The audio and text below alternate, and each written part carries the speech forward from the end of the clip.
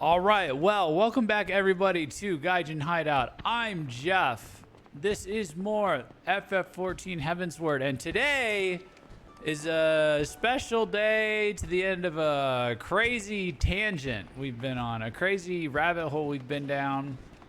We are going to complete our crafter grinding arc, our crafter gatherer grinding arc that we've been on since like the middle of the summer, basically. You know, the original goal was, oh, we're at the end of Heavensward. Let's check out the beast tribes. I want to try the beast tribes. We need to have a crafting and gathering classes to do one of the beast tribes in each expansion. Crafting and gathering is its whole separate thing. They're all interconnected. There's 11 jobs. And they're all best leveled together, and you got to catch them all up to level 60 if you want to do this like a sane person, because then you're caught up to Heavensward and Stormblood and stuff. They all have their own. Oh, you caught them all up. They have their own stories. There's own stories, you know. So we got to do all the stories so that we can be ready for Stormblood. So that's the last part that we're on is. Story quest for levels 58 through 60. Now, in order to get this done in one stream, it's two more story segments for each class. I have put an uncomfortable amount of time, not on stream, into crafting ahead what I believe to be all of the required items to complete these stories. I did craft them, but if we did it all on the stream, this would literally be like a 15-hour stream with story and the other stuff, story and the crafting that they have you do. So I emerged relatively unscathed. I actually, in the midst of it, I impulse bought the remaining mounts in the in the beast tribes that we'd unlocked so far with the beast tribe progression that I said I wasn't going to buy. I impulse bought them, and I think I spent more money there than I ever spent for crafting these things. So I crafted the majority of it. But how did you enjoy crafting those adamantite items? That was something else. Big shout out to Sasha for having me collect from the nodes ahead of time. I think we got like most of them. The adamantite in particular was the problem. That was going to be a huge problem if we didn't do that. So that was a big shout out for that. I happen to have others like the which one is it here? The Chisol greens. I happened to stumble across that by accident one time like 2-3 weeks ago, and I just happened to have that in my inventory, but I got that off of a node in what's it called, in Kurthus Western. So it's a good thing I threw 40 chunks of adamantite at your ass. Yeah, that too. Big shout out to Black Mage. Shout out to chat for carrying, basically. Not to mention they're among the harder recipes you have to cook. Yeah, they were pretty tough. Oh my god. Hey! Stop. We have a little secret intruder here.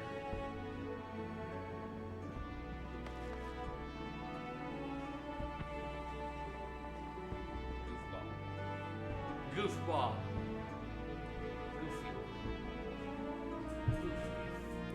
Goofy. And just think, the 4-star recipes are even harder. Yeah, that's crazy. So we're gonna get started. We need to go to the Culinarians Guild, which is, no we don't. We need to go to the Aft Castle, that's right. So we're gonna start here in Limsa with the Culinarians, or the Culinarian class. Stories since progressed to a restaurant near the Aft Castle. I just remembered that, so yeah. Let's get into it.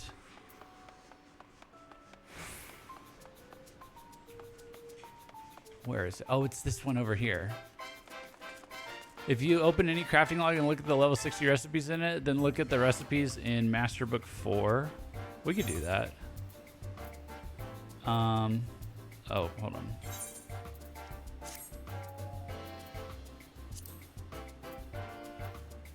Is it in here?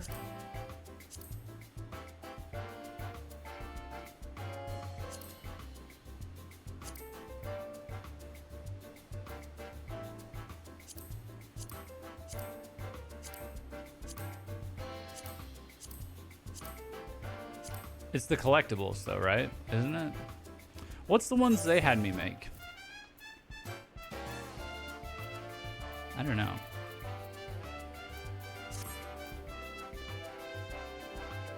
The one... Oh, hold on. Sorry. I clicked on the wrong thing. Okay.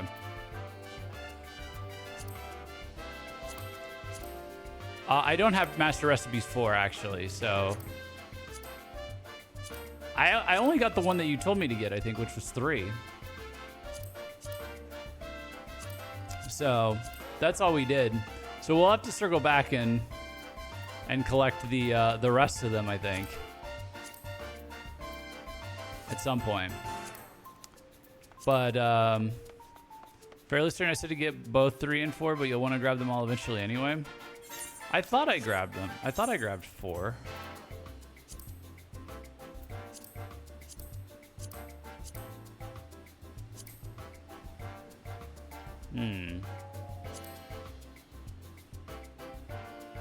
I don't know. Might have grabbed 4 for a different crafter. Remember, you only needed certain ones and the books are per class. It might have been that, yeah. It might have been that. All right, so let's get this show on the road. Melcoco would like to share with you the outcome of Roswin's plot. Doubtless you're wondering what became of Captain Roswin's plot. Well, shortly after you left, she invited Carvalane to her ship for dinner. Alas, he was suspicious of her intent from the first and refused to put anything in his mouth. He just sat there, poking and prodding his meal.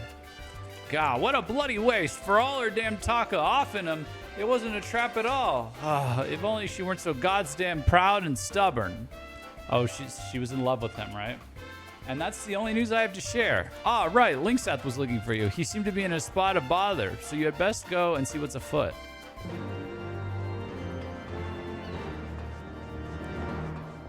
It's easy to get through the rest of the books once you start doing custom deliveries because you get tons of scripts. Well, that'll be good.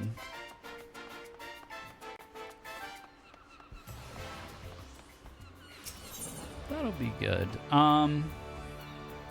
Let me grab... What do we need the other books for? Like, do we need them to, like, progress into Stormblood? I mean, I'll do it just to do it, but... let me see here. Culinary skills.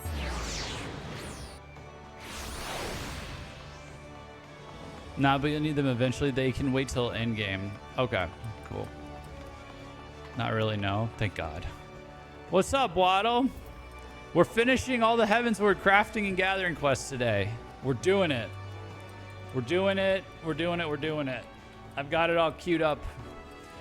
Once you actually have turn-ins that can get you 3 to 4 per craft. Oh, okay. Thanks for coming, Jeff. I realize you're busy preparing for the contest and all, but I need your help with something. You see, Master Delamont's due to come and inspect the Bismarck, and I doubt you see the connection, but he's the founder of the contest and a living legend of cooking. But most importantly for you, he's also the judge. Any road, I've got me hands full trying to sort the place out before Master Delamont arrives. Thing is, an old friend of mine's coming to dine any moment now, but I can't peel myself away from me work long enough to look after him. I'd be obliged if you could prepare his meal in me stead. The man's loved meat since he was a young pirate, but age has taken his toll. I gotta like rev up my pirate voice. And he's got hardly any teeth left. That being the case, I once eat to cook him something what's meaty but tender. A nice serving of cockatrice meatballs, say. Thanks in advance, Jeff. Oh, I just happen to have some of those.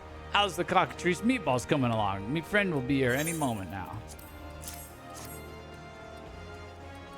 So that was they just sent us on a side quest in the middle of this quest line. I don't know. Well, he's the no, this is just his friend, isn't it?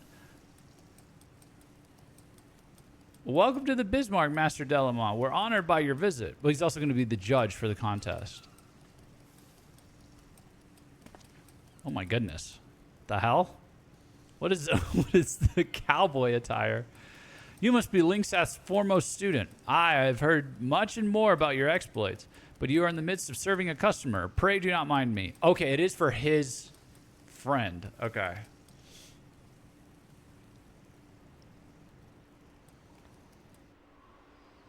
I wonder how it might tie in with the story. I'm wondering too. So, how you like it, old friend? Oh, this guy. No, never mind. It's a different guy. Retired pirate. It's so tender, crumbles in my mouth, but it's still everything I love about meat. The taste, the texture, the juiciness. That's to say, I love it. Is this...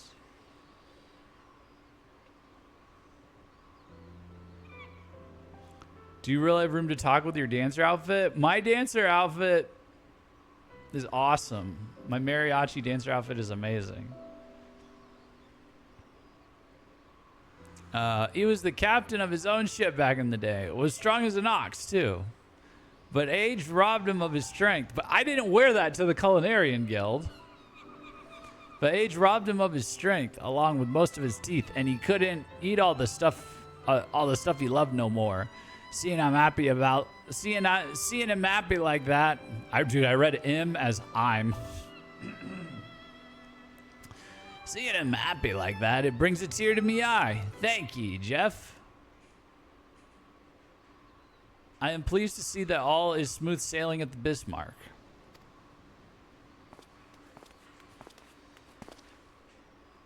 Oh, Master Delamont, it has been a while. I was told that you would be visiting this day, and I wish to pay my respects. Ah, if it isn't the reigning champion. You surpassed all expectations last time, and I fully expect that you will do so again. Who do you think you're fooling with that false modesty? You're participating in the Delamont d'Or too, yes? Do yourself a favor. Don't bother preparing a speech. You won't get the chance to use it. Damn. Why, you arrogant. Jeff's the best skilled culinarian, I'll have you know. You've got nothing on him. So, Jeff competes for the honor of the guild. That's all well and good, but how about we compete for something more tangible? The restaurant, for instance. What? Done, but if you lose, you've got to swear to give up being a culinarian. Whoa. Whoa. Guys, we were just having a little friendly competition. Master Delamont, may we ask you to stand witness to this agreement? A restaurant and a calling. Such high stakes will serve to liven up the contest. I look forward to seeing how this will unfold. I look forward to seeing how you guys ruin your lives.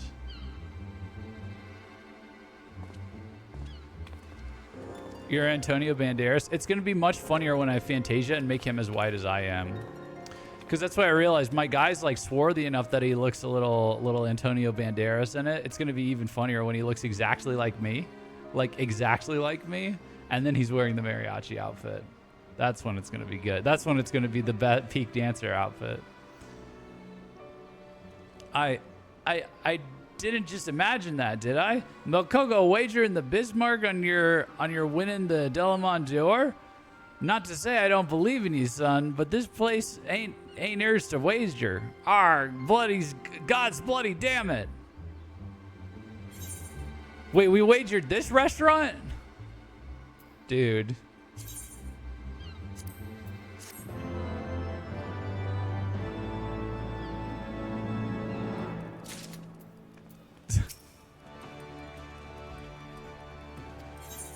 Dude.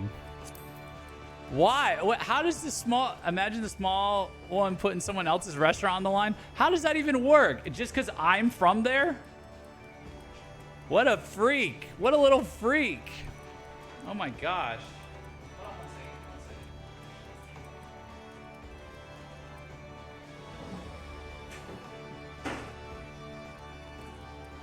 Stop. Stop.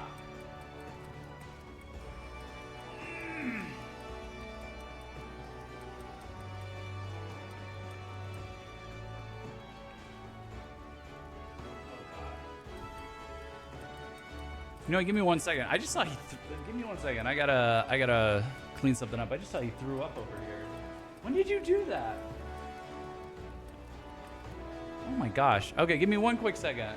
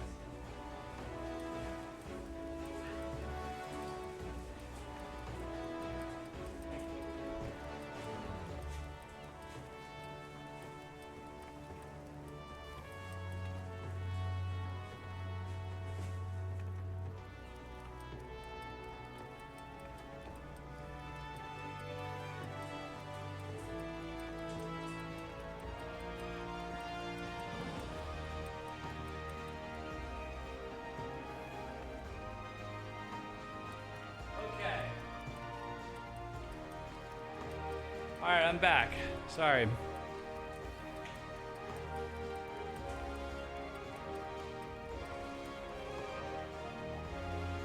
Okay, well, that explains why Tommy was bothering me. He apparently threw up in his bed. Oh, God.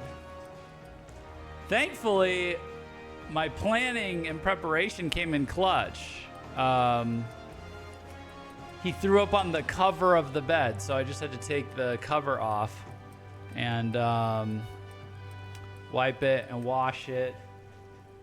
Put it in the washing machine, no harm, no foul. Oh no, poor Tom. I know, I don't know. Yeah, well, I mean, dogs throw up. It's like kind of whatever. And he's like a street dog, so like they like are trained to like eat grass and make themselves throw up, and that's how they clean their stomach. So it's like this whole thing they learn how to do naturally. I don't know if like other dogs just do that by default, or if this one was left in the wild and he reverted or something. But I guess he ate some grass earlier when I walked him. So I was like, why are you... My cat does that too. Yeah, so hopefully he's got a clean stomach. But he'd eaten all his food and then thrown it up after I gave him a little bit of eggs too. So I guess the timing's weird. So I just refilled his bowl. He's eating again. So I think he wanted more food. He's like, no, now my stomach's clean. Cats eat grass too for the same thing. Oh, okay, cool. Cool.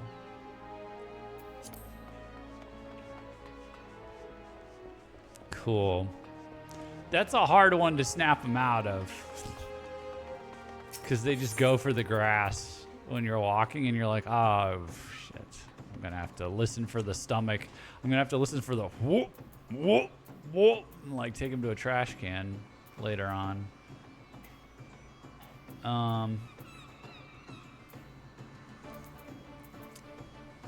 Okay, let's do the other one.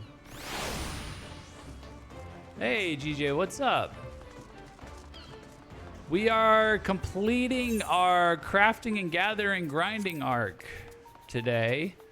We're topping it off with finishing all the job quests up through Heavensward. I can't believe how far we've come with this. So, Melcoco is eager to help you get started in the Delamon Dior.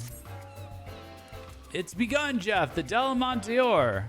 In case you didn't already know, Master Delamon is notoriously difficult to impress. In the entire history of the contest, no one has ever been awarded the full 10 points, and even respected chefs typically only get 4.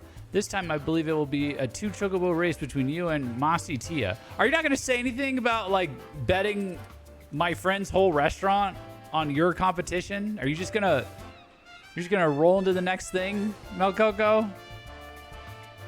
The hell?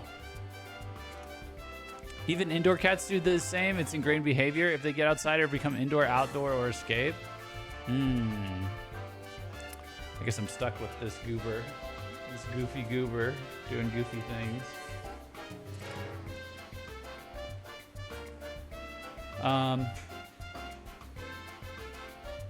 In case you didn't already know... Oh, I read that. Now then, before you do aught else, you will need to know the particulars such as main ingredient and theme. Please go to the Bismarck and have them from Master Delamon. Tommy. Now he's biting his bed.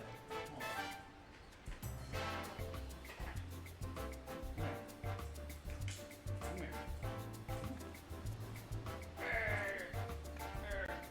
Bite on this. Good luck with the crafting. I still need to go finish the last half of your Thursday stream since I had to go before the end. Fair enough. Fair enough. All right. Speak with Delamon.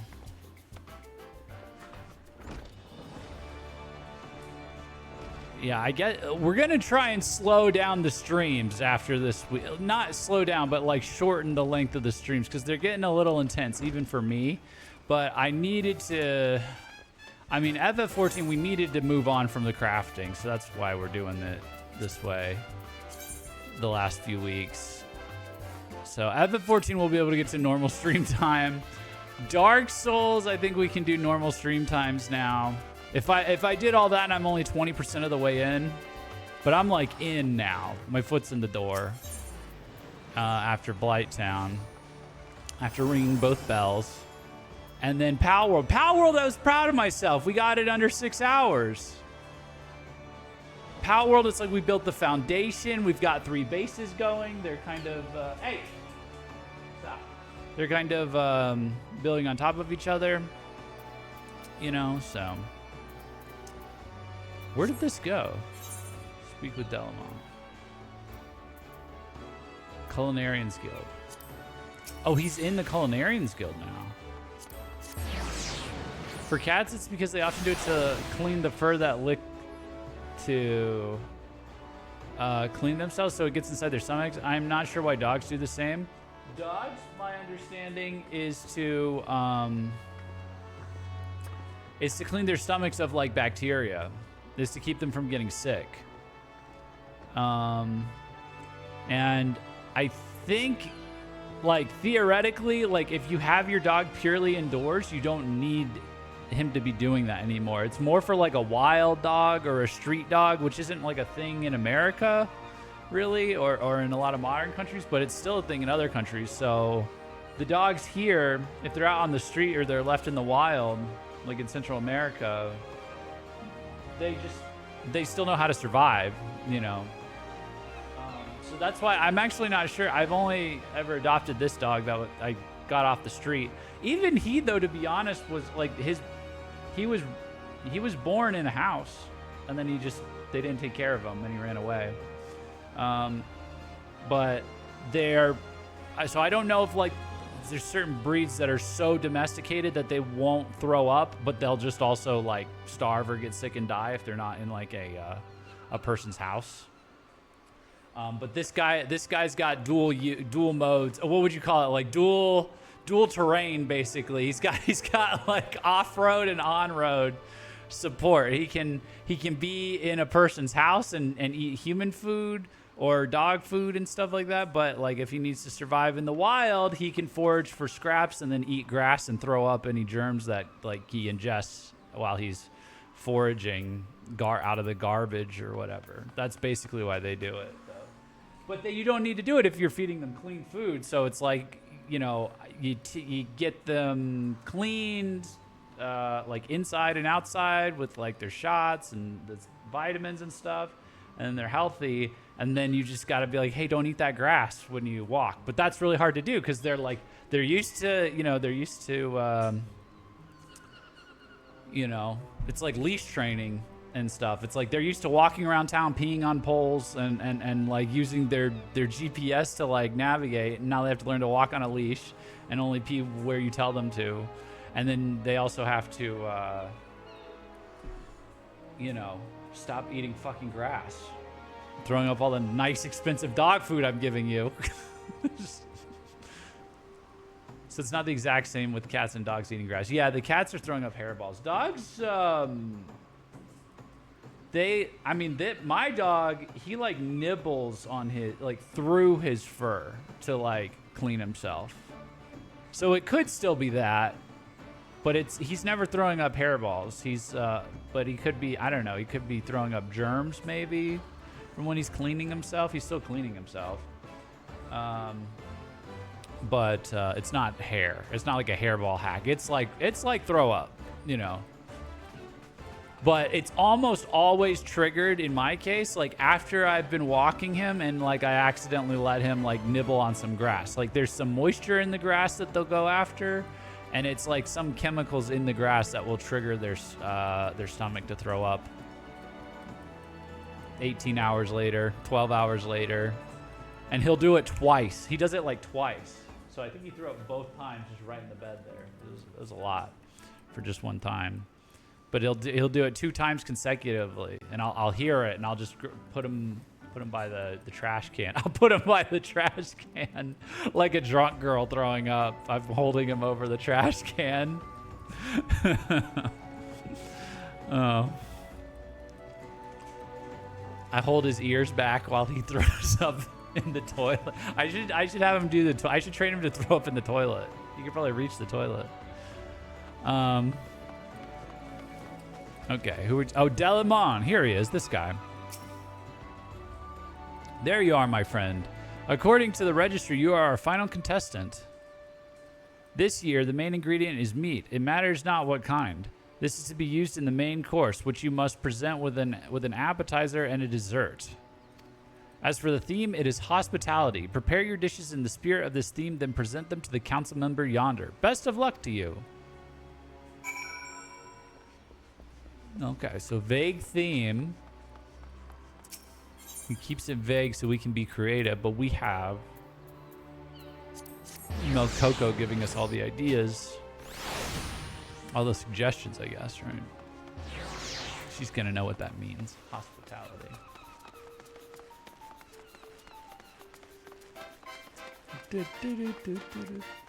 I love that the theme is just meat, by the way. Yeah, meat. Yeah. Big fan of that. Meat and hospitality. Bugger, this is a tough one. The main ingredient is as broad as they come, and the theme is abstract to boot. It also worries me that you're the last contestant. Among other things, Master Delamont is famous for his bottomless stomach, but even he would be hard-pressed to keep his appetite whetted after endless plates of meat. Well, I suppose we'll just have to trust his objectivity. Now then, what do you have in mind for an appetizer? Something to aid digestion, I guess, because it's a lot of meat. Ah, indeed. In which case, I believe mushrooms are a sound choice. Yes, let's go with the light and refreshing moral salad. Moving on, what will you do for the all-important main course? A dish that satisfies with texture. You want texture when you're dealing with meat.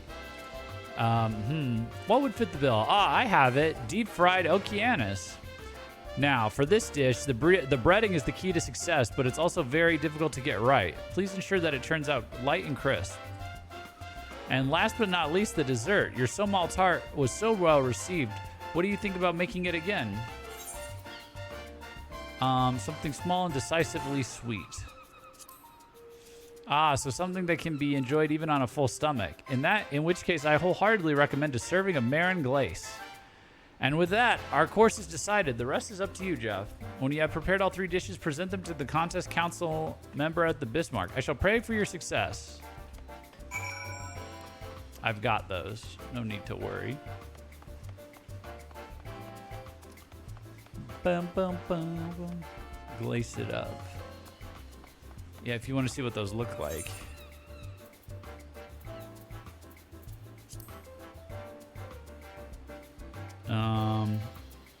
Well, moral salad, a fresh green salad topped with sauteed morels, which is a mushroom that I happened to pick up somewhere.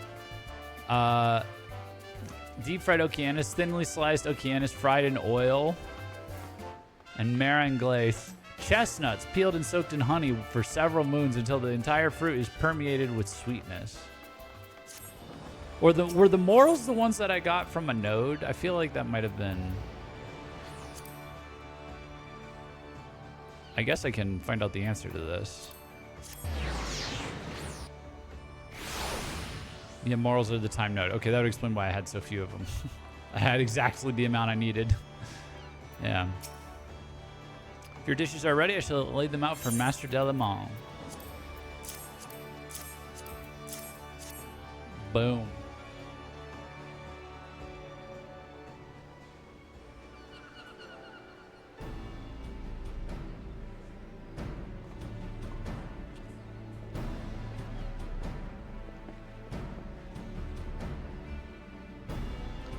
I was just awarded the highest score in the history of the Delamont d'Or. The Bismarck is as good as mine. Oh shit. Aren't you getting ahead of yourself? Jeff can still beat your 9 bloody points. I have to get a 10 out of 10? Ha! Master Delamont will never award a perfect 10. It would be tantamount to declaring that his legend has been surpassed. Not a decision to be made lightly.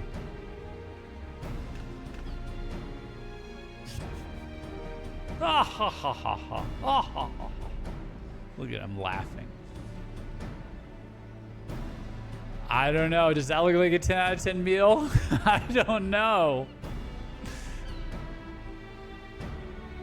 You can tell this is PS3 food. For real. Without further ado.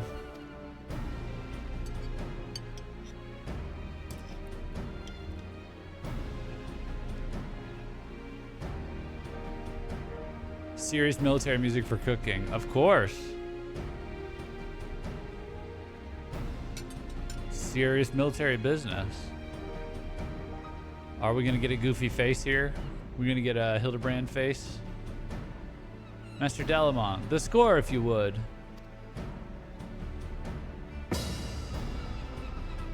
Eight points, meaning that victory goes to what?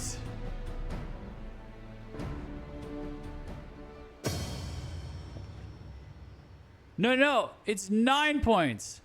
We have a tie at the highest score ever awarded. Oh, this guy's talking for him.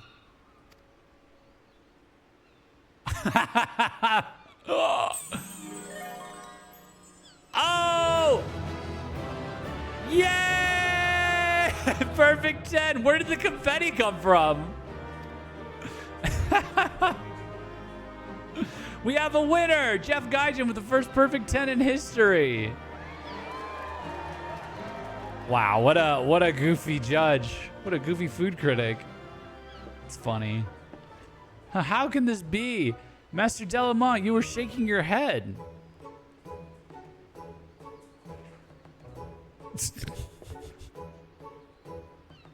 It was not out of disappointment, I assure you. Nay, I was simply coming to terms with the reality that a culinarian has finally appeared who surpasses me. Yeah, that's me. Warrior of Light. Warrior of Light wins at everything. What the fuck? What the fuck? First of all, the appetizer. After a long day of judging, the mushrooms helped to absorb the grease that had collected in my stomach, giving it a new lease on life, an act of consideration worthy of the most devoted of mothers. What the fuck is this cutscene?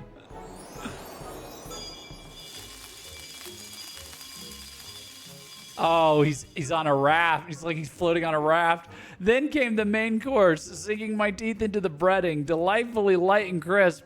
My tongue was greeted with a harmony of flavors, which burst forth from the succulent cut of Okeanos beneath. That great love went into making it tender, was plain to my senses. Oh my God. Full Food Wars mode. It is. It is.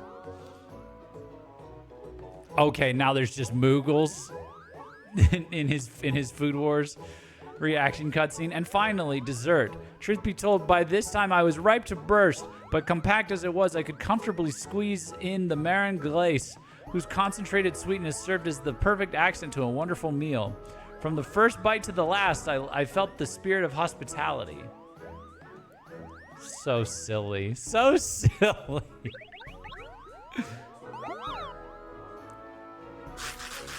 Aww. Oh my goodness. Oh, there he goes, flying away into heaven.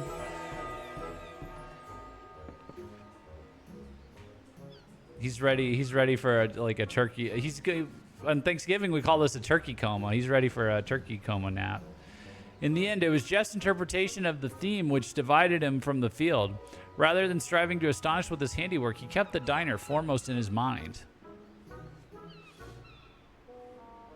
Oh. Consideration worthy of the most devoted mother. This is something you learned through the Ishgardian beet soup. Oh, that we did last like 2 missions ago. And it seems to me it made the Okeanos specifically tender by marinating it, like when you made the cockatrice meatballs for my friend. Right, yeah. Just like when I did that thing. Masitia, your dishes were magnificent, make no mistake. None could doubt that great skill went into their creation.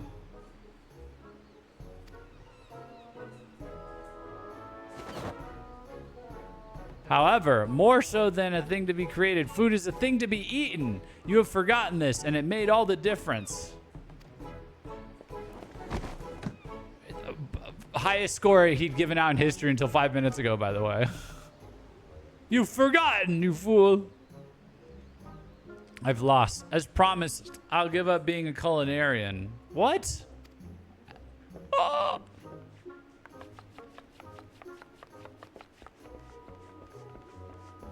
Yeah, what have you done? What have you done, you dumbass? Mossy B, wait! Oh, that's right. She has a crush on him, doesn't she?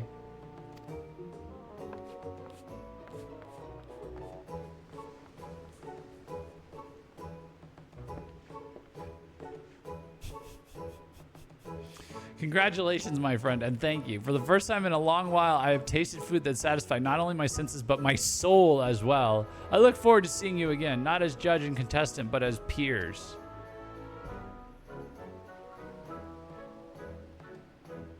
That is just so unbelievable. Like, I'm just so goated in all aspects. I've just magically become the best culinarian of all time. I beat the judge. That's so funny. Woo, the Bismarck's safe thanks to you. Yeah, why was it even this was such a random storyline. If Melcoco pulls the same shite again, though, I'm throwing her off the upper decks. But speaking of the girl, might be as you should check up on her and Masi Tia. They went off in the direction of the missing member. There's a restaurant called the Missing Member. It's a little. Oh, it's this place. This place is called the Missing Member. I missed that.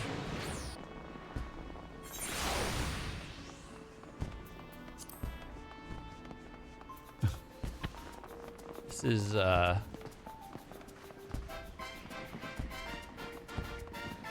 You only just noticed? Yeah. Oh, it says it right there, yeah.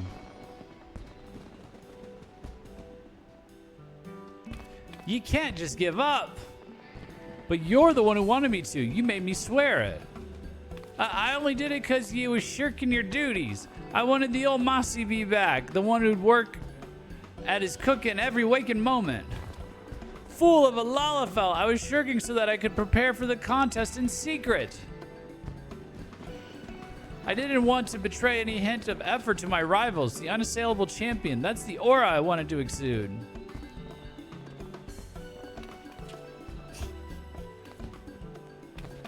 So dreamy. I mean, I beg you, Masi, don't give up being a culinarian. I can't bear the thought of not being able to eat your cooking no more. Well, Melly Belly insists. Melly Belly? Ooh, ugh. I suppose there's nothing for it but to keep doing what I do best. So they're both secretly in love with each other. Will you keep it down? We've all had a gutful of your lover's farce. So you didn't win. That's too bad. What do you intend to do now? Secretly? Yeah, maybe not so secret, is it? Captain, if you will permit it, I would beg leave of your service for a time. This adventurer possesses something I do not. In journeying the realm as he does, I hope that I will come to possess it as well. If that's what you want, then I won't stop you. But what about Melcoco here? You're just going to leave her behind? If you make her cry, I won't hesitate to make this place live up to its name. Missing member? Oh, God.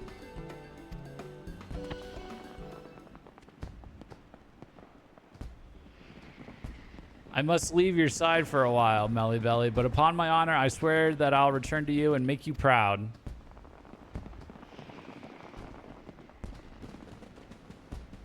I know you will, Mossy B. I'll wait for you forever and a day. Oh, welcome. Thank you for the follow, Angelo. Thank you, MLG Angelo. Welcome in. Finally, some peace and quiet.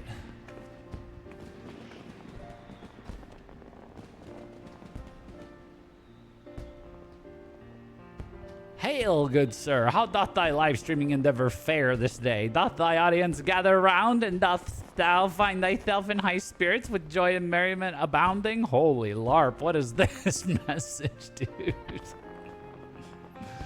It's going good. I'm doing great, thanks. I owe you an apology, Jeff. It was wrong of me to embroil you in my personal affairs.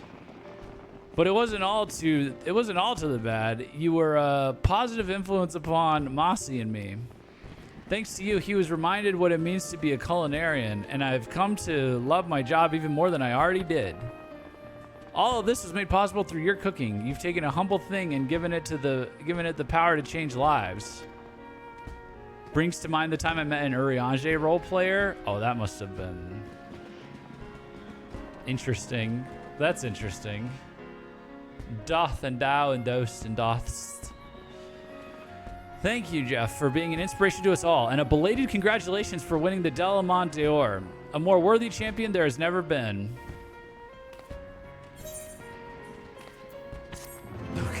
Okay. That is the end of... Was a fun time? Oh, okay. All right, that's the end of Culinarian.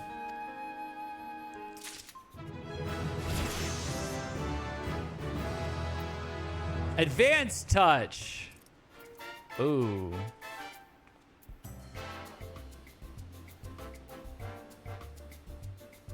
Nice. We got a lot of touches here. Prudent touch. Advanced touch. Combo action. Standard touch. Oh, it's...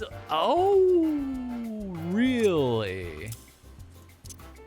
So it goes... Oh, so we get a three-piece combo now. CP cost reduced to 18. Wow, look at that. That's what you get at level 68? You get another combo? Or level... No, wait, that was for completing the... Was that for leveling up or for completing the mission? Or the quest? I guess we'll find out. My culinarian's all the way at level 68, by the way. That was such a random storyline. Like, it was... in theory, it was about the contest, but the entire plot line... They do this sometimes with these crafting quest lines. Like, there will be a premise that it will end with, but the missions are like everything but that. Like, they're just all like kind of meandering up to that point, and then they're like, oh yeah, right, we said the premise was a competition, and then sometimes they'll do something spectacular for the final cutscene like that. But it's kind of all over the place. But I don't know. There's some characters in that one. That was something. Lesson learned, keep your customer in mind. Customer service, yeah. That's true. That's what we learned.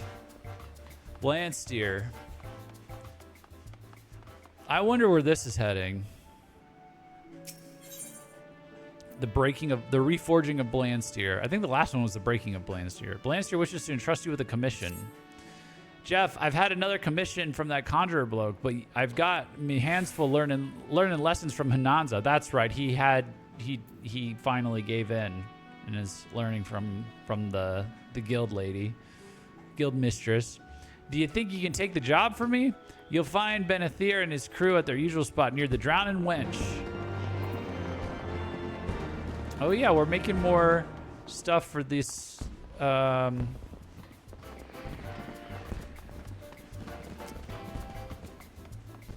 For this group of people over here. Oops. I think I took a wrong turn. For this adventurers party. Party of adventurers? Randomness is a part of life. That's true. That is true. Benathir. My apologies for that unpleasant scene you were forced to witness, Master Jeff. As matters stand, we have had little luck in recruiting a new gladiator since my falling out with Juan Maga. Tommy, stop.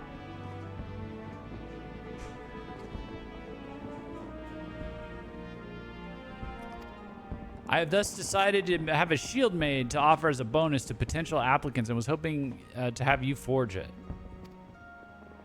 I am, however, entirely unsure as to what manner of shield would be suitable, and considering the heated words we exchanged, I cannot well ask the advice of the only gladiator with whom I am acquainted. Would you be willing to speak with Juan Maga and research the matter of the shield in my stead? 'Twould see me left on a journey to Ishgard, ostensibly to rendezvous with some secret lover. Knowing Juan Maga, however, this lover was not but an excuse to put some distance between us, and he's likely forgotten that outsiders require permission to even set foot inside the city. I imagine you'll find him pacing before the gates of judgment, freezing in his decrepit old armor. Such shield vistation. That's rough, Black Mage. That's rough. Find Juan Maga at the gates of judgment. See. Can I just go to Ishgard and walk out the gates of judgment? I think I can do that, right? That'll be funny. Hey. Hey. Whoa.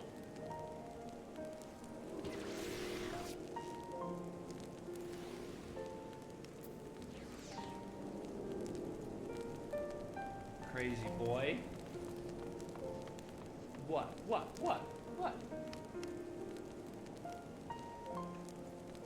Come on.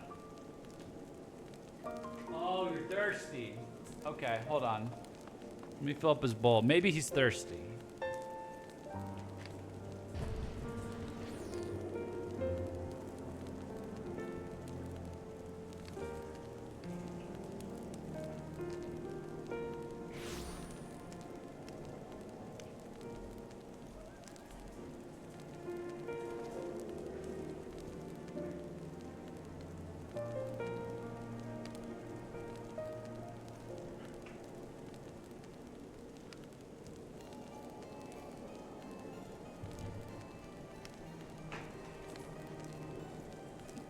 Nope, that didn't work. All right.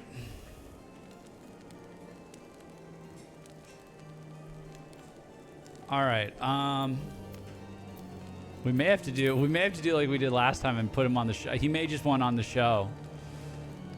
Let me see here. Gates of Judgment. Oh, there we go. So I can just walk out like this.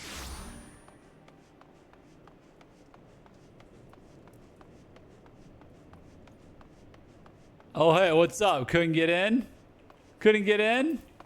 Whoa, sucks to suck. I cannot believe they would deny me passage. This is a matter of holy adoration. I must be allowed to meet my goddess alone. Ah, the armor from Limsa. What is this talk of shields? Forget your trade for a moment and answer me this. Are you able to enter Ishgard? You are? Then would you be willing to complete my pilgrimage to St. Raymono's Cathedral and pray before the statue of the Fury in my stead?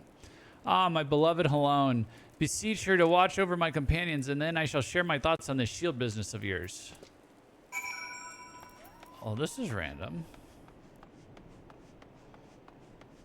Pray before the statue of Helone in St.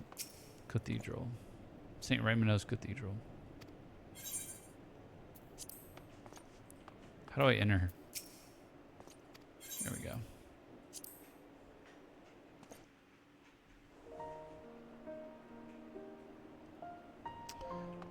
All right.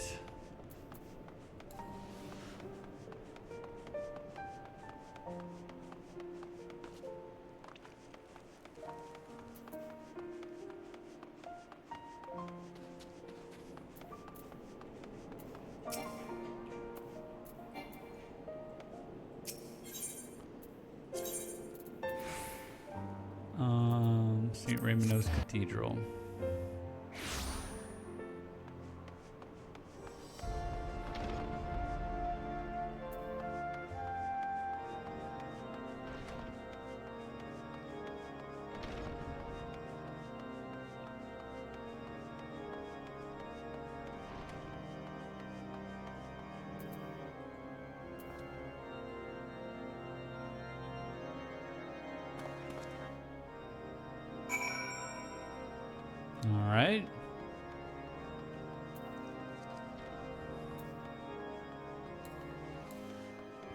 Prayer accomplished.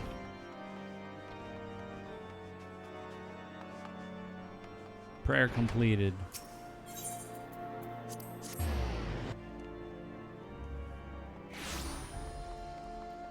Now what? What's your deal, man? You've prayed before my beloved then? My thanks. I take my devotions quite seriously, but I fear Benether and the others would mock me for it. Oh. Okay.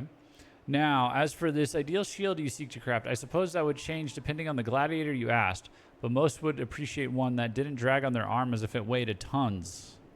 A tons? An ons and a tons. You are famously familiar with titanium. The metal is light and strong, and I, for one, would be overjoyed to own a hoplon crafted of such material. I hope that answers your question.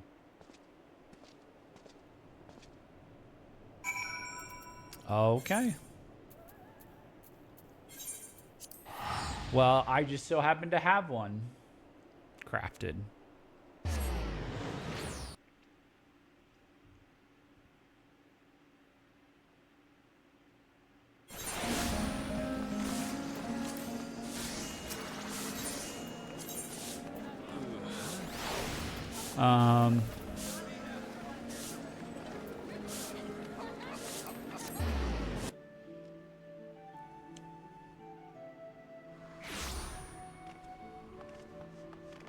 A Tidium Hoplon.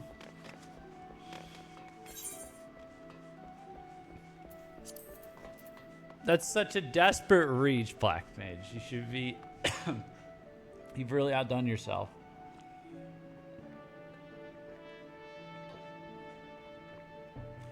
Do we want to look at it?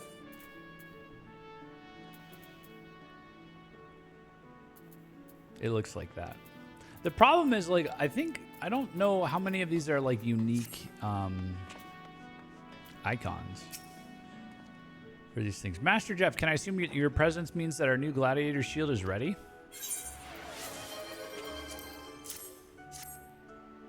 Hats off to me.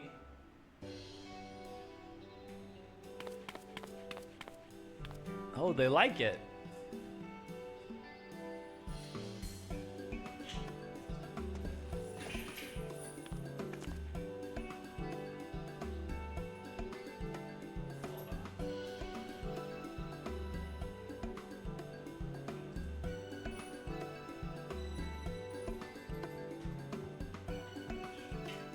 I'm trying to get my other hats buried under all this shit.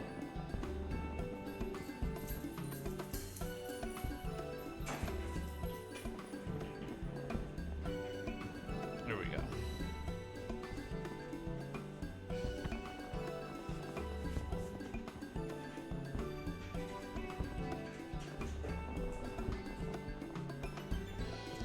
Right, Nons is done lecturing me. Let's have a look at this piece you've been working on.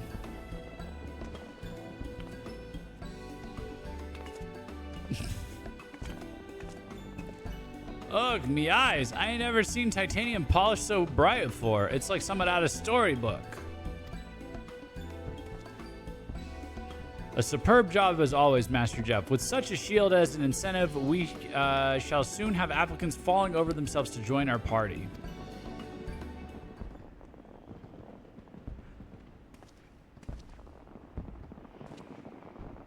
I have posted our recruitment notice. Now we have but to wait. Oh, look who's back. What are you doing here? I thought you were too good for new equipment. I came for the free hoplon, but I never would have bothered if I'd known who had posted the offer. I'll not accept aught from you. Damn. Why must you be so stubborn? Is it so hard to accept gifts from a friend? It is, and I'll not take so much as an eel pie from you until you spend some coin on yourself. Even the armor I'm wearing now was bought with your purse. For a sum I could never have afforded. I truly appreciate all you have done for me, but for the love of the 12, you cannot continue to adventure in those rags. Your head is so filled with concern for the lives of your companions that you fail to care for your own. One Maga, I never knew you felt that way. But how could I not put you before myself? After all, your role places you square in harm's way.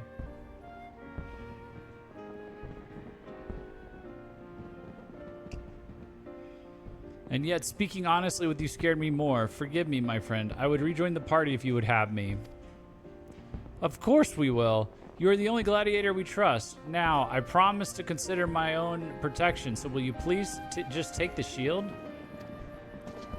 With pleasure. This hoplon is a masterpiece. Okay, so we're fighting over nothing. What a surprise.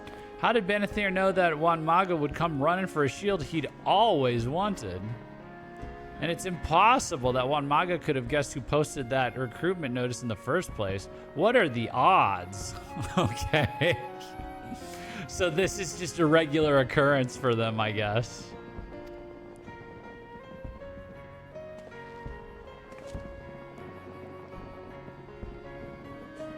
Aye, and what are the odds that I'd get a more perfect chance to serve me customers? Juan Maga, I'll forge you some armor and it won't cost you a single gil. And I've got a weaver friend what'll sell you some fancy new conjurer garments for the price of the asking. You speak truly? Why, this would solve all our problems in one fell swoop. I'll not be too proud to accept your generous offer, Master Blandsteer. If you might forge me a set of armor to match this wondrous shield, I'd be eternally grateful. You want it light and sturdy then? Right, I'll be back as soon as I'm done.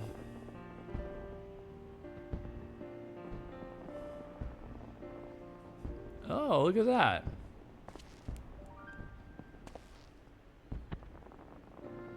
This titanium plate makes me feel invulnerable. I cannot thank you enough. And these robes are the most luxurious I've ever owned. Thank you, Master Blandsteer. Bah, I was glad to help. All part of the service.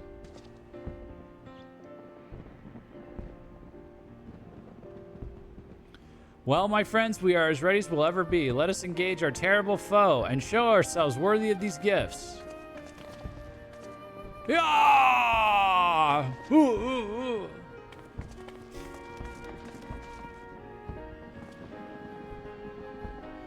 I knew talking to Ananza was the right choice. Under her tutelage, I've become a different man. You might even say I've been reforged.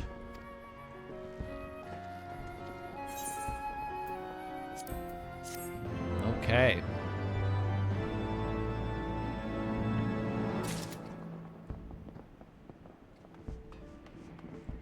Oh, I should have, you know what? Let's put this on.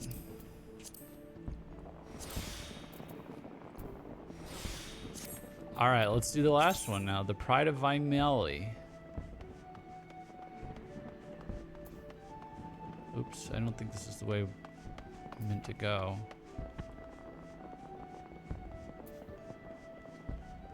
Yeah, here we go. Nyum.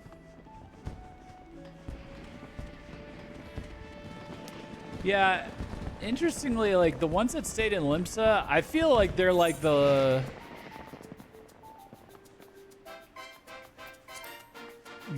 most what would you say, off topic, kind of out there ones. You could say that about all the quests we've done where they didn't go too deep into Ishgard. Like even on the disciple war side with the scholar, like the scholar kind of felt like it was on a filler arc a little bit. I don't know.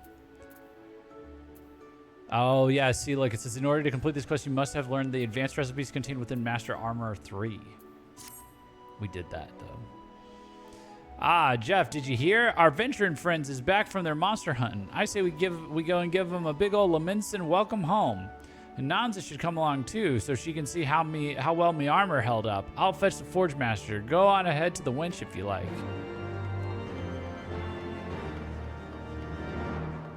All right.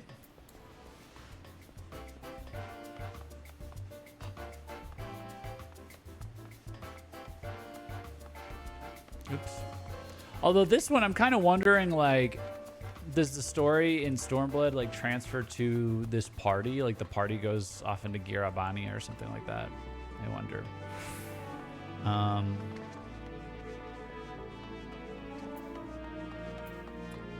Did they do well? I thought we were done for. I hope nobody saw us. Hell's that thing was fast. Okay, so they got their ass kicked.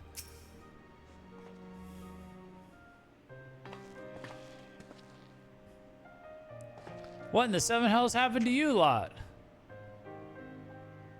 The creature, we barely escaped with our lives. I was too slow with my spells. No, I positioned myself poorly. Listen, if there's a problem with me armor, then you'd best tell me.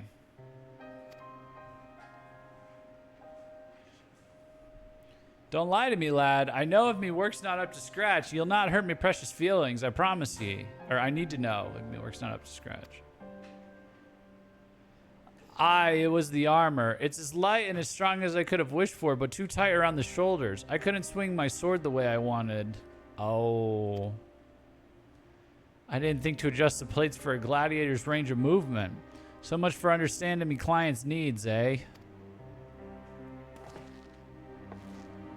Jeff, I've got a new commission for you.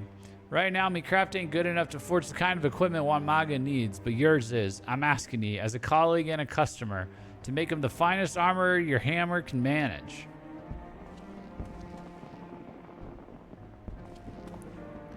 What have we done to deserve such kindness? You saved me life, remember? And maybe, with the right armor, I can help save yours in return. Oh yeah, these were the guys that saved him. When he went out to try and fight in his armor. You are a good man, Master Blandsteer. Come, my friends. Let us descend to Bulwark Hall and make preparations to meet our nemesis once more.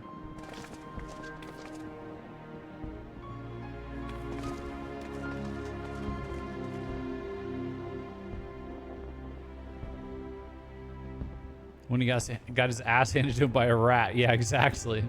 I appreciate your help in this, lad. And just to make sure there's no mistakes this time, I'll be headed to the Gladiators Guild to ask what style of armor works best for him. Gladiators Guild, all right. This change in Blandsteer is unsettling. I almost prefer it when he's spitting insults at me. In any case, the armor's design may not be the only factor worth considering here. I shall visit Ul'dah myself and speak with the miners concerning their recent excavation efforts.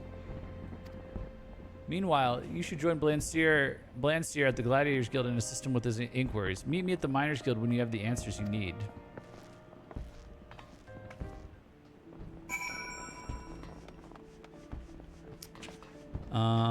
Gladiators Guild.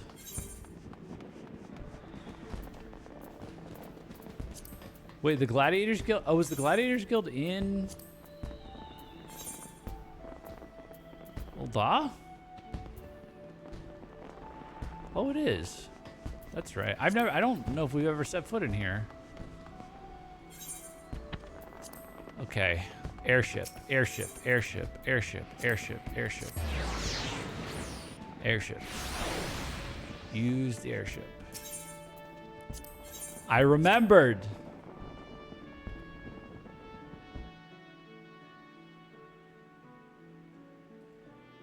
Look how little Gil I have. It's under 1 million. Oh. It wasn't even like the crafting this time. It's just I spent $400,000 on the 2 mounts from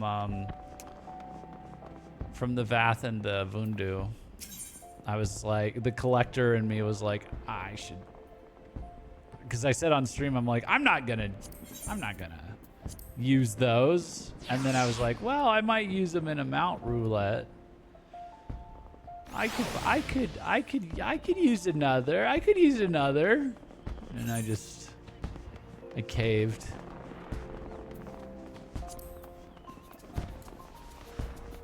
Maybe I'll just start selling like all these extra materials I have now that we're wrapped up here. Maybe that's how I get my money back.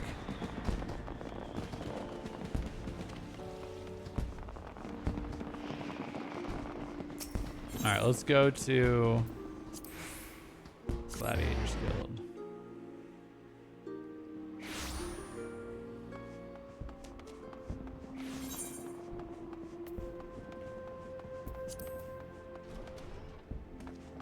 Oh.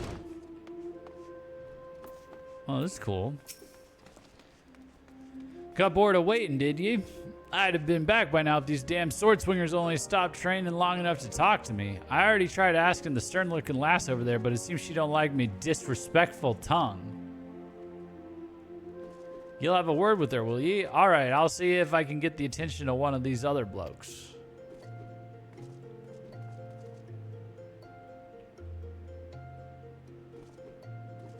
Right, putting our answers together, we're looking at a piece what's heavy on protecting the chest but allows the arms a full range of movement. Sounds like a lorica to me.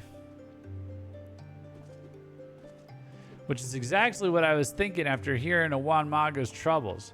This was a long way to come to learn someone I already knew. At the Miners Guild, is she? Well, let's see if the Forge Masters had more luck than us.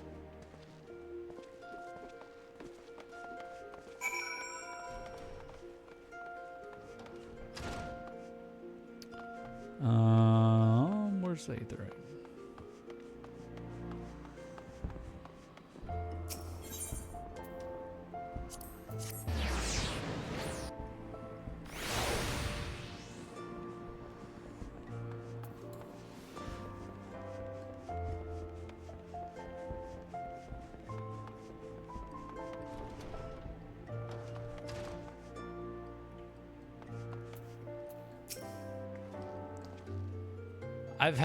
I've some good tidings from our miner friends. We had thought all sources of adamantite ore had been exhausted, but I'm told that new seams were recently discovered in lands that were once part of the Alagon Empire. Oh. And with the supply of adamantite ore, we can resume production of adamantite, a metal much favored by the ancients. Not only is it incredibly resilient, it is also valued for its unique elasticity. If there's no give, then harder metals tend towards cracking. Can you imagine a lorica made out of that adamantite stuff? Now that's what I call the ideal armor. There's my commission for you, Jeff. Forge Juan Maga and adamantite lorica, one what'll fend off even the most savage of blows. I'll leave it to ye then. See you back in Limsa, lad. In order to complete this quest, you must have learned the advanced recipes contained within Master Armor 3. I did, and I crafted. Where was it? Adamantite lorica of fending. Looks like this.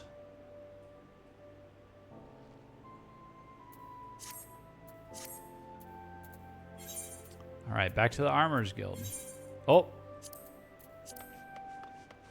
Airship.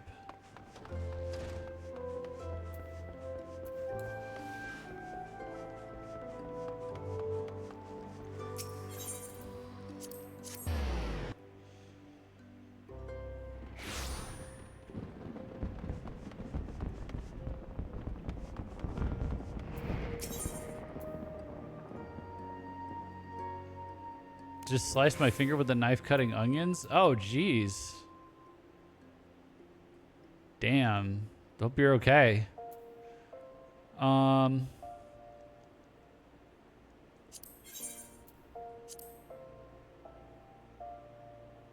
it over your head. Apply pressure and hold it over your head.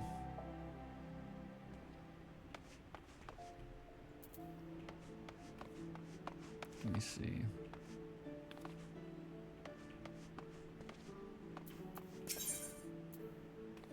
Ride a lift to the drowning wench. We tried slicing onions next time next time perhaps? Okay. Blackmage, you were just like a boomer trapped in a millennial's body. You're like a dirty old man trapped in a weeb's body.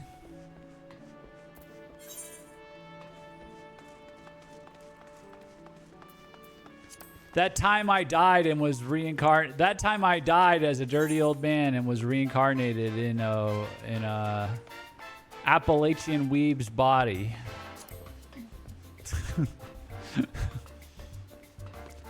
And I'm just describing. I'm just being descriptive. I'm narrating. There you are. There you are, Jeff. I've been itching to see this adamantite creation of yours. I've never seen the like. even a behemoth would have a hard time putting a scratch on that thing. The whole piece is so light, you never think it were made of metal at all. You've exceeded all my expectations. And while you've been busy forging this beauty, Hinanza and me have been putting together a little surprise for the rest of the party. I even had me weaver's mate stitch up a new hat for Benethair. Everything we had, we poured into these gifts. There'll be no complaints this time, Jeff. Here, you should be the one to bear the pride of Vimeli. Head down to Bulwark Hall and hand it over to those venturers. The Forge Master and me will be right behind you. I don't have a good way to like track his pirate accent onto like something other than just generic pirate, so I guess I kind of like half gave up voicing that guy. My bad. But where are we going for this? Bulwark Hall? Oh, okay. What was I gonna say? Oh, okay. I thought it was interesting how like so they traveled to Ul'dah and they contacted the Miners Guild, and it's like, so this is level 60. So by this point, like the Miners Guild catches wind of the adamantite that is in Aziz's Law. Like so they know like word of Aziz's Law has traveled back to the Miners Guild, and they've identified that ore node. It's kind of interesting. I know the mining quest line, one of the next things they ask for is adamantite, actually. So I think they find it. I think we're gonna go on an expedition to Aziz's Law with the not the Miners Guild, but the mining crew in Ishgard. So just noting there, it's tying together the existence of all these other parts of Heavensward. This really makes me want to like play the crafting quest like in parallel to the MSQ with Stormblood, more so than even the combat classes. I feel like I've gotten so much more lore context out of these. You get situational lore, I guess, out of the combat classes. I guess you get some. You get a good amount, right? I feel like you're going to get a lot more context in Stormblood for the combat classes. Because you got the 2 Stormblood ones. The Gunbreaker ones from Shadowbringers, but they said they came from Gear Albania, which is where we're headed next. So, at the very least, that. And then the Dancer one seems like they could end up anywhere. And then you've got the Samurai, obviously, and the Red Mage, which are very related. What was that? All right.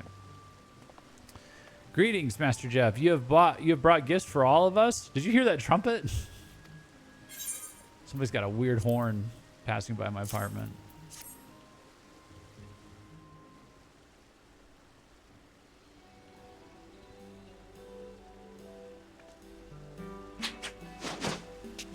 Ha ha ha ha. That looks kind of cool. Hardly feels like I'm wearing armor at all. Nothing's stopping me springing and stinging. That one's mine. I stripped the design down to its bare essentials for maximum mobility. Oh, fancy. Aye, this gorgeous helm leaves bare my best features. I can already picture myself weaving through our foes in a deadly dance, an epic tapestry waiting to be woven. I made that one. Took the lessons of 2 separate guild masters, but I finally forged something you approved of. Oh, that looks pretty sick on him. Oh, and he's got the shield still from the last quest. Yes, yes, I like this. I feel not the slightest resistance to my movements. That there masterpiece was forged by Jeff. The perfect design crafted from the perfect metal. If you lose to your quarry with that on your back, don't bother coming back at all.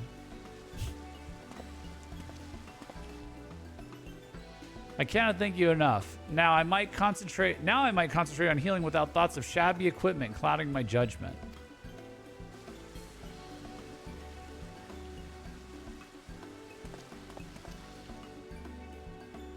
No more excuses, my fine companions. We certainly look the part of heroes, so let us prove that we are such in truth. Onwards! And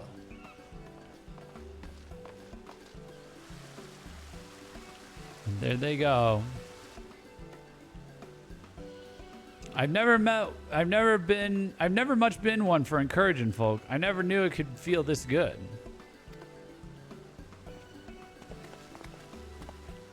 Getting beaten by you all of them years ago was bad enough, but after losing the same contest to Jeff, in front of the Admiral no less, I lost my way as well.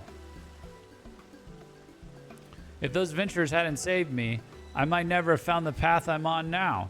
Thanks to them, I learned the value of listening to my clients, but more importantly, how to listen to me colleagues.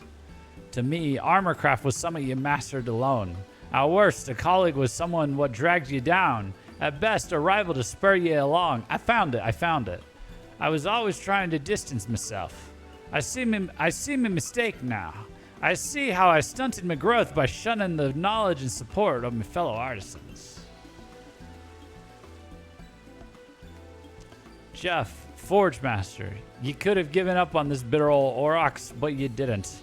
And for that, you have my deepest thanks. Ha! You pushed everyone away, from the greenest novice to the oldest veteran, and the last thing I expected was to have you ask me for help. Mayhap now we can work together to raise our craft to new heights. Aye, after learning your lessons, I reckon me work is better than it's ever been. I reckon I might even be good enough to challenge you to another contest. Aye, you've certainly come along. Wait, what was that about a contest? 3 rounds, winner takes all. I've got to get back to me forge and start crafting me some ingots. We'll see who's the best now, Forge Master. Gah! Oh, he's back to it. He's back. There he is. Did we not just talk about this rival business? There he is. There's Blandsteer. Hey, Quiet Doom, what's up? Well, a little friendly rivalry is good for the guild, and even a Forge Master should be kept on her toes. Do your worst, you old buzzard. I'll be ready for you. See ya.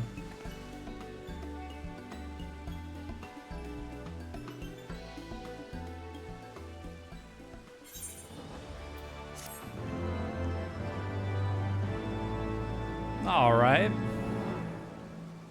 Same old man. What's happening in 14? We are we're completing our crafting arc, my months-long crafting arc. Finally. Oh, look at this. Prudent touch. Okay, so it is by level that I'm learning these things. So today we're wrapping up all the crafting and gathering job quest lines to catch them up to where I was which is the end of this current expansion. So then we'll be close to ready to moving on to the next expansion after this. So we just need to we need to switch back over to combat and try out the extremes and wrap up some other side quests. Okay, that's 2 of them done. Okay, now it's time. Ooh. All right, that was the last we had in Limsa. Now, Burden of Proof. Now it's time to do Alchemist. Just getting interesting. Now it's time to do our, it's not a murder mystery yet, I guess.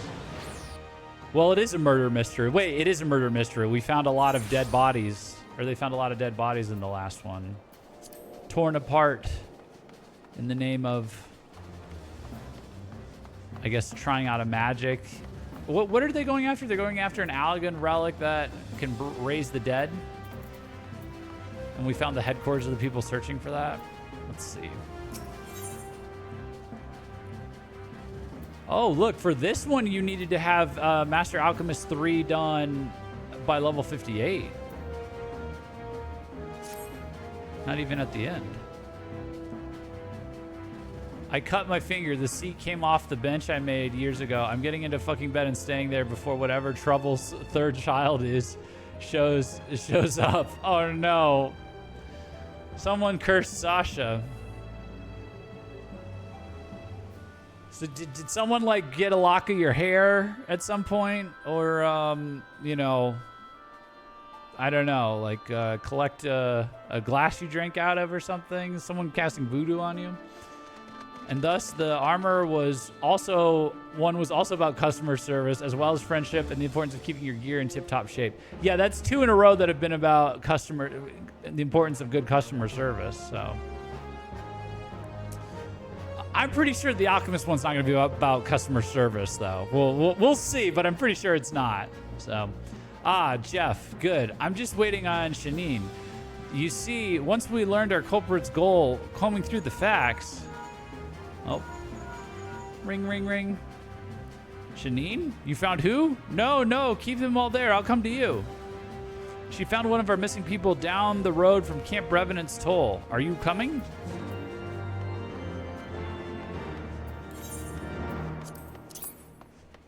All right, let's solve this mystery. Where are you? How far away are you? You are right here.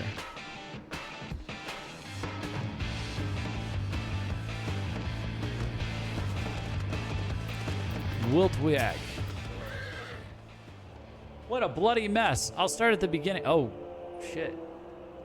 Uh-oh.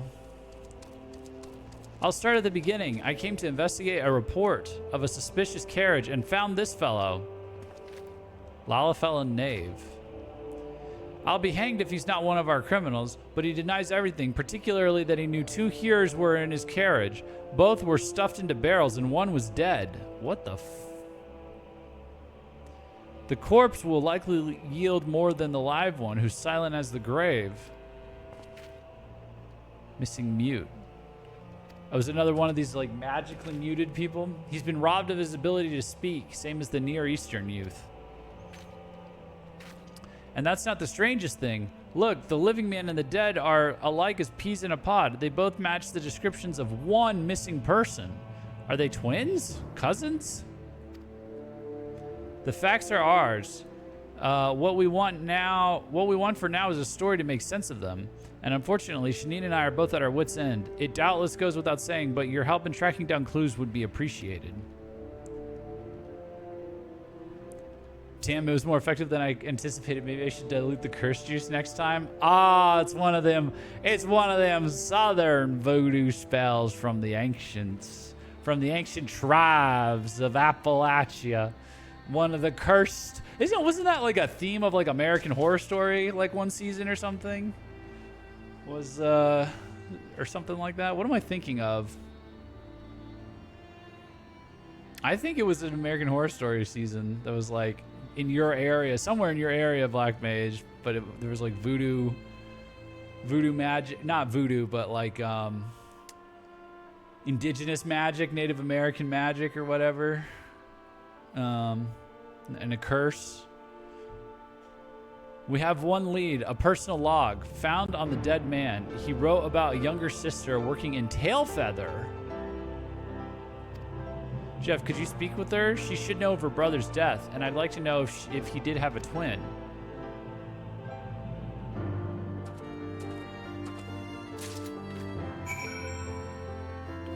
Okay. So they do make you travel to the new area, if nothing else, at least once. It seems like for all of them, so. This music's really pretty. I didn't appreciate this before. Or maybe I did and I forgot.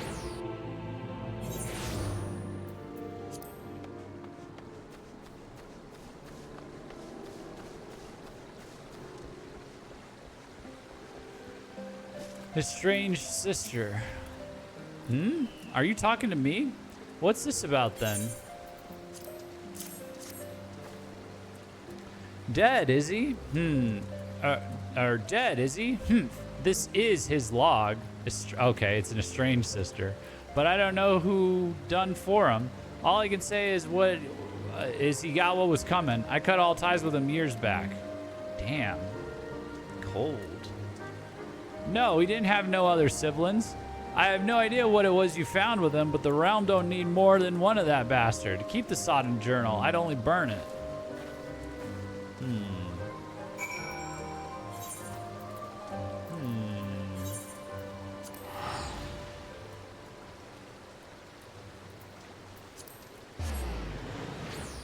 curious. Curious and curiouser. Curiouser and curiouser. I once spent about half an hour chilling in the Chocobo Forest listening to the music. I really like the Dravanian Forlands theme. I'll have to listen to it. She didn't want the journal? Well, all the more evidence for us, I suppose. May I have it back? Yeah. Here you go, man. Confound it. Who did we find with the dead man if not his twin? We'll just have to press the Lalafell fellow all the harder. A witness saw him loading the body-laden barrels into the carriage. The culprit denies this on the basis that he doesn't have the strength. Which is a proper alibi in all fairness. I couldn't lift the barrels when they were empty. That said, if there were some alchemy involved, it's not impossible. Aren't there potions to imbue someone with ungodly strength? Yes. Severian mentioned something like that to me once. Jeff, might you brew such a draconian potion of strength? If we can give it to Shanine, we can have her try to lift the barrels the men were in. That will determine whether our culprit's story holds water. Oh, so they think that that guy that drove the carriage was brainwashed and drugged to be able to, like, carry these bodies? All right, well, I've got it. We'll start the experiment just as soon as you've made the draconian potion of strength.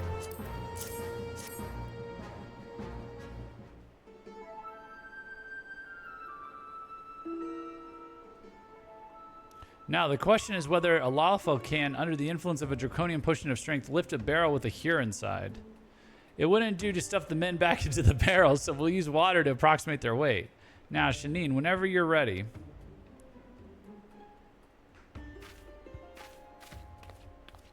Those are actually raid buff items. Are they useful? Whoa. Ha! I did it. I lifted them. This is amazing stuff, Jeff. Can I have some more? You, sir, are a damned liar. The eyewitness saw you moving the barrels, and we've shown you were more than capable of doing it with the right potion. It's true, I did it. Oh, okay, so he wasn't brainwashed. He was just lying. They were useful. Oh. Not the Heavensward ones anymore, unless you're doing Mine, Savage, Alexander. Okay. It's true, I did it. Some old alchemist paid me to do his dirty work and dump the body, but that's all, I swear. The man, he's insane, and he don't like loose ends. He'll sew me mouth shut to keep me quiet, then stab me with the needle. I'll spill all I know. Just please protect me. He'll sew me mouth shut to keep me quiet and stab me with the needle. That's crazy. Only if you talk. From the beginning, why were there two identical men at the crime scene?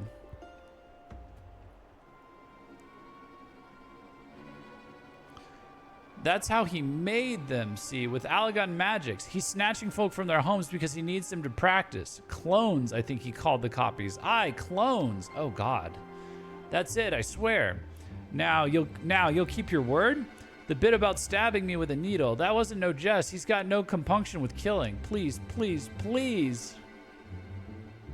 Clones? What in the seven hells? Oh, yes. Consider yourself protected. Shanine?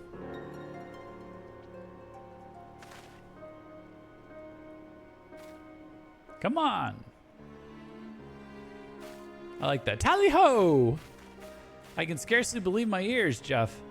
But if even half of what the scoundrel told us is true, then there's a catastrophe in the brewing. We must put a stop to this.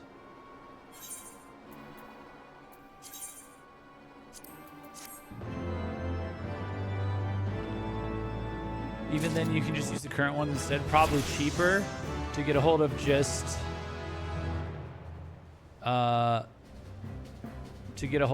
because I assume less people are bothering to sell the old content ones. Oh, okay.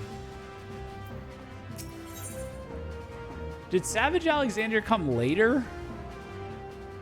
Like, it didn't come as part of Heavensward, did it? Do I have access to Savage Alexander? Wiltwake has a look of victory to him. Interesting. You do? Yes? Oh, shit. Oh, okay. We questioned our culprit further, Jeff. He told us everything once safely ensconced in his cell. We had believed our suspects were a crew of criminals. However, they are merely hired help. We had believed our secrets were a crew. Wait, what did he say here? We questioned our culprit further, Jeff. He told us everything once safely ensconced in his cell. We had believed our suspects were a crew of criminals. However, they are merely hired help, cheap and disposable. All but one, a single aging alchemist. This is our true mastermind. Waoud is his name. He is feared in Thav Nair, his homeland, for a complete lack of scruples in pursuing experiments no man should. I've also inquired into these clones. The Sons of Saint Koinak know something of the technology. Shanine has gone to their camp to learn more. Would you join her there?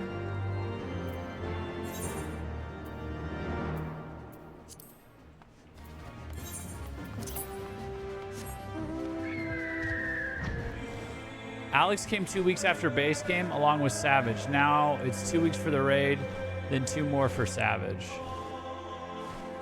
If you've beaten Alexander, you just got to talk to Yoshi P and more donuts to unlock Savage, Alex, if you haven't already, though I assume you have. I probably haven't, I guess. Wait, which one's Yoshi P? The storyteller? Rambros has told me all about your escapades in the Crystal Tower, Jeff. Why didn't you say you'd met honest to God's clones?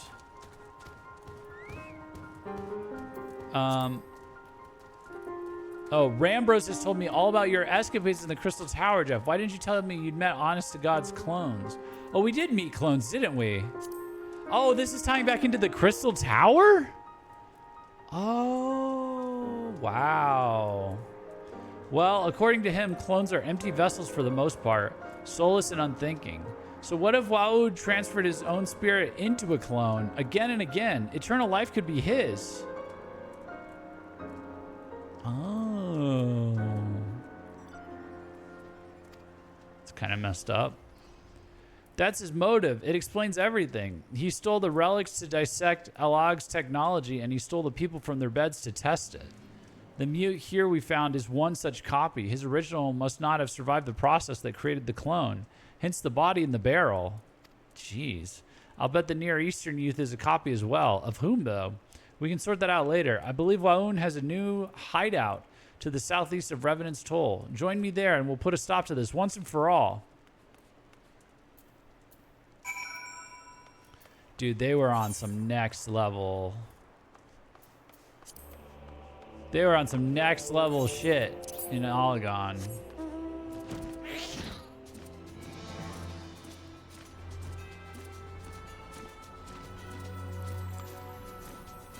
They were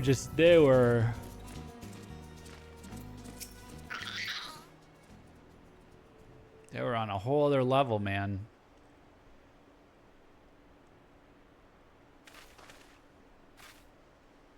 Arr! Ready? In we go. That's behind that junk. We found him. We got him. Ha! The case is closed. But is it, my dear? Is it really?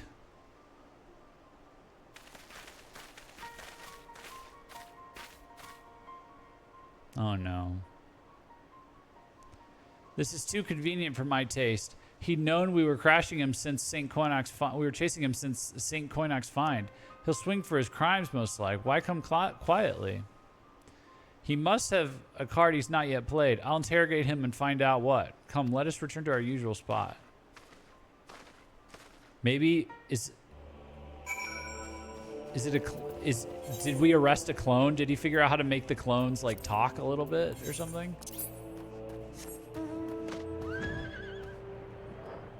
That would be crazy.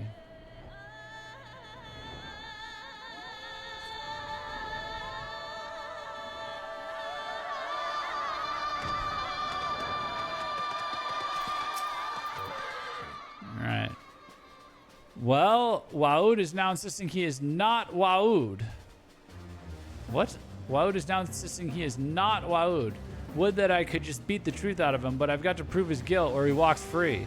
The question is, we have the means to prove a master alchemist was behind this, but on that basis alone, I could implicate Jalzan, Severian, or you.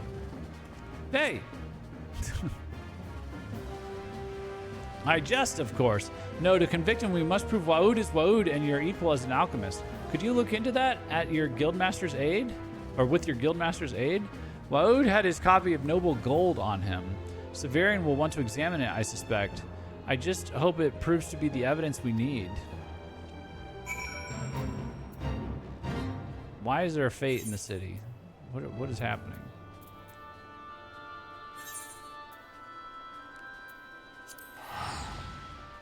Send in the clones, says the leader of his people to Captain Picard. Is that a Star Trek reference? I don't know a lot of Star Trek. I only watched the... who's that guy that made one of the movies? He likes to make them all in like wide shot, widescreen format. I watched that one. The more modern one. That's the only thing I've seen from Star Trek.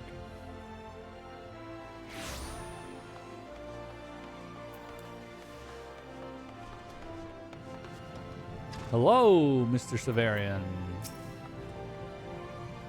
The mastermind is an alchemist called Waoud? The name sounds familiar, and now you need a means to prove his guilt.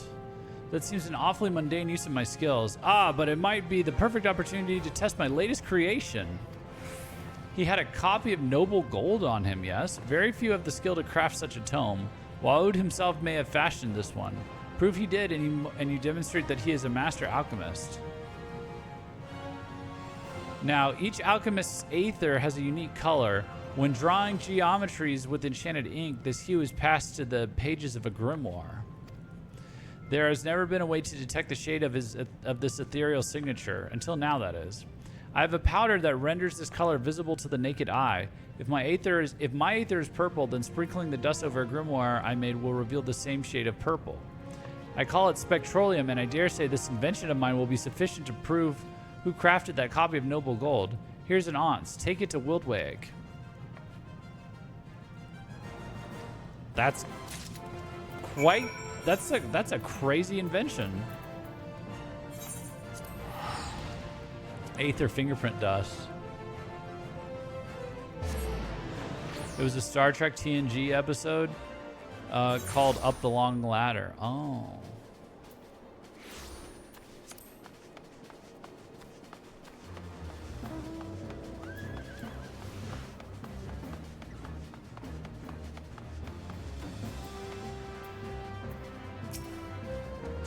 A powder that reveals the color of aether? Heh, Severian is something else, no matter his quirks. May I have a look? Damn. Marvelous, but we'll need more than the dust. We must have a copy of Noble Gold crafted by another's hand to show the color of Waoud's version is unique. No doubt you see where I'm going with this. For the sake of the trial, could you create a copy of the grimoire? Yes, sir. Preparations for the trial are underway, Jeff. The Adventurers Guild has sent impartial judges to review the facts. Excuse me. The evidence has been organized, and guards are standing ready to take Waoud from his cell to the 7th heaven. So the Adventurers Guild acts as the police, too? Or in the justice system? All we need to begin is your copy of Noble Gold. Or they're just the impartial judges. Well, wait, there's no like Grand Company here, I guess. Mordona.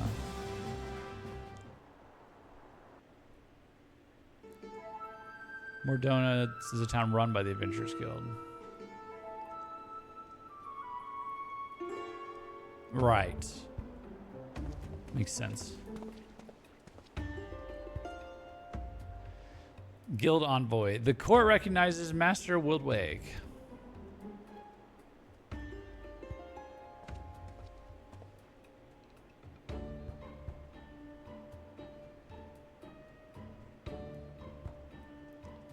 In conclusion, Waoud kidnapped honest people and experimented on them. And why? And why? To prolong his own life. Proof of this lies with these clones, soulless puppets he created. This man is guilty beyond all doubt.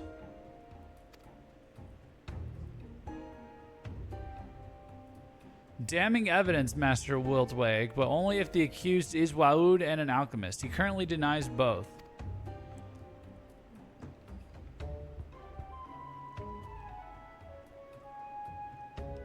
Sir, we can prove that he's lying.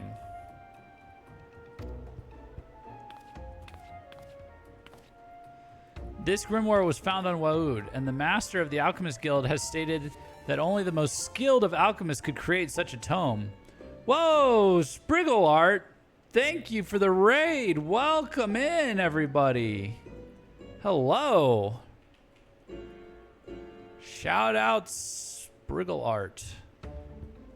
What's up? Welcome, Raiders. Welcome to Gaijin Hideout. I'm Jeff. Spriggle Art. Thank you so much for the raid. I appreciate that. Hello, hello, my fellow Sprout. Hey, fellow Sprout. What's up? How are you? I'm doing well. So, what we're doing right now is I am wrapping up today a crafting and gathering side quest, I guess you could say, like on my journey here. I'm at the end of Heavensward, but I fell down a crafting rabbit hole. And so we are catching up the job quest lines for all of the crafting and gathering quests up through Heavensward, so up through level 60, basically. So today I'm going through and I'm wrapping up all the storylines for all the crafter gatherer quest lines. So we're doing Alchemist right now. So, but welcome in. Thank you so much. I appreciate the raid, everybody. But yes, I'm Jeff. This is Gaijin Hideout. We play Japanese games that Westerners enjoy. That's been a lot of FF14 for about a year. A little bit of Monster Hunter before that, but we're in the off season for that. So when it's not FF14, it's Power World and Dark Souls. You know, just a little bit of everything that everyone likes, basically. But a lot of FF14 right now. So. Oh, nice. I did not touch crafting / gathering so far. Yeah. I got into it because I was curious about the society quests, the Beast Tribe quests, because I wanted to get to know them a little bit more. Since the Empire, the Garlean Empire, and the story kept gunning for them. And I was like, well, let's see what's going on here. And then I also heard that there was like intersocietal quest where the society, if you do all the Beast Tribe quests and you do the daily quests and everything, there's like these cool like cross collaboration societal quests that unlock. So I wanted to do that.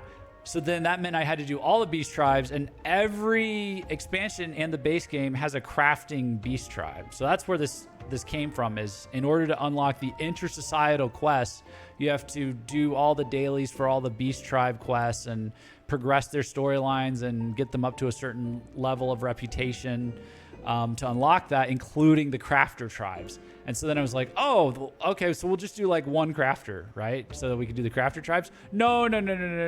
Crafting and gathering, they're all interconnected. You like one thing you craft, like uses materials from another job that you craft, and gathering gathers the materials, and it's really potent. You can make your own weapons, your own armor, your own items, your own everything, your own food. But then it just ended up being this giant rabbit hole of doing it all at the same time and in parallel and progressing it all together. And so I just been my whole summer. It's been my whole summer. It's just this sounds like an odyssey. It really was. It's been a whole side. It's been like a whole side arc that we've been on. So, but with chat's help and everything, it hasn't taken too long, and we're caught up. So I'm gonna have like another 11 jobs. Besides my additional 10 combat jobs to take with me into Stormblood next month. So, yeah. He finished the ARR societies, the most painful ones. Yeah. Oh, also, yeah. Heavensward, the Heavensward Crafting Society is the Moogles, the Moogle Society. And in my opinion, it's really funny. It's really fun, really good, really entertaining. So it's been very rewarding on the story front. And this Alchemist quest line that we're doing right now, it's like a murder mystery, and people say it like rivals like some of the combat quest lines for like the best quest lines in FF14. So it's kind of crazy. There's a whole second game in this game basically. So the biggest reason for leveling them, says Sasha, all at once is armory chest management. Yeah, that too. It eats up all my we learned a lot about inventory management. The only one who does not directly support the other jobs with gear is cook. Even then, the food has buffs. Yeah, I have like EXP buffs forever now, so it's good stuff. And culinarian does not use some items use some items crafted by alchemists. Yeah, the salt. I remember the salt, and then the natron of all things, which I guess is true technically. The items you craft are also useful for the most part, and it can be expensive. I think leveling all crafters up to 100 has cost me at least 10 million gil. Oof. Bought a bunch for the market board, but still. Yeah, I cheat sometimes and I buy from the market board just to catch up. I think from now on, I'm just going to do it legit, and I'm going to do it like in parallel to progressing the MSQ. So like when I start Stormblood, that's what I learned from Heavensward as a sprout, is like when I start Stormblood, I'm going to do MSQ until like we unlock an area, and I guess unlock flying in the area. And stuff like that. And like when there's a good stopping point at MSQ, then I'm just gonna like level my other jobs, including crafting, up into that area. Because it seems like in Heavensward, most of the crafting jobs migrated into Ishgard, similar to how the Disciple of War jobs did. So it sounds so fun that everything you do in this game has a story. I'm still an ARR. Hopefully soon fighting Garuda. Oh, sorry. Okay. I won't spoil too much. And I am so positively struck by how much story there is in other things besides MSQ. Yeah, that's crazy. If you want to start on it now, I mean, look, it's a big commitment, but I'll tell you right now, people watched me do the crafting and learn the crafting. So it felt like busy work or like it wouldn't be interesting, but people like another section of people started watching me. So just for what it's worth, like, and if you start it while you're in ARR, you won't have to grind as hard as I did, because I had to grind. It's like 50 levels of, ARR is like 50 levels, and then you get into your first expansion where I'm at, you got to go back to ARR and do that. So the crafter stories are so good and even get better later. It is wild how much love went into this game. Yeah, no, it's very impressive, like genuinely. Like doing the beast tribes, especially crafting, has like fleshed out a lot of the world in both the base game ARR, but especially in the first expansion, it's added more dimensions to the lore. But I would say even the society quest gave me like a whole new perspective on the MSQ. Which I guess I won't get into too much, but there's. You've seen certain things with primals and the beast tribes that summon the primals, and the society quests are about you siding with the good side of the beast tribes that are breaking off from the bad ones that worship the primals and summon the primals and cause all the problems. So it's kind of like you're building like an alliance, it's kind of like you're building like a United Nations. It's kind of like you're staging a revolution in each beast tribe, honestly, to like get them away from their worshiping their crazy deity that also turns into a weapon of mass destruction when they summon it. But you're doing it through like mutual aid and like becoming allies with them. So it's a little tedious, the daily quests they make you do, but there's a story in there. There's a story in there too. So, and the inner societal quest, when you do all of them in ARR, I've only done the inner societal quest for the base game. I will say that was totally worth it. It was really cool, fun, entertaining quest line. So I sadly do need to raid and run since I have to get up very early tomorrow, but I left you a follow. You seem very cozy and entertaining. Thanks. Hey, I gave you a follow back as well. I appreciate that. Have a very nice stream and see you soon. Yeah, likewise. Good to meet. Always good to meet a fellow Sprout. Definitely rest up. And yeah, thank you so much for trusting me with your audience. I appreciate it. But yeah, we're addicts. FF14 addicts. Yes, for sure. Okay, so we're going to continue with the alchemist quest line here. We're solving a murder mystery. What's the context of this? So we have so the alchemist quest line is turned into a murder mystery crossed with ancient Allegon technology. We have arrested an alchemist that has been accused of killing people in the process of making clones that he can transfer his consciousness into. And to prove that he is guilty, we are... our Alchemist Guildmaster has invented something like to the equivalent of like fingerprint powder, but for alchemists to be like, oh, this alchemist crafted this grimoire because his aether shows up in this color. And we put this powder that reveals the aether color. So that's what they're talking about right now. And we're in a trial. Have fun, everyone. Thanks again, Squiggle Art. Nice to meet you. I'll get you back one of these days for sure. Take it easy. The grimoire was found on Waoud. This grimoire was found on Waoud, and the master of the Alchemist Guild has stated that only the most skilled of alchemists could create such a tome.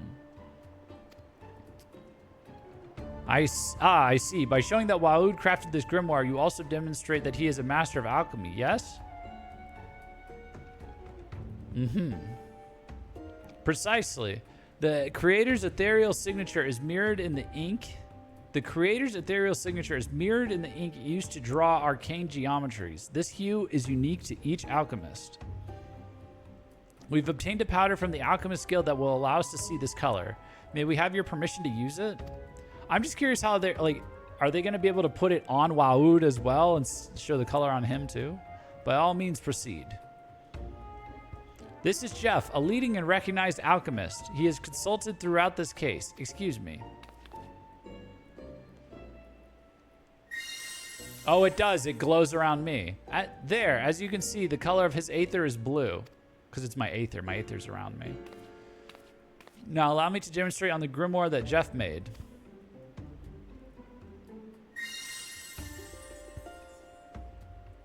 The self-same blue, so you can identify a grimoire's maker. Next, I'll perform the same experiment on Waoud.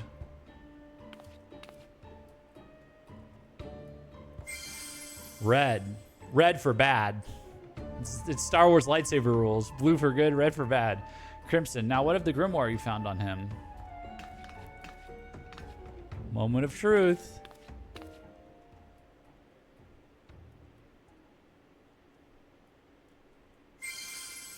Aha! Crimson. That clinches it. You, sir, are Waoud. What say you in your defense?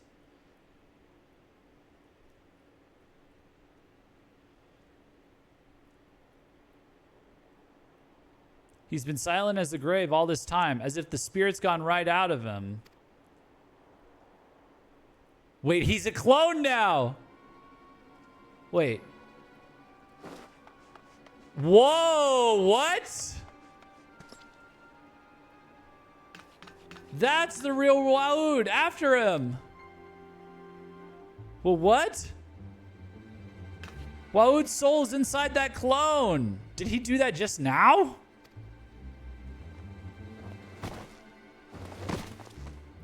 Holy shit.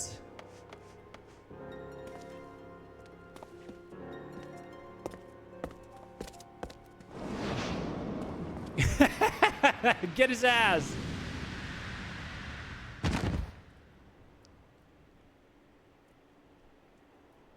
Nicely done.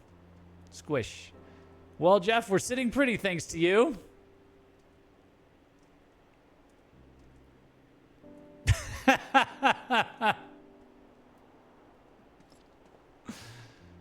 Damn.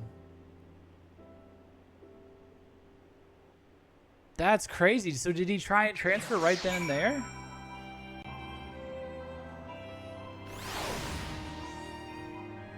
Wow. Oh, hey, Black Mage. What's up? The Near Eastern youth was Waoud's clone. Oh, who would have thought it? How could we have missed that? He meant to gain eternal life by transferring his soul to a new vessel. The younger the body, the longer he could use it. So he made a younger, that was like a younger version of himself. The Near Eastern youth that he was using. Very true. I have a suspicion that Waoud allowed us to apprehend his copy. A guaranteed escape route if he were ever captured. Rest assured he will pay for his crimes. He meant to live on borrowed time, and we will make him suffer for all of it. Get sat on? Yeah, he did get sat on. But justice was served. We couldn't have done it without you, Jeff. I hope we meet again, though I'd be pleased to give another grisly murder a miss. Oh, man. But the thrill of solving it was something, eh? Let's hope we meet next under happier circumstances. Until then, Jeff. Oh, man. I feel... Dude, you can't end it there. That's like... I need more info about how that works. Oh, man. That's it. That's... Okay, that's... Yeah, that's the most interesting one. There's no way they're just leaving that. Or is that the end of Waoud? Is that the end of the questline with Waoud? Oh, man. That's crazy. Alchemy's nuts. Maybe that's just the standard. Maybe that's just like how crazy alchemy-related adventures are going to be. Is that... Let me see if I can ascertain a sneak preview here.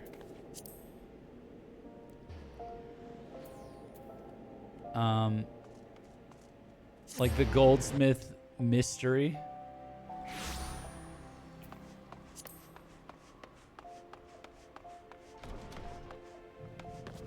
Oh yeah, I mean, the Goldsmith just randomly having the first mammoth. Let me see. Call upon Severian at the Alchemist Guild. It would seem his fury is upon him. No, this looks like different stuff. Not quite dead yet. Wow. So that guy's just going to jail in his clone's body? Is that what they're doing? Like, how do you even process that as a how do you process a guy like that as a criminal? So, all right, I guess the clone's in jail and the other body's in jail just to be safe. I don't even. What a mess. Well, you remember what happened in the ARR alchemy finale? Yeah, he revived his beloved just for long enough to say goodbye, and then they, or say I'm sorry and get closure, basically, and then they disappeared. Or she disappeared into dust. Yeah, I guess they're just telling different crazy alchemy stories with this. That works. Okay, this one got more interesting as they fleshed out the story, the Goldsmith one. First I was like, we're making a music box for a husband-wife couple, and then they both requested the same kind of music box, and then we met the creator of the song that they wanted in the music box, and he made a special composition that's going to fit for both. That is two different arrangements that sound like different songs when played separate and sound like a third song when played together. So, well, this works even better. Honestly, we could have jailed him for the rest of his life, but now he will be in jail longer with this extra life.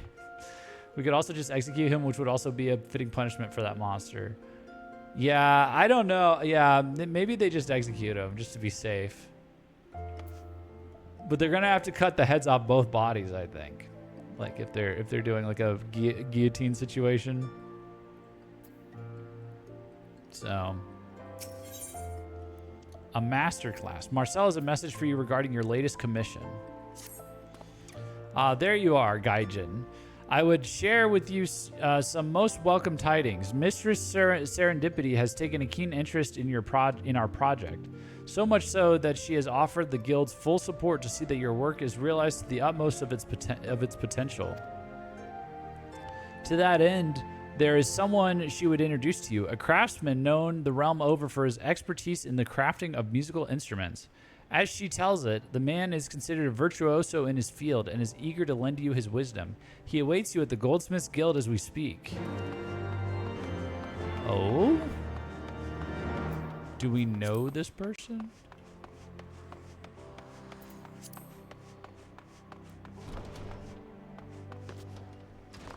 Let's see. Jeff, I was wondering when you'd show up. As you've doubtless heard from Marcel, we have a very special guest here. Why, none other than my master, the incomparable Colburno.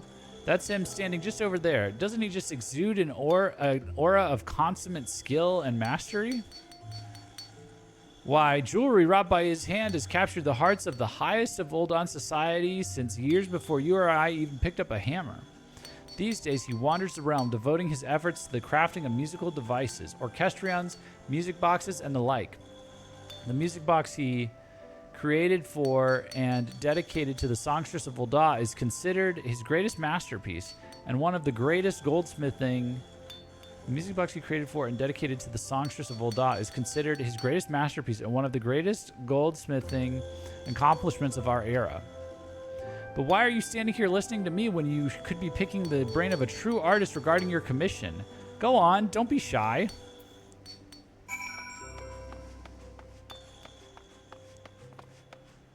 Colbert, no, I don't think we met him. Flamin mentioned? Is that the songstress of Ul'dah? No. Is it? Ah, you must be the one of whom Sarah spoke. I am Colberno. I hear you are working on a music box, and a rather ambitious one at that. Tell me this, what material do you intend to use for the teeth? The teeth? Oh, like the... Hard silver, an intriguing choice. Years ago, when I sought to create a music box worthy of the voice of my muse, I arrived at the selfsame material.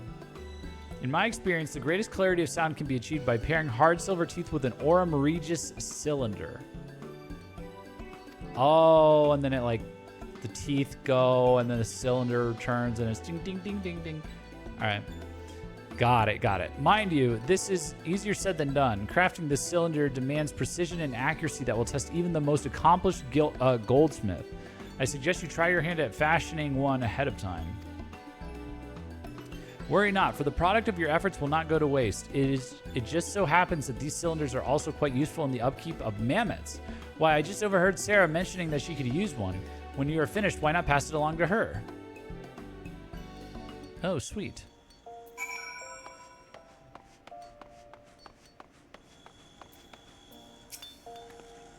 Master Komano says you have an Aurum Regis a cylinder for me? Oh, Jeff, you really didn't have to.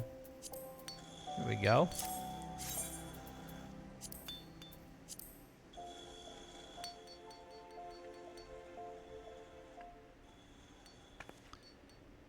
And that does it. A new cylinder, just as promised. How are you feeling, Gigi?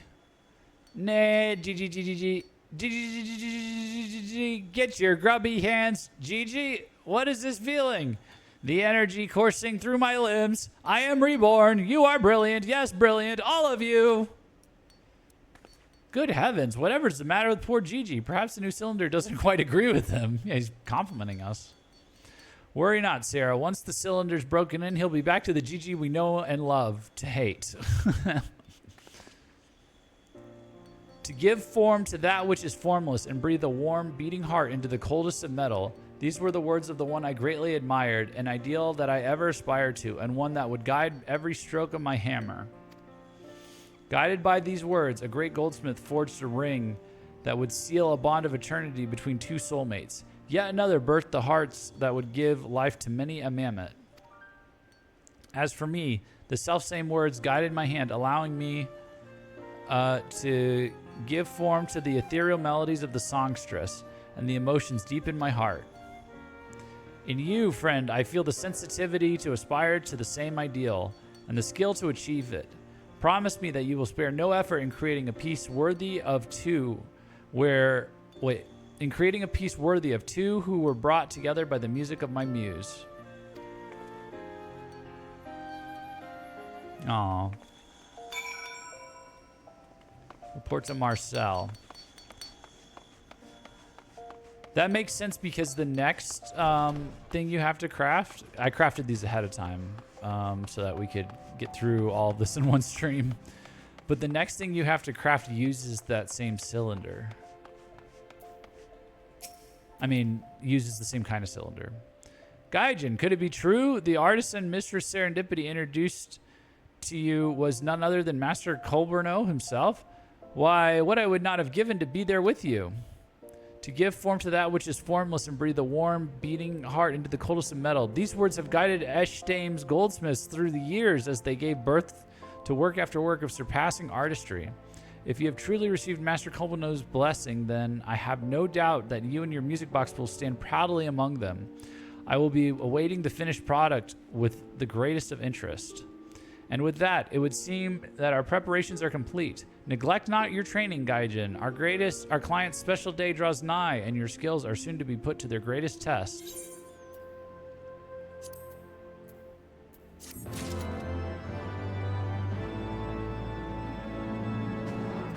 All right, let's do it.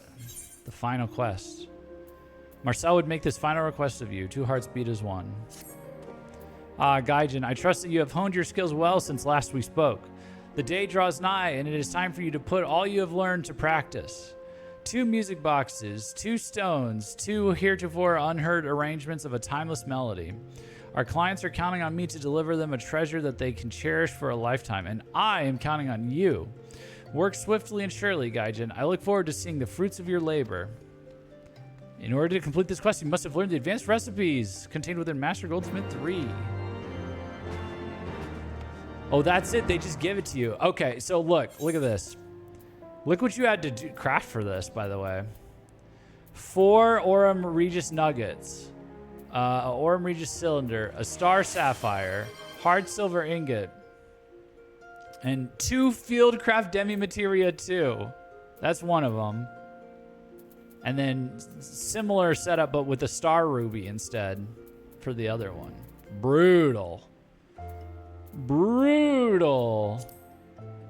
I love this one, honestly. Yeah, I mean, not brutal. It's pretty satisfying to do. I cheated a little bit because I had accidentally been selling all my Fieldcraft Demi Materia. Someone said posture check. Someone redeemed posture check. Oh, KXIVC. Thank you. I'm going to stand up for my posture check. One second.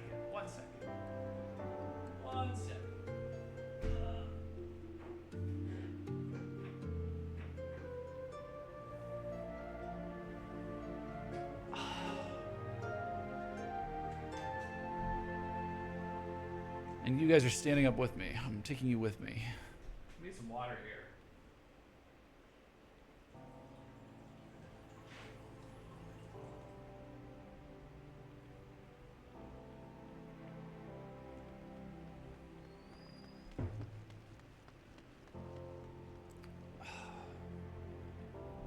All right. I guess we can lower this. Raise this like this. Oh, we have one of those stand-up tables. Those are cool. Yes, it's the only thing that's like keeping me from like. It's the only way I can game. I can like do my day job and game and stream. To be honest, is the constantly changing from sitting to standing. Honestly, I need to do it more on stream. But when I'm not on stream, I'm like stand up, sit down, stand up, sit down. You know. So it's really good for keeps your posture, or it keeps your back healthier for longer. This is the moment of truth, Gaijin. Have you finished work on your commission? I trust you have no regrets. Here you go. Here's the music boxes.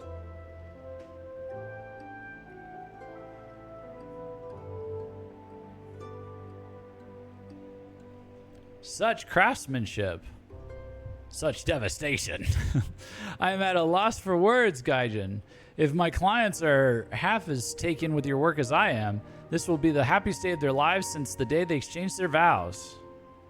I would have you deliver the pieces in person. Doubtless it would mean much to them if they received their gifts from the creator's own hand. The sapphire is for Jeweled Peak, while the ruby is for her husband. I've arranged for them to meet us at the quicksand. Go along and I shall join you presently.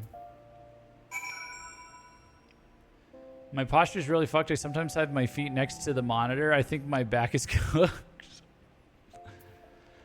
Well, you just got to do different things to loosen up. I mean, if it hasn't gotten to your actual bones yet, it might just all be muscles that have like hardened. You know, that's what it is for me. So you just have to do different things to force them to work in different ways, and they'll eventually loosen up. So like another thing is I have like a raised platform under my desk, like just like 10 inches, and I put one foot up for a little bit and lean on it, and then I switch to another foot, or then sometimes I'm just standing both feet on the floor, or you know, or sometimes you're leaning back, leaning forward. Just walking for me unwinds a lot of my stuff, actually. Like if I go for a walk outside. But yeah. The only thing that's keeping my back alive is my $250 chair. Yeah. That's about what I have, but it's not, I don't know. I need an upgrade, honestly. I have an ergonomic office chair. I think it's like $200 or something, but I really should get an upgrade for as much as I sit. There's a really degenerate one that also seems like it would be really good. Is this where I'm supposed to go? Oh no, this is, whoops. This isn't where we were supposed to go at all. Hold on. Where is this? There's one that is like, you attach your laptop and it's got it's got like a monitor like bolted in place, and it will recline all the way back. Like if you're sitting like this, you sit like this, let's say, it reclines like all the way back to like this angle, and you've got like a desk like right here with your computer on it. It's all bolted in. You slot it in, so you can just work on your back at an incline on your computer. I know some programmers that's like the final boss of programming setups for them. It's pretty crazy. Okay, we're going over Adventurers Guild. We need Adventurers Guild. The only chair I have good posture in is my car seat. Might be that. Good chairs at my desk in my room, and I'm currently using a $30 IKEA chair. Yeah. I eventually just have to give up and like go lie down. I'll like lie down and rest my back, literally. That's just what I have to do at a certain point. Still River. Okay, this is the husband. Well, now here's the goldsmith. Here's the goldsmith I was waiting for. Marcel was saying that you had something for me. Yes, you get the Star Ruby music box.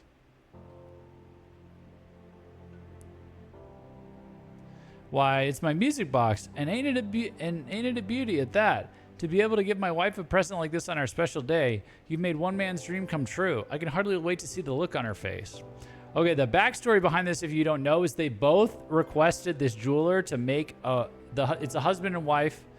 They're trying to, wealthy husband and wife. They've been married a long time. They're trying to buy each other gifts for their anniversary, I think. And they both requested the same jeweler that we're helping out create a music box for the other.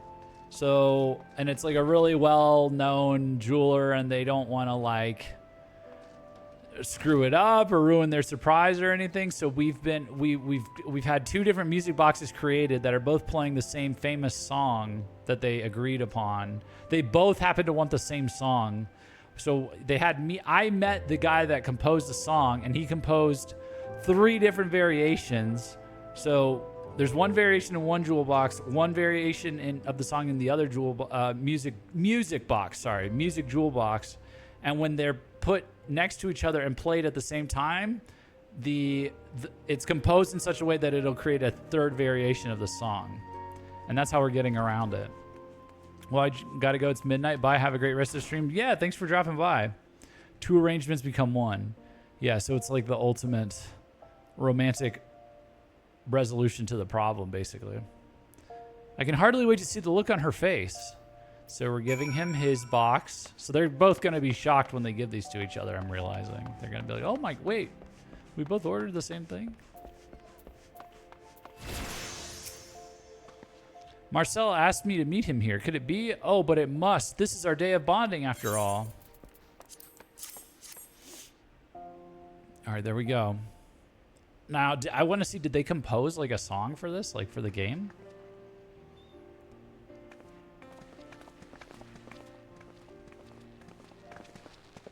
My dearest, whatever brings you to the quicksand.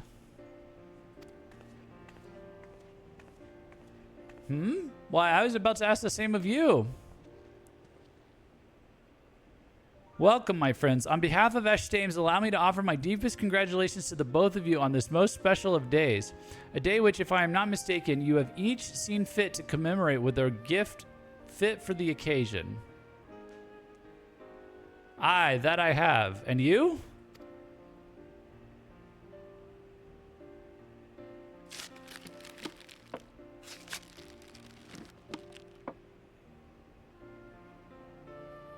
Haha. Good heavens. Gahaha. We've gone and done it, haven't we, dear? I often say that Jeweled Peak and I share a mind, but to think we'd commission the same bloody gift. Oh, what a time for ads, says Black Mage. All right, here. I'm going to go to the bathroom while the ads play. You tell me when you're back. You're already back. Okay. I swear Twitch does it on purpose. They know. We're going to get your money one of these days, buddy. We're going to steal it from you. We're going to take your money, dude. No, I'm just kidding. Me and Twitch. One way or another, we're going to get that $5 out of your pocket, Black Mage. We're coming for it. We're going to inconvenience you in all the right ways. And all your prudence and diligence and penny pinching is going to go right out the window in a moment of weakness where you're like, no, I must use this emoji. I must remove the ads in this moment. I must get this mount. We're going to get you. We're going to get you one of these. Okay. Well, I'm just kidding. Gahaha. We've gone and done it, haven't we, dear? I often say that I'm actually surprised like you don't get like enough people gift subs. Like have you just had the worst luck with like getting a gifted sub? I must be a fire in my laser. Yeah. See, that's a little enticing, isn't it? But I feel like you would have gotten a gifted sub by now or something. We've gone and done it, haven't we, dear? I often say that Jeweled Peak and I share a mind, but to think we'd commission the same bloody gift. But I reckon we've not to worry about. They say this goldsmith here is one of FFXIV's finest. Surely he's seen that each one pays a different tune. Or plays a different tune? Ah, you would think so, wouldn't you? Yes, that would be the idea of a first-rate goldsmith. But Mr. Gaijin is more than just a first-rate goldsmith. He will go down as one of the greatest geniuses our realm has ever known. Behold! Oh-ho, well now you've got my interest piqued.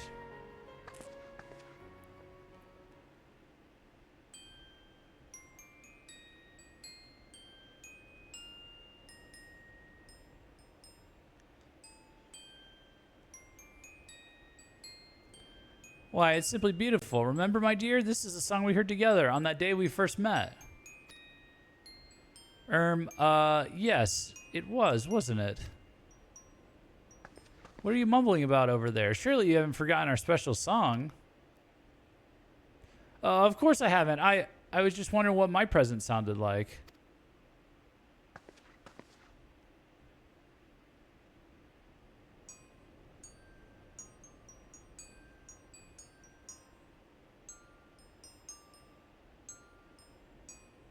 How curious. It's the same melody, and yet it is different somehow.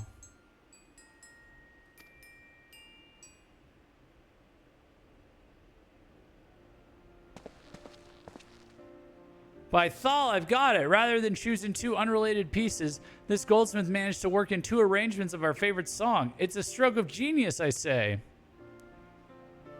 Just so, and that's just the beginning. If I might be so bold, I invite you to place the two music boxes together and play them in unison. This is cool.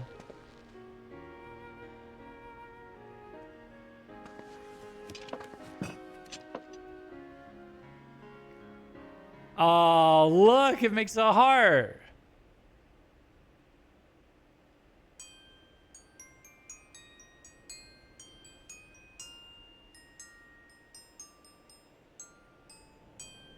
Oh, look at that. Why they are two, yet they are one. When two melodies come together, a song never before heard is born. A fitting metaphor for us, would you not say, my dear? Would you not say, my dear?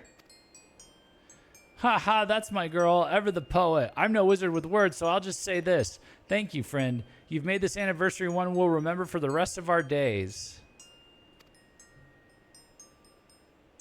Oh, it's nice. I guess that's not too hard to do. Composition-wise. Aww. Aww. If it's just a music box.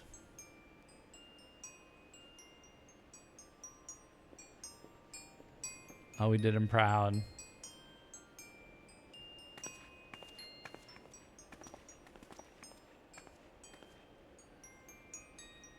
Well, Gaijin, it seems we have two eminently satisfied customers. Allow me to congratulate you on your most remarkable efforts. And with that, I should be getting back to the shop. Good day to you all. I absolutely love this quest line. This is a good story. I wasn't sure how it was gonna go, but as soon as I heard the idea, I was like, "That's brilliant. That's a brilliant resolution."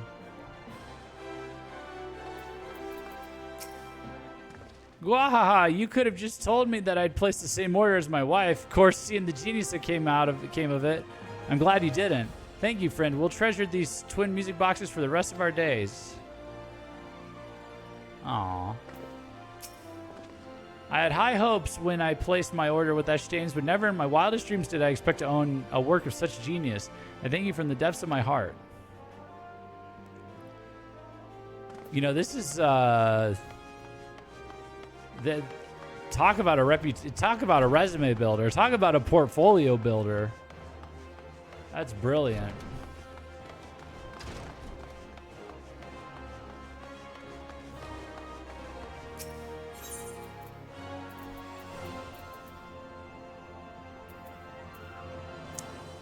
Okay, let's go here. I love your Mog slippers. Thank you. They're never coming off. As long as we're crafting, we're wearing Mog slippers. It's like the best. Like, I don't know. It's such a flex, man. It means I did all the crafting stuff and I did the Moogle. I went out of my way to do the Moogle tribe. This ain't no LARP. This ain't no LARP. We're really playing FF14 now. Oh man. Gaijin, on behalf of all at Eshtains, allow me to commend you for your most remarkable efforts. It is no exaggeration to say your work will live on forever, not only in the hearts of our clients, but as one of the greatest masterpieces our artisans have ever wrought. The annals of history are filled with the names of master goldsmiths, and today you have engraved your name among them.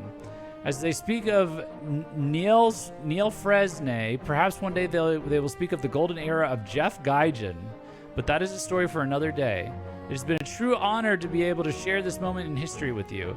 I shall wear it as a badge of pride as I await the day when I have the privilege of working with you again. May you continue to bring joy and beauty to the realm with your works, Master Gaijin.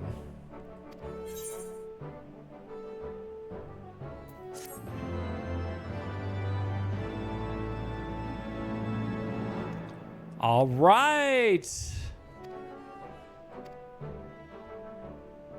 It's a badge of honor. Yes, it is. Exactly.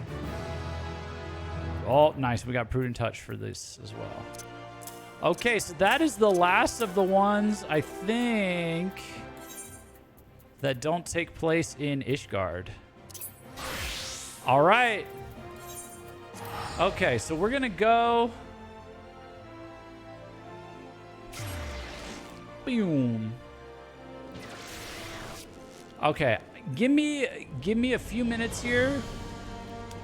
We're gonna wrap up the rest of these now. There's 7 more. They're all gonna be in Ishgard. I'm gonna use the restroom and make a. I need to. Well, it doesn't matter. I just need to go do something real quick and use the restroom, and then we can lock in. But we're in Ishgard now. Give me 1 second.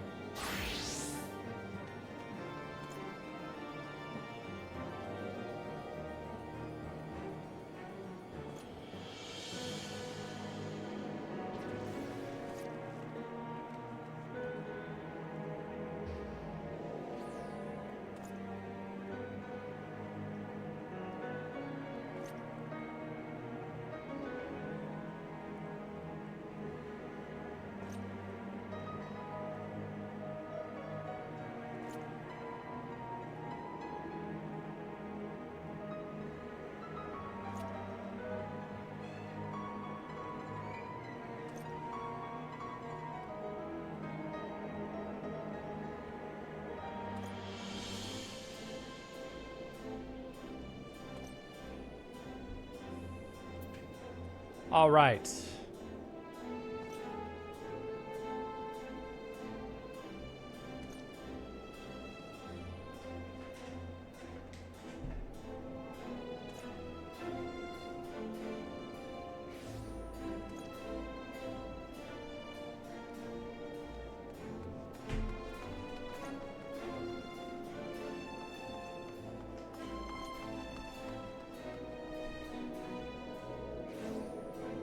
Okay.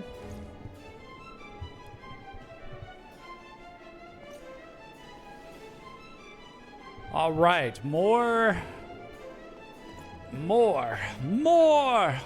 crafting and gathering now. Okay. So this is now the botanist questline. Muji Murula.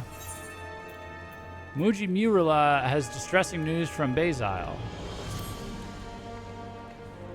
Jeff, I've received word from Basil. He has 2 pieces of news to share with you. One good, one bad. To begin with the good, he succeeded in cross-pollinating the 2 varieties of beans you brought him. A new, more resilient strain is on its way. As for the bad, the vermin population has fairly exploded, most likely due to the rapid reclamation, and they're threatening the crops. Unless the pests are dealt with, they'll undo all of Basil's hard work. Please hurry to Camp Cloudtop at once to see how you can be of help. Okay, let's go visit our friend, the Sky Farmer. This guy's trying to start a farm in the sky. We've been gathering in the Sky Islands. We've been gathering crops for him, or various plants to help him out.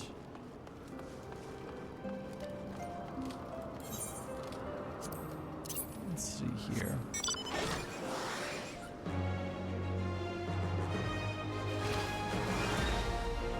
It is I, Robo Gardener.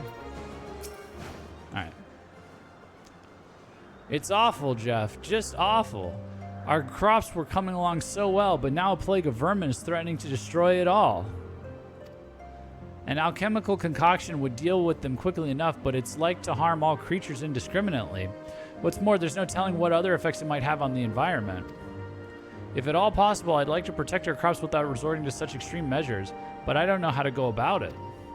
You've spoken with Master Martineau before. Do you think you could seek him out again and trouble him for advice with regard to our dilemma? Martineau.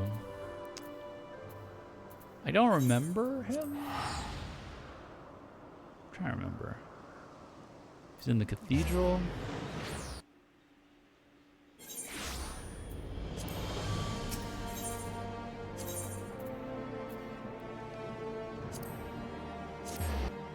Let's see.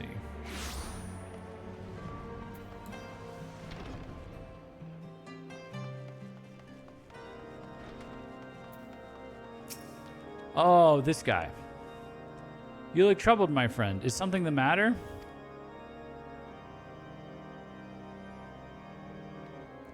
Though your friend's concern for nature is touching, extreme circumstances call for extreme measures. Were I in his shoes, I wouldn't rule out an alchemical concoction. But tell me, what are your own thoughts on this? We should avoid damaging the environment. We should avoid killing the local fauna. So you are determined to place nature first. I respect that. Very well. I will share with you my knowledge. What is he? What are you doing? It's a little. It's kind of weird reaction there. When dry, distilled birch bark yields a tar which possesses vermin-repelling. When dry distilled, birch bark yields a tar. When dry distilled, that's a kind of distilling, I guess. When dry there should be like a hyphen there, maybe, or something. I don't know. When dry distilled, birch bark yields a tar which possesses vermin-repelling properties. 'Tis a trait the tree develops to protect itself from pests. You would do well to gather birch logs at the same place the vermin inhabit, namely the Sea of Clouds. 10 pieces should suffice to begin with. Okay.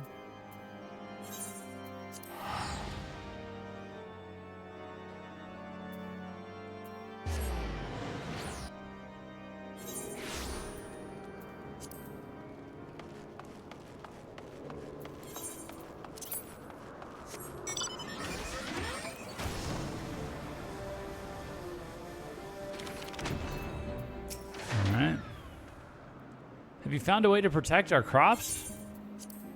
Here you go, pal. To think that such a method existed, I'll begin extracting tar from these logs at once. Once again, I'm in your debt. I don't know what I would have done without you, and the thought of it shames me. Here I am, professing to put nature first, yet I was powerless in the face of this trial.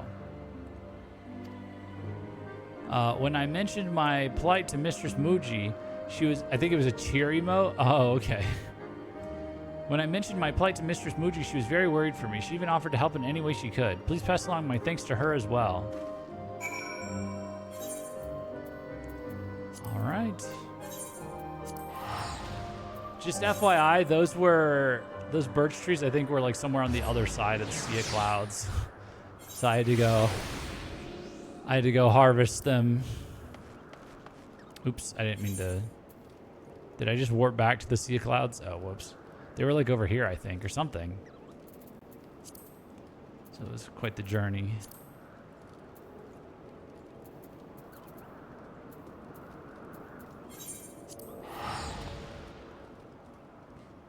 Let's see. Boom.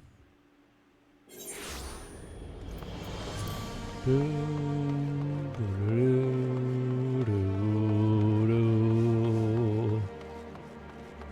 I just walked the wrong way. Okay, here we go. Muji Murula. Welcome back, Jeff. Another day, another job well done, I shouldn't doubt. Oh, Basil sends his thanks, you say? Well, his passion is downright infectious, as is yours. You can't help but want to help. Unless you worry, I don't allow sentiment to color my articles. Nay, I tell it as it is, and this time it's about respecting nature. Here's a choice passage from my draft. In that moment, a warm sensation swept over me, and I knew it for pride. The pride that, in this faraway land, the Gridanian love for harmony has taken root. Oh, that's true. It's a little Gridanian spirit over here.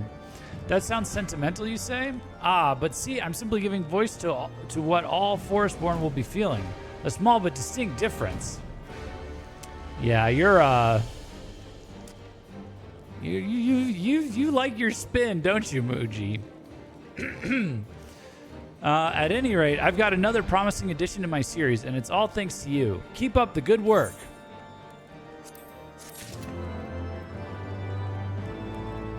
All right.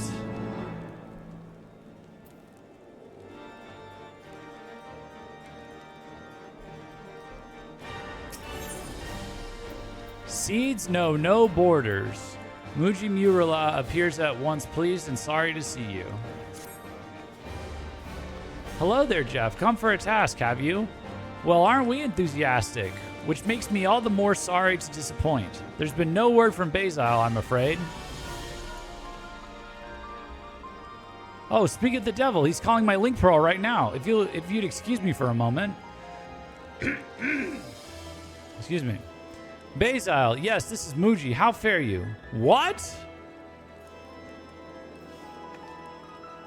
It's terrible news, Jeff. Basil has gotten into trouble with the vault. It seems my articles were brought to the attention of some dignitaries, and they're taking issue with his recent ventures.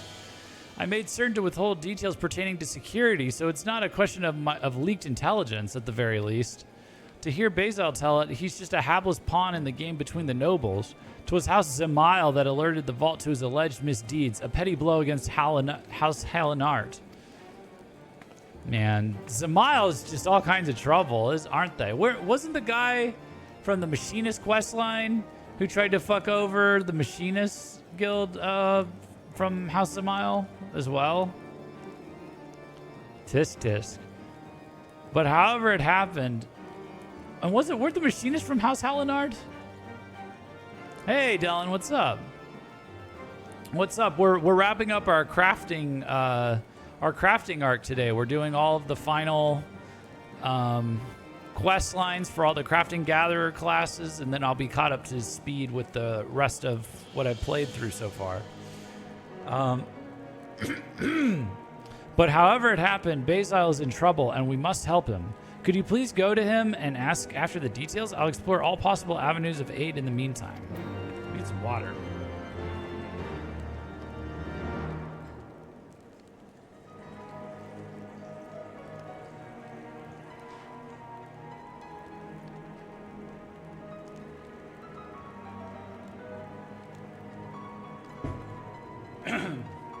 Exciting. Yes, it is. We've won a cooking competition, a cooking tournament. Let me see. We made some armor for a party, an adventuring party.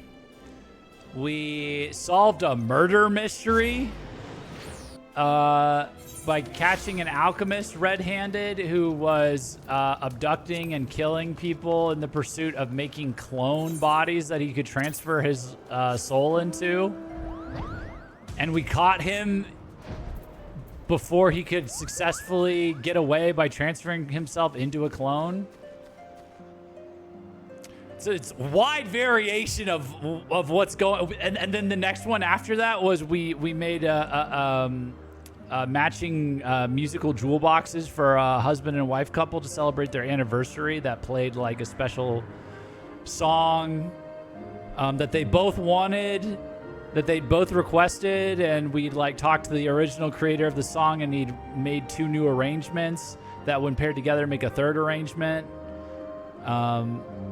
And we gave that to them for their anniversary. Wild variations of like storytelling across the crafting and gathering quest lines. Oh, and I missed it, rats. Don't worry, there's still more. There's 7 more. We're on our 5th one right now. Wait, are we on our 5th one? 1, 2, 3, 4, 5. Yeah, so there's 1, 2, 3, 4, 5, 6, 7, counting this one.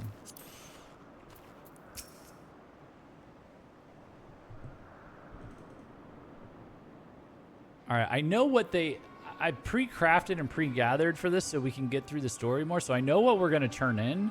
I'm just really curious how this story ends with me turning in what I'm going to turn in. So now the gardener, we're helping this gardener make a garden in these Sky Islands, and now he's been arrested. My thanks for coming, Jeff. To put it simply, the Vault isn't pleased with the cooperation I've received from the Botanist Guild. And now they've sent representatives to convey their displeasure. Father Aberalt and Sir Vancteroy. Or he's being investigated, I guess. I take it you are the foreigner with whom the accused has been consorting. Botanist Basile, it has come to our attention that you have been using your position of privilege to sow abhorrent seeds upon Ishgardian soil. Know that your transgressions have sparked an uproar in the Vault. So dismayed was Father Aberalt, he was prompted to make the long journey to this outpost that he might impress upon you the greatness of the matter. Presently, there exist 2 varieties of foliage plants called Gaijin greens. However, only one of them is worthy of the name, that which is native to Kurthus. The other originates from the Near East, and it is a pretender. On account of the ignorance of the masses, however, it usurped the honored name of Gaisal. To we proudish guardians, it was and shall ever be a different plant. So Gaisal greens aren't really Gaisal greens? We know and accept no Gaisal greens save for that which the Fury has seen fit to bless us. It is a question of honor, and you have besmirched that honor by growing the foreign pretender upon Ishgardian soil. Such are the charges against you. If you would protest them, I know that words alone shan't suffice. Nay, you must needs present us with conclusive proof of your innocence. We shall wait yonder, but know that we'll not wait long. If you cannot produce the proof, you had best prepare yourself for a trial by combat. Well, I can win that one for him. To trial by combat? He might as well throw me off this island right now. And I was only acting in our nation's best interests. Oh. It seems I have no choice but to try and prove my innocence. But how? The seeds I used came from the Botanist Guild. Besides going there, I don't know what else to do. Could you please consult Fufucha in my stead? I didn't even know we planted Gaisal greens. Trial by combat, do you even know who I am? I think they literally don't. I think they just... I don't know. They're gonna know. They gotta catch on soon. There's this like hyper talented individual that is like becoming the master of every known craft and gathering discipline. Like I just won a famous cooking tournament. You know.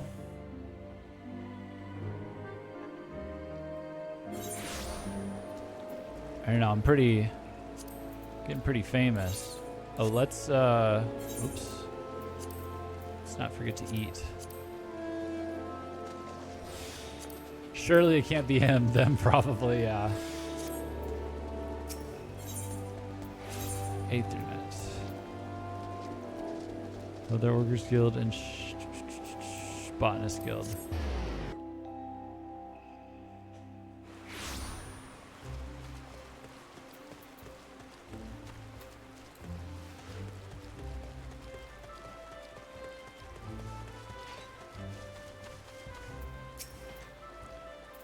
What? I know that the Ishgarians can be hard-headed, but this beggars belief. To force their own notion of honor upon nature, ridiculous doesn't even begin to describe it. Well, the folly of it all notwithstanding, you will be pleased to know that we can clear Basil's name. The truth is, the Gaisal seeds we gave him are of the Kurthan variety. The first botanist of a few generations past brought the plants back to Gridania, and we have been cultivating them here since. And that is not all. Research has proven that much of the Gaisal greens presently grown in Ishgard are in fact Near Eastern. To wit, the plants under scrutiny are far closer to the true Gaisal the Ishgardians so revere. So much for their accusations. Here, take this bunch of greens with you. 'Tis the self same as that which Basil has been cultivating, an improved strain of Chisal greens found throughout the wilds of Kurthus. An expert would be able to identify its Kurthan origin at a glance. The problem will be convincing the priests of this fact. Does the priest have an expert on hand? You are acquainted with the herbalist Martineau? Then that should simplify matters. Oh, the herbalist works in the church, doesn't he? Or he's in the church a lot. I suggest you harvest some Chisal greens and present them and the Great Loam strain to him for comparison. Search in relatively unbeaten parts of the Western Highlands. 'Tis in such areas that you are like to find the purest specimens. 3 bunches should suffice for your purposes. Once you have enough, pray go to Martineau and have him inspect them. Good luck to you, Jeff. So the twist with the gathering and crafting quests in this expansion is they added like these like things that were more difficult. Like you had to unlock like for some of the crafting, it was gated behind. It was gated behind a like a recipe book, like a master's recipe book for various disciplines that you had to unlock by turning in collectible items to this one store and getting scripts and using these scripts as a currency to buy the secret recipes, and then that was the only way you could do the last mission for some of these Heavensward crafting quests, and then for the gathering quests, and also for some of these those final crafting quests, you also had to gather. The gathering classes, they just like you gather from different nodes that are just out in the world, like you do mining or botany or fishing, but for miner and botanist, some of them are timed nodes that only appear at certain times throughout the day, throughout the in-game day. So it like appears every 30 minutes. So and then you have to it'll light up on your map like the direction of it, and you got to go get it. So I had already gathered everything ahead of time. Like chat had helped me out with this, but for this one in particular, the Chisal greens, I actually gathered those myself, and I like just got them completely by accident. I was out like gathering something else for crafting something else, basically, and then it popped up on my map as like, oh, a timed node has appeared, and then I went and got it, and I was like, what the hell are we gonna do with these? It's these. They're like yellow. They're like slightly like greenish yellow versions of Gaisal greens, which Gaisal greens are what we use to summon our chocobo. It's what chocobos eat. So I was like, what do we use this for? And apparently this is actually used to make there was something here.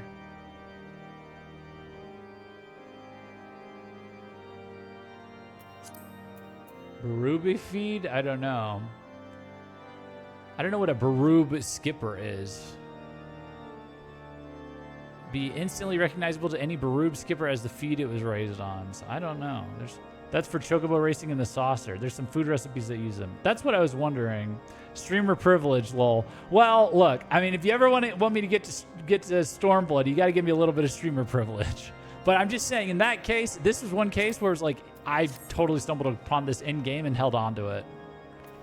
I was just like, oh, we'll need that for something. That seems rare. And lo and behold, here it is. Once again, you come to me with a troubled look. Tell me of your plight, and we shall see if my knowledge may avail you. Well, if these aren't Chisol greens, you have done well to find these, rare as they are, and you have something else to show me, you say? So I guess we use these for the gold saucer to like buff our chocobo if we ever want to get back to chocobo racing. I've seen many a head of Gaisol greens in my time. This specimen can be considered royalty among them. Well, I am thoroughly impressed, but what is it exactly you would have me do? Free my boy! So, that is the way of it. I am ashamed to call those zealots my countrymen, but come, let us compare the greens you brought. Bro's saying that while he's in their church. Though their outer leaves differ, their cores are identical in hue and structure both. There can be no doubting that these two specimens belong to the same family of foliage plants. I shall record these findings in a missive for you to use as testimony. There is no need for thanks. As a man of science, 'tis reward enough that I can do my part to prove those old fossils of the Holy See wrong. Those old fossils.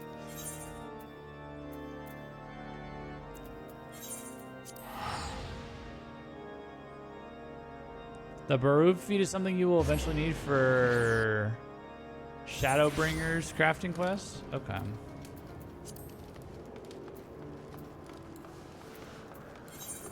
Well, like I said, I look forward to progressing these alongside the MSQ, you know, in the next expansion. I'll be very motivated to like kind of inspect every area as I like go through it. I'm gonna like clear out my inventory, I think. Like, and by clear out, I mean dump it all into my retainers. As much as possible, and then just start loading up on new shit, you know, as we go into these new Stormblood areas. Have you found a way to refute the accusations against me? Please tell me you have. Here you go. These appear to be Gaisel greens, but it's not a variety I'm familiar with. Wherever did you get this from?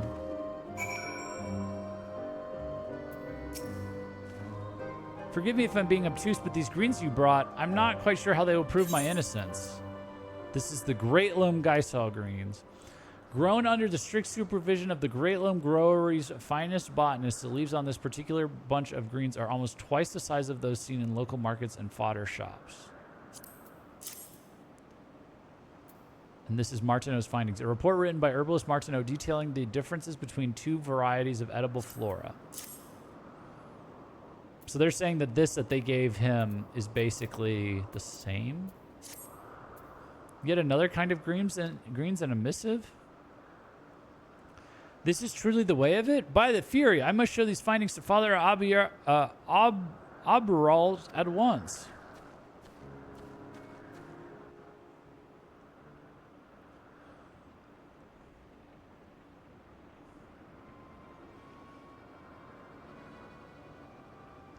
All the Gaisel greens found in Ishgard are the Near Eastern variety, you say? That is a most outrageous claim. Utterly ridiculous. What proof have you of this? My lords, please look upon these two bunches of greens. One is the Gaisel accused of being foreign, and the other is the wild Chisel found in Kurthus. Master Martineau, the Holy Sea's foremost herbalist, testifies that these two greens belong to the same family of foliage plants. 'Tis a small wonder, then, that the foreign variety has so thrived here, for it wasn't foreign at all. Nay, my lords, it was very much at home.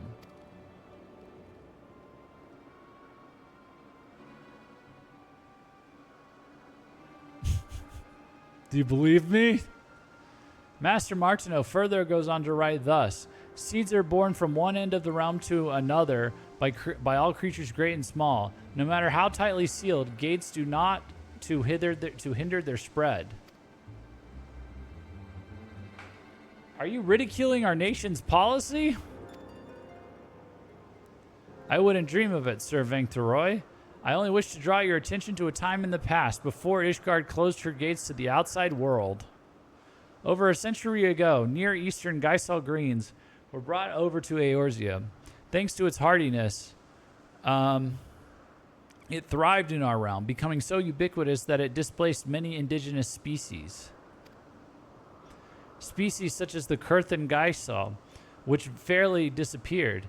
And indeed it would have had the Botanist Guild not continued cultivating it as a strain suited to cooler lands. These Chaishal greens found a new home in a faraway Gridania, and now they have found their way back home to Ishgard. Seeds know no borders. They will sprout wheresoever the earth embraces them. In this manner, Master Martineau ends his missive.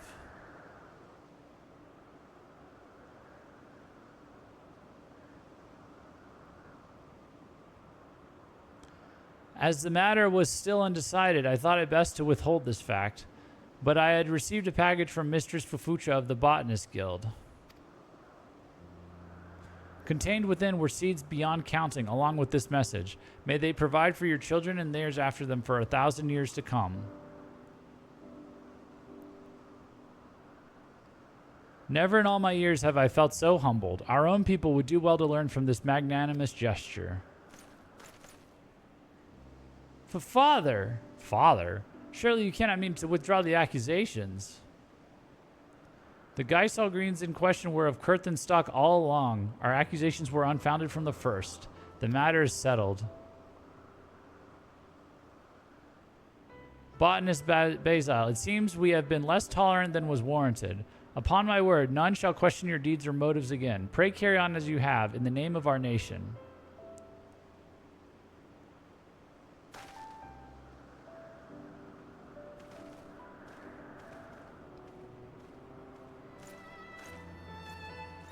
So it was all one big misunderstanding. I like how they made the botanist like the hippie quest line. That's kind of on brand. Borders no, or seeds know no borders, man.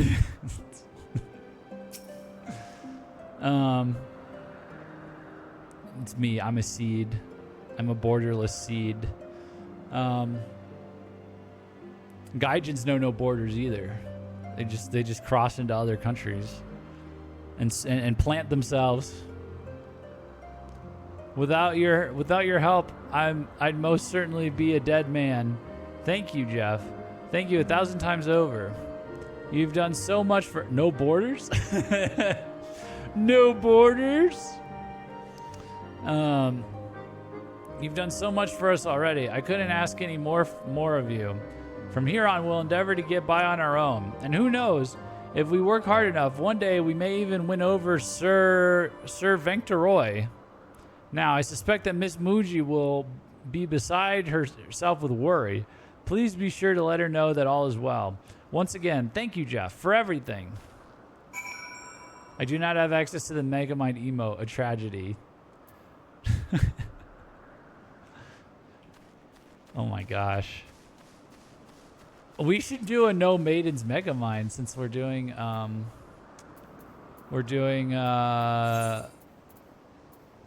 Dark Souls. Are there maidens in Dark Souls? There sure seem like it. Sure seems like there are. Since you're fighting that spider lady.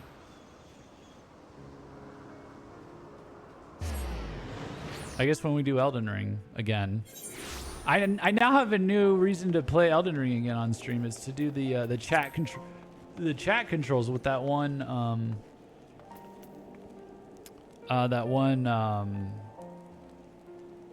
add-on that like lets chat activate stuff in your game.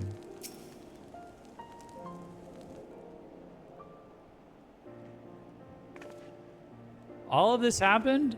Would that I had been there to see it all. And seeds and Seeds Know No Borders, I reckon I have the title for the final installment. Make no mistake, this clash between religion and reason will make for truly compelling reading. Ah, but I jest. I've got more sense than to invite more controversy than I already have. The article will focus on Basile's tireless efforts and the fruit born of the cooperation between botanists. With that, everything will be wrapped up in a neat little package. Speaking of packages, would that it didn't cost an arm and a leg to send those seeds. Now I've got nothing to show for my hard work. Huh? What I said just now, you mustn't tell anyone. I wanted to make amends for all the trouble I've caused, you see, and so I sent the seeds in Fufucha's name. Oh, I'm glad to hear that they were of some help to Basile. And with matters settled, our work here is done. You've been the best of subjects, Jeff. Without a doubt, this has been the most fulfilling story I've ever written, and I couldn't have written it without you. From the bottom of my heart, thank you. Oh, I've left your reward in Fufucha's keeping. Please have it from her when you go to make your report, as I'm sure you will.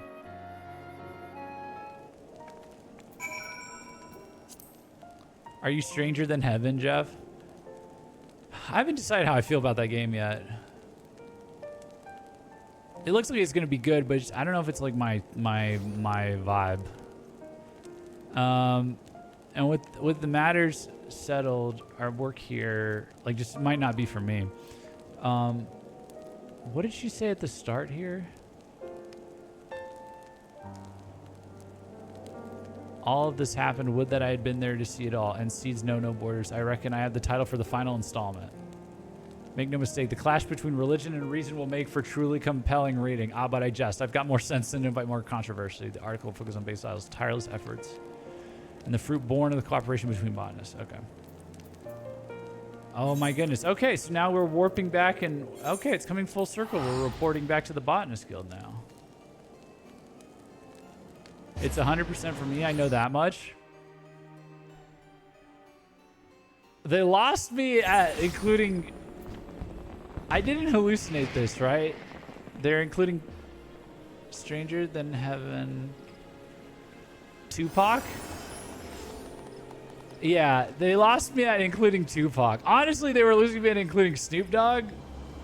Although it makes sense. But then they really lost me at... Tupac. Like, okay.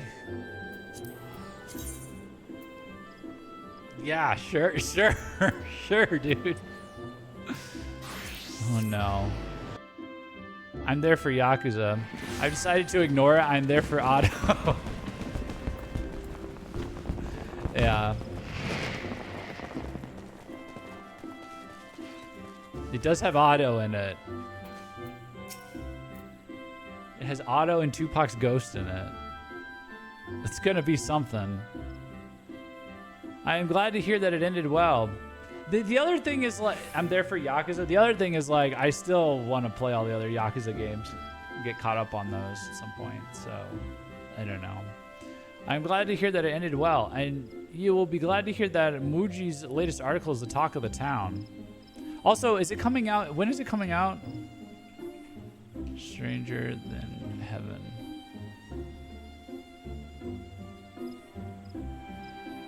January.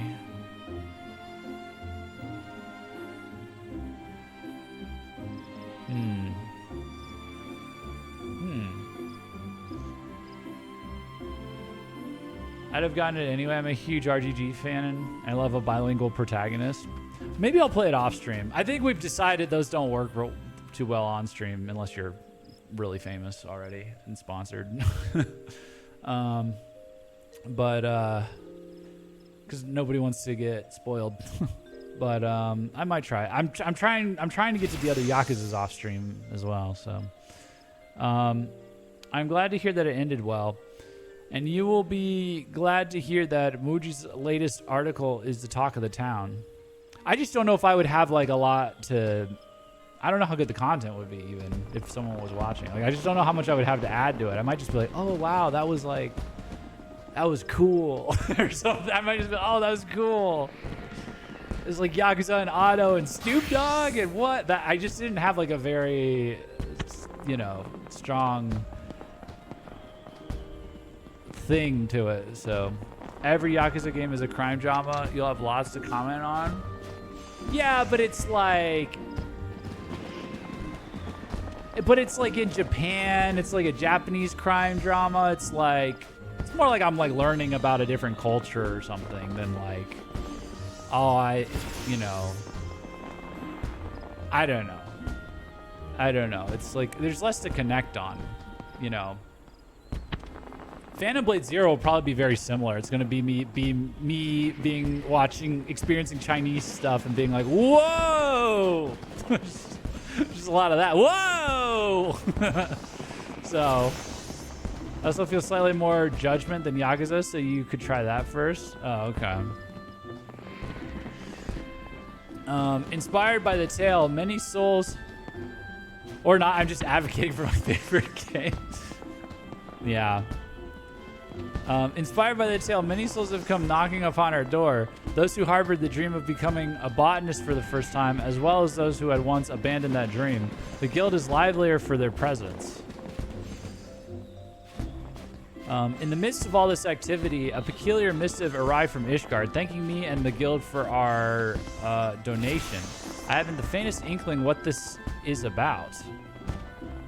Oh yeah, because she never sent the seeds. Her journalist friend did. Who will you attribute the donation to? Oh, I'm snitching. It was an altruistic reporter. A reporter? Oh, I see. It appears that even the most uninhibited among us may have a bashful side. And that reminds me, I have something for you. Your reward from Muji, doubtless hard-earned, and 'tis plain from your bearing that you have grown much from your experience. Promise me that you will continue employing your knowledge and skills in service to man and nature both.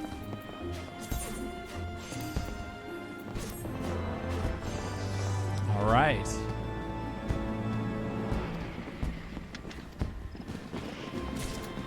Wow, so it comes back here. Fufucha would like to hear what you think of a certain town. Maybe a new town? There's a cute girl in the banner. What is going on? Oh, is that the celebration?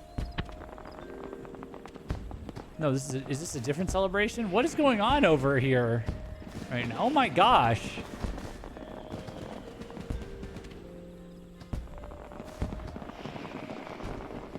I thought it was just in Limsa that they were doing this.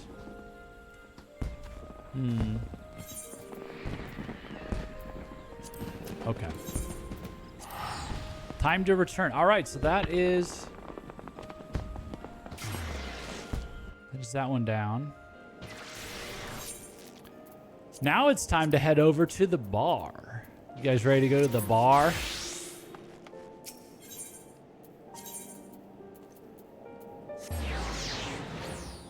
We have a handful of quests in and around the bar to do. The Forgotten Night.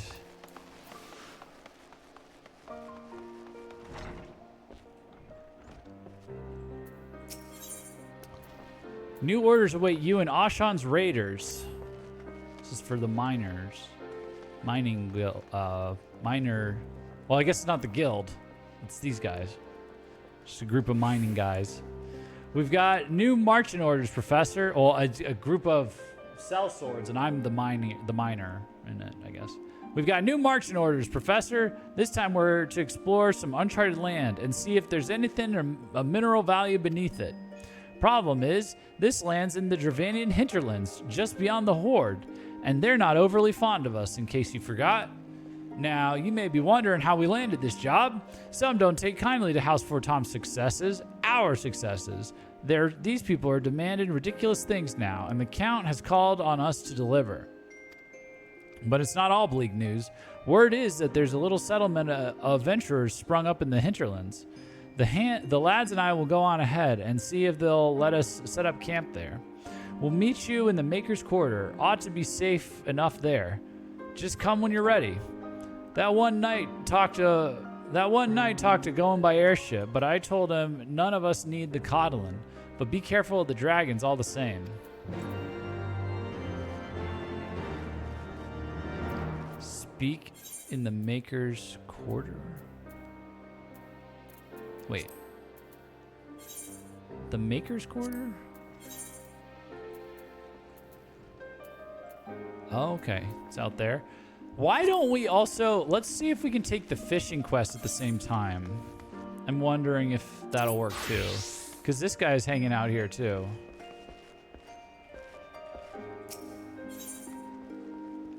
And Psalm, well, no, never mind. That looks like Camp Cloud Top. All right. That looks like the literal opposite direction. Okay. All right, we'll just keep them one at a time to avoid the confusion.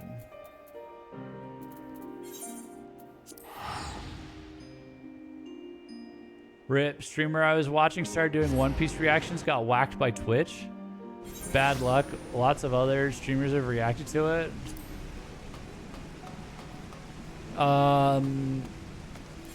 Didn't they like ban it at a certain point? Like a couple years back? Because all of them were just shamelessly watching anime. Like for their whole Twitch streams.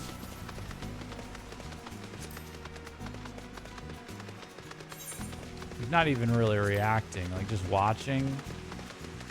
They're like, all right, chat, we're eating dinner and watching Yu-Gi-Oh!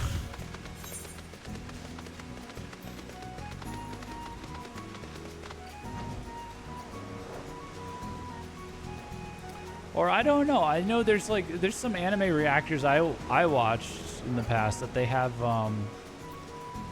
I actually had the guy from Rice and Ginger. He joined our chat one time. I think we follow each other on here. He was curious about Monster Hunter. But I thought they streamed there. I thought some of them stream reactions live. Like that Nicholas Dior. It's not Diorio, is it? Nicholas somebody? The New York guy with the tattoos. I could have sworn he streams. Nicholas Light, yeah.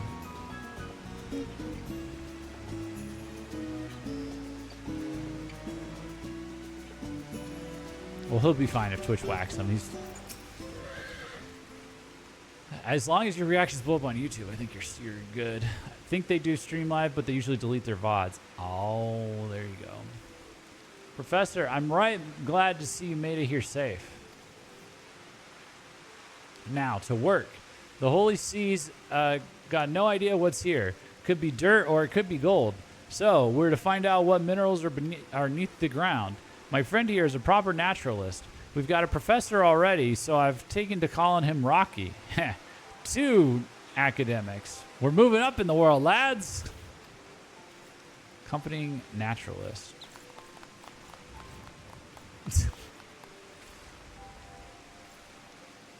Now, Rocky will need something to examine. Digging it up's your job, Professor. Get a few samples. 3 should do it, and bring them back here to me. Godspeed.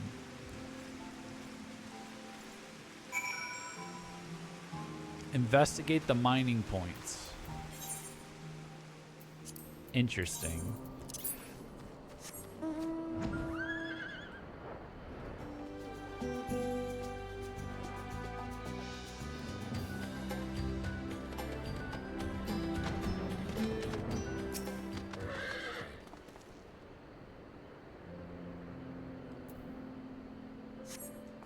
You obtain a chunk of unidentifiable ore from the mining point.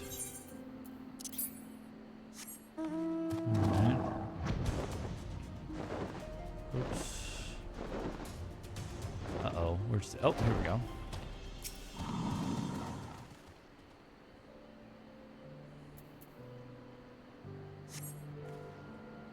Chunk of unidentifiable ore from the mining points. Oh, they're just all going to be around here, I guess.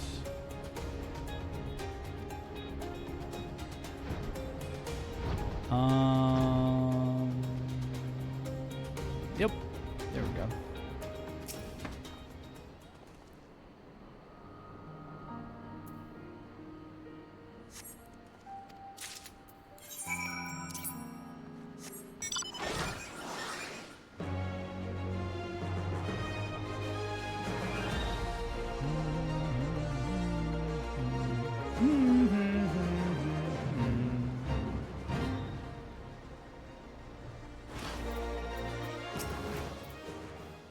Have you found something? Here you go. That's my professor. Now, Rocky, earn your keep. What are these samples? Dear me, these all contain hard silver. It's a metal worth twice its weight in gold. Why, if you but dig a little deeper, you might well find a mountain of the stuff. Ha! That's music to my ears. Professor, let's see if we can't prove there is a mountain beneath our feet. You know what to do. Find me 10 chunks of ore. I got it covered. I got it covered. I guess there wasn't a huge need to do these ahead of time. They're right in the same area. You're a wonder, Professor. Well, Raiders, let's pack up and get the hells out of here. Captain, we were attacked by mechanical men, and Hatchling gave chase. What? He didn't go by himself, did he? He did. That stupid, stupid boy. If he comes back alive, I'll beat him bloody.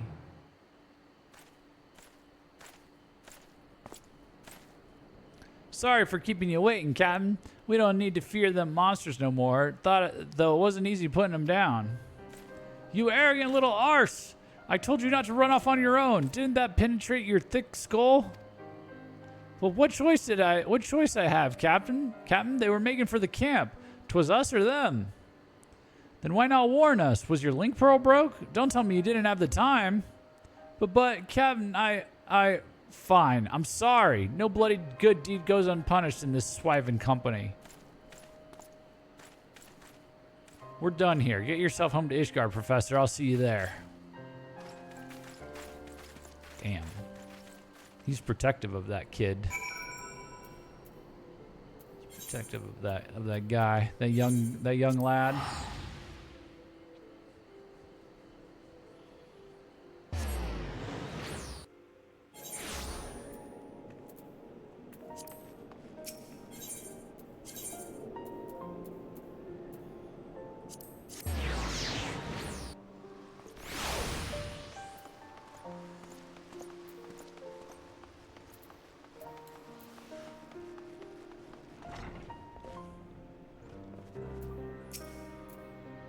Professor, thank you for today. You always do what I ask of you. Keep a level head and get your job done. Sorry about that business with Hatchling. Shouldn't have been so hard on the boy. I just wanted him to grow up proper, like my little brother should have. He was a raider too. Looked a fair bit like Hatchling as it happens, but he's long gone. I'll bet everyone and their mother's got a sad story, eh? That's sure to be a new job. There's sure to be a new job coming before long. I'll just drown my troubles till then. Oh boy.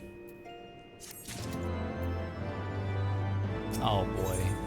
Come on, Mr. Grumpy. Heinrich has a look of gratitude on his face.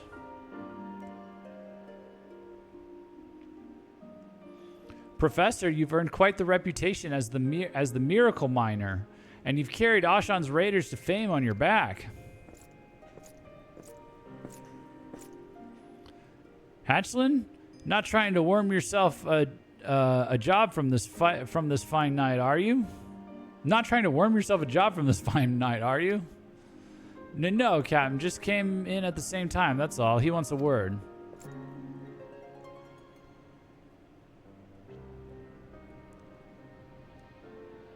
Allow me to congratulate you on your latest conquest in the hinterlands. Ashan's raiders are on the lips of every noble. Moreover, your successes have lent weight to the Count's message. Thank you, my lord. But did you come down here just to pay us compliments, or do you have more work?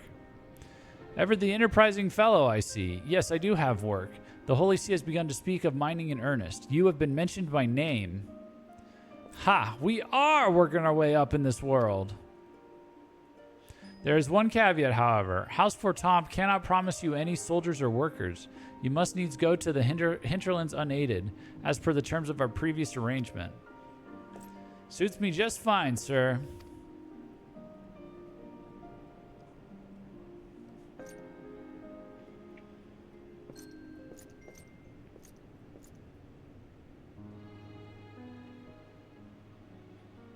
Captain, why in the seven hells did you agree to that? Wasn't last time dangerous enough for you?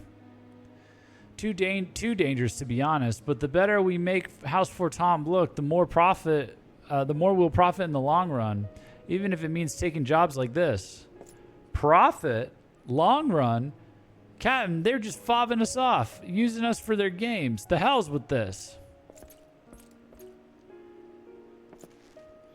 I've done my level best to raise him proper, and that's what I get for my trouble. Pig-headed arse. Can't find work if you explode just because you hear something you don't like.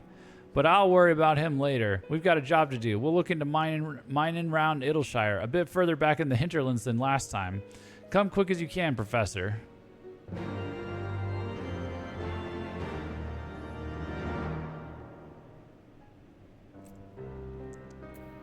All right. Idleshire. Oh. It's called The Whole Truth. Spelled H-O-L-E.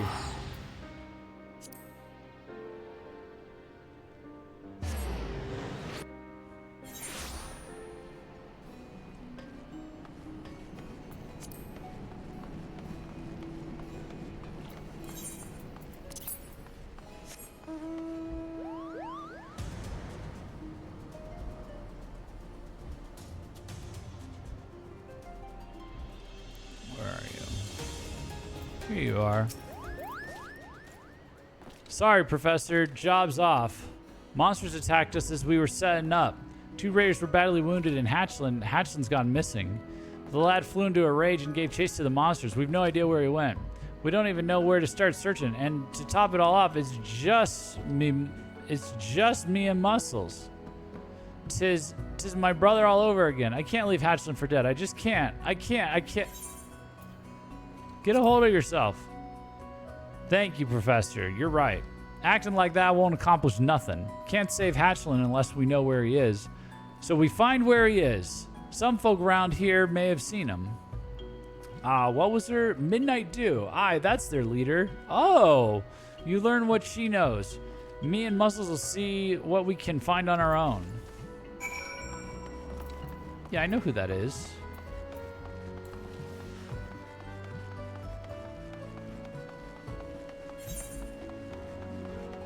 When did we meet her? She was like introduced for something.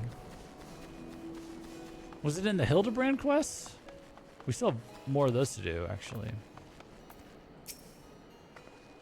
One of Heimeric's men has gone missing? That's terrible. Of course I'll help. As a matter of fact, a scout saw a lad legging it toward the ruling quarter not a bell passed. But ever since the last venturer went in and never came back, we keep away from the place. We haven't even got a good sense of what's there.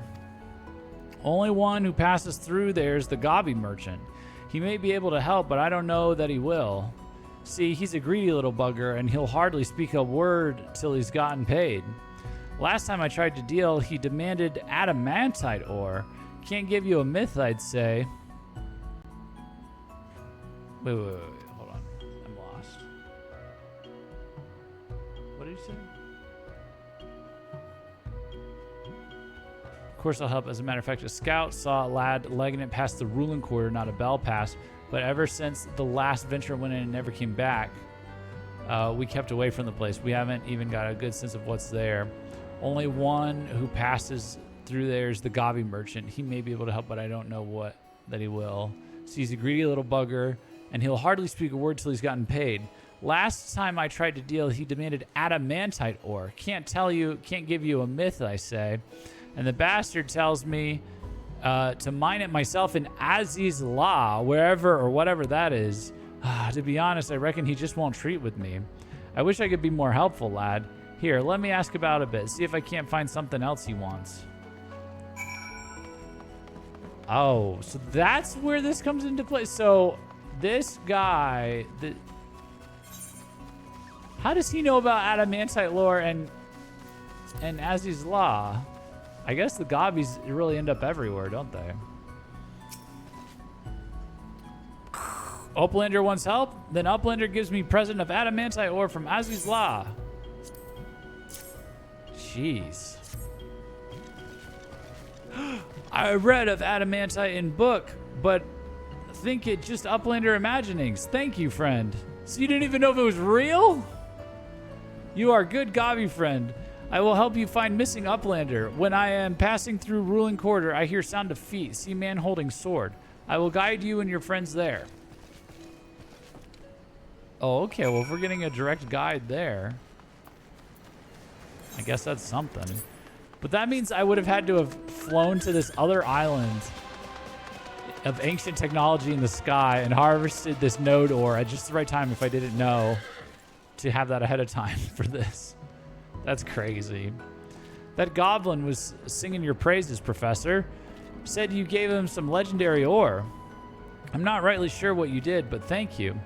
He's told us that he saw Hatchland running about the ruling quarter. Best of all, he'll guide us in there. Sounds like a perilous place, but we're bound to follow. Of course not. How would he know Azzy's Law was real? It's not like he can walk there.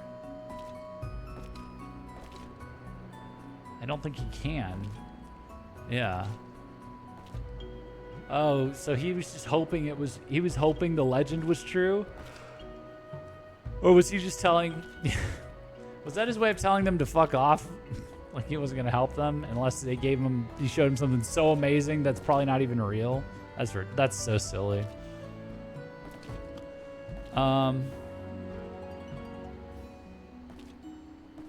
Well, me and Muscles are... Best of all, he'll guide us in there. It sounds like a perilous place, but we're bound to follow. Well, me and Muscles are. We'll clear out any monsters, so you can follow after us if you choose to. I just realized I really don't know the names of areas in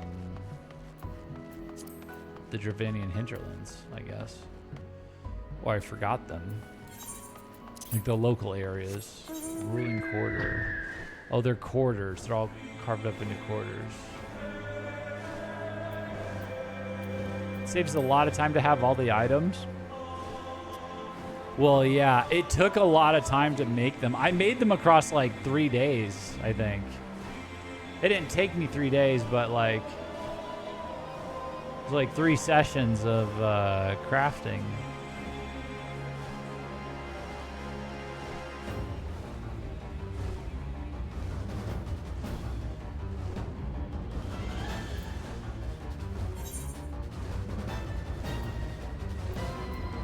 This is apparently up pretty high.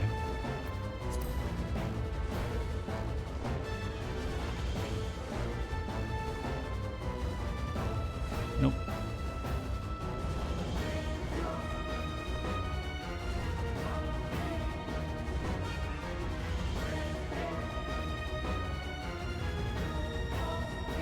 Oh, here we go. All right. Poor Hatchland. Professor, lend us your ears. Do you see Hatchland? Or sorry, dude. Professor, lend us your eyes. Do you see Hatchland? Captain.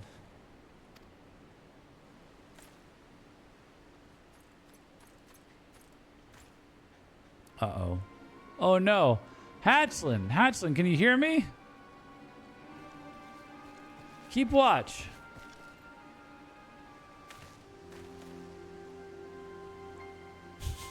Dude, that was like the most...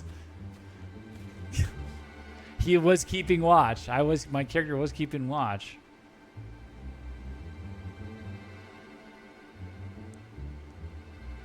Spotted him with your earballs, yep. Head on a swivel. Captain, last I remember was Fallen, and why'd you come after me? Do you really need me to tell you why, Raider? I'm so sorry, Captain. I never should have run off like that. If I'd only listened. We've a black mark on our record thanks to you, and you'll pay for it. But that can wait till you've healed. Aw.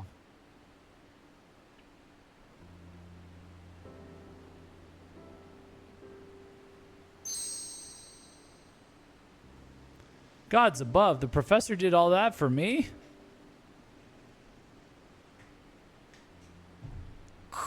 Uplander gives me desire of my heart, what I am longly searching for.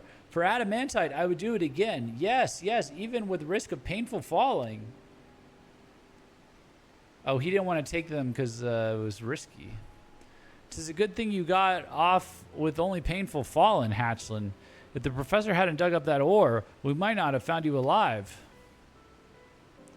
Professor, thank ye. I'm sorry for everything I put you through. Yeah, it's okay. I only flew up to a spaceship. Like a ancient technological spaceship, basically. Or air prison. What would it be? Airborne prison for gods? Hatchlin, I think I owe you a tale about my brother Gevhard. Gevhard? He joined my raiders around the same age as you. And he was every bit as cocky. Wouldn't back down from a fight nor take an order. But he was my blood. I did my best to rein him in. Research facility? Yeah, it's a research facility. Yeah, fair. I did my best to rein him in, but it wasn't enough. And one day, he went too far. It was just up in the western highlands. His temper cost one raider's life and put the rest in mortal danger, but off he ran all the same. So I left him. I had to. He died alone, and it broke my heart as a brother. But I'd do it again. It was the right decision as the captain. I'm glad we could save you, Hatchlin. Life, it don't give many chances like this. Oh, little bro. Well, that's enough of that. Muscles, help the lad up. Let's follow our merchant friend out of here.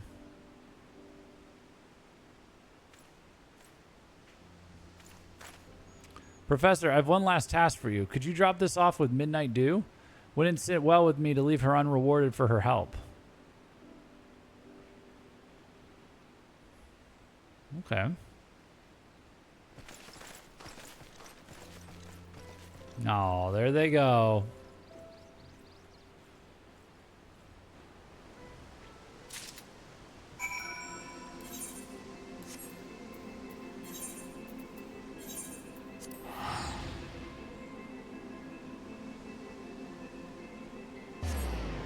Ooh.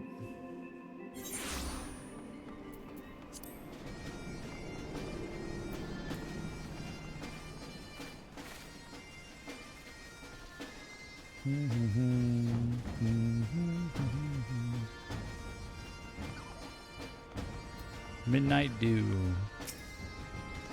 Well, what happened with that missing lad? Thank the 12 you found him. I appreciate this loot as well. The captain knows me too well. We go back a ways, and I know he'd have taken it hard if he'd lost a raider. Can't say I knew he had a brother, though. More than a few folk go missing in the Western Highlands. What'd you say his name was again? Gevhard? I knew him. He was here. It sounds familiar. Called himself a failed sellsword. He was dragging himself up the road when the Gobbies found him. They nursed him back to health, and he served Idleshire loyally in exchange for their kindness.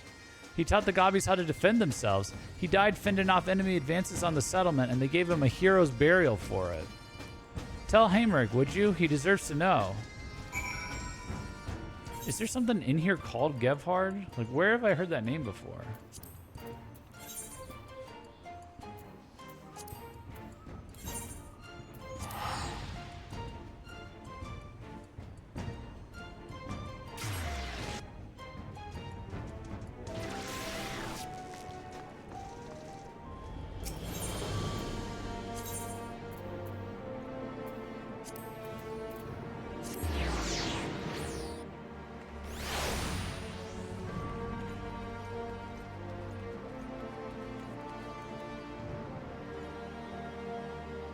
Maybe I'm thinking of Gava.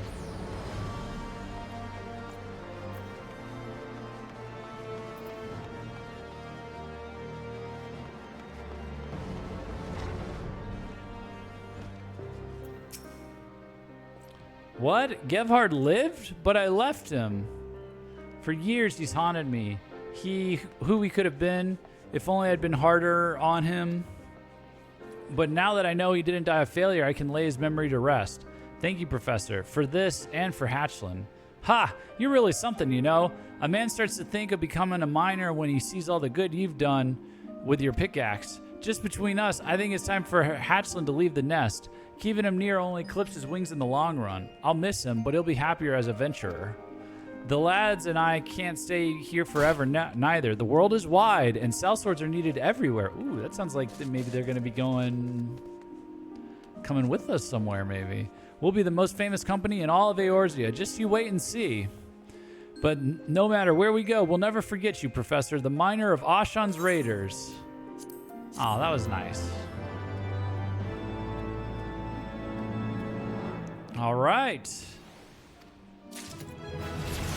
Oh, we gotta go. Well, I guess the next one will be in Adalberta. We'll be going back to the Miners Guild in Ul'dah. Okay, the next one we're gonna do is going to be the Fisher Guild. We have 1, 2, 3, 4. We've got 5 left. We're past halfway. Give me 1 second. I really need to use the restroom, and then we will continue. Sellswords are needed everywhere, specifically where the plot is. So true. And in FF14, the plot is everywhere.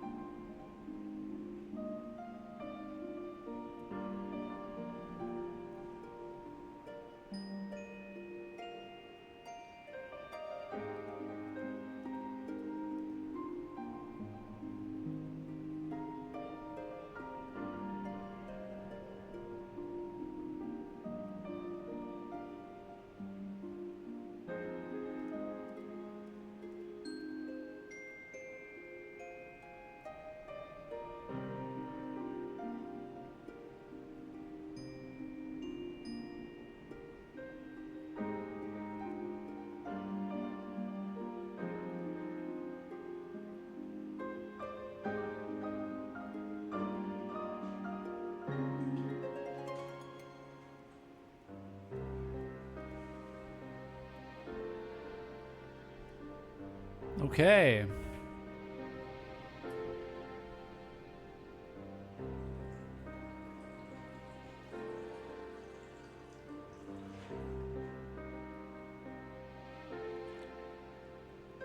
All right.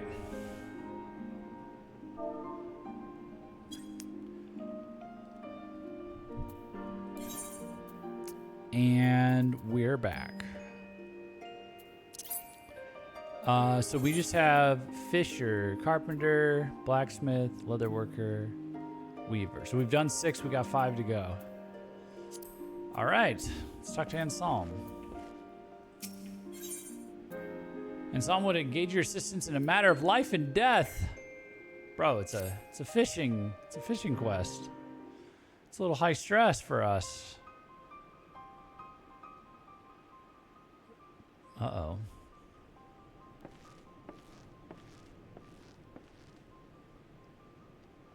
Jeff, your timing is impeccable as ever. Listen, we've got a bit of a problem here, and I'm going to need your help to get it sorted out. This gentleman here is an old friend of mine from back home in the domain of House Roguecarp. I've known him since I was a boy. The problem is home isn't looking so homely anymore. It all started when the Lord of Roguecarp Manor passed away. By all laws and customs, control of the estate should have passed into the hands of the elder of his 2 sons, but the fellow is away on his travels right now and has little interest in returning to the estate. That fellow sounds like you, Anselm. Just gonna throw that out there. But, of course, until he officially renounces his title or turns up dead, someone has to take charge of the house's affairs. Hence, his younger brother, the late Lord's second son, has assumed control as Lord Regent. But the boy is a dunderheaded fool. Whereas Lord Father was well respected by the small folk for his just and generous rule, this egotist rules only for himself, terrorizing the populace with increasingly outlandish demands. Take my friend here. For many years he has worked as the manor's head chef, feeding that monster from the day he slipped the breast, but even that hasn't been enough to spare him from his new master's spite. Slipped the breast. That's a new one. The Lord Regent plans to hold a banquet to welcome an envoy from the Holy See, and has demanded to be served a platter of letter puffer, a fish that has been extinct for years. And should my friend fail to provide the fish, his head will grace the platter in its place. His head will grace the platter in its place. Uh-oh. I cannot let him get away with this. There's nothing for it. I'm going to have to... Unless... Might there be another way? Jeff, I beg you, could you catch one of these letter puffers for me? It's a matter of life and death. The creatures may have been fished to extinction in Ishgard, but there's still a chance they survive to this day somewhere further afield. If only we knew more about their movements. We must needs speak with someone who has an encyclopedic knowledge of the migration habits of cloudfish. I know, Sissipu. While Wawalago's out fishing, she's always got her head in an almanac. Mayhap she'd know where to find them. My life is in your hands, my lord. If there's any help you can offer me, I'd be most obliged. If it's a letter puffer the Lord Regent wants, it's a letter puffer he'll get, but he won't get away with threatening my friends. By the time I'm finished with him, it is he who shall be the endangered species. Oh, shit. This took a turn. We were just hanging out and vibing with like a fisher girl for like the first 3 quests in this expansion. This took a turn. Damn. All right. My goodness. Dude, I don't know what's going on with the hair today. I like woke up with bedhead and then I walked outside. It's like the humidity changed in the mountains up here and my hair just went based. Yeah. He'll be the endangered species. Fishing is serious business. Yeah, apparently.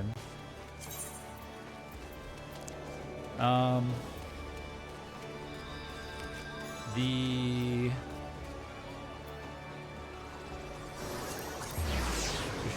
here we go. Have you tried turning it off and turning it back on again? I did. That's called getting it wet in the shower. And it still kind of came out like this. I don't know. This is why I don't shower every day.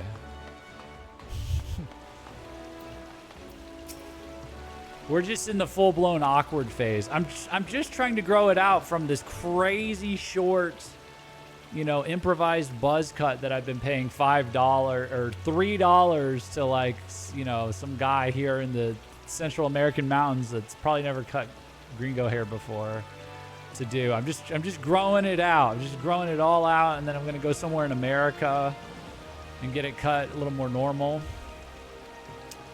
But this is the process. We're in the full-on awkward phase, I guess. It's like it's uneven because he would like bring up this side and let this side be longer, and then it would get combed up. So it's like longer here now and like short on this. It's just all over the place.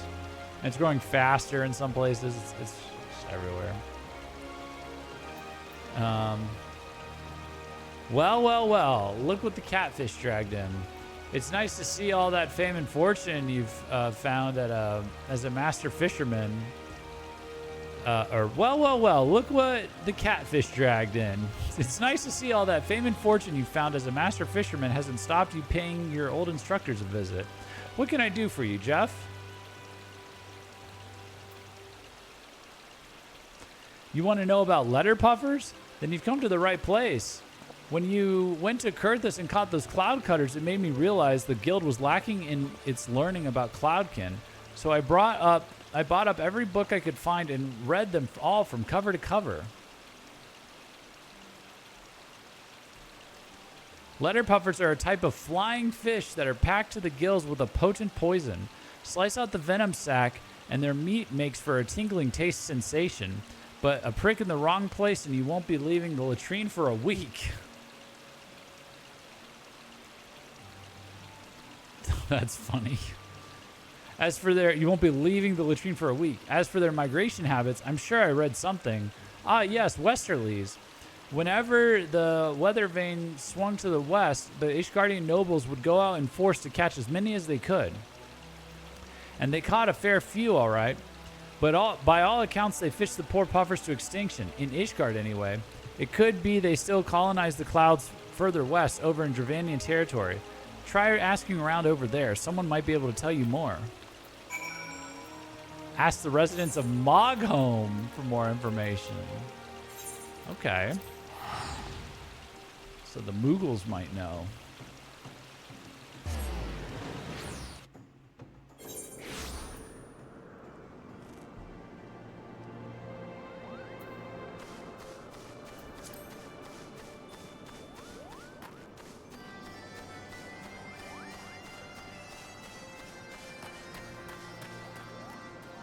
Where's the entrance here?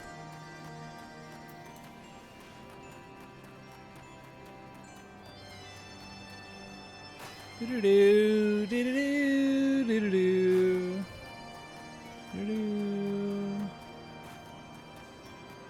Where are you? Oh, here we go. Mogto.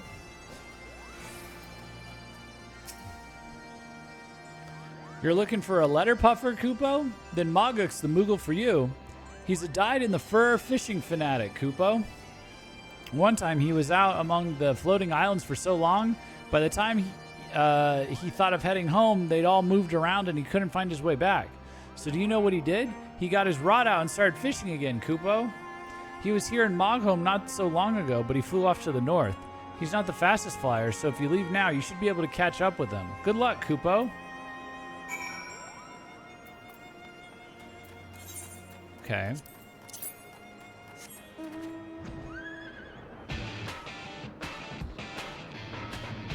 Let's see.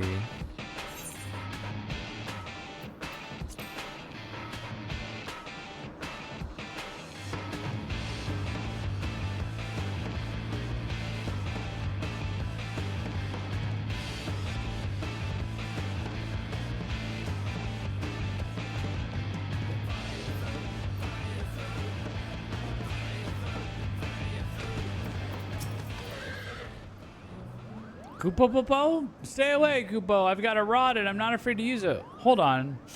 What's that appetizing aroma? You look like a here, but you smell like a fish. Who in the world are you? You're a fellow fisherman looking for a letter puffer? Well, why didn't you just say so, Kupo? Any angler obsessive enough to come all the way up here just for a fish is a friend of mine, and I think I've got some good news for you. Those letter puffers are alive and well, and they're right here in the churning mists. Why, I caught one myself just a few moons back. It looked so delicious I ate it up right there and then. Never again, Kupo. Those fish aren't just toxic, they're tricky too. I've only ever managed to catch the one, and even then that was an accident.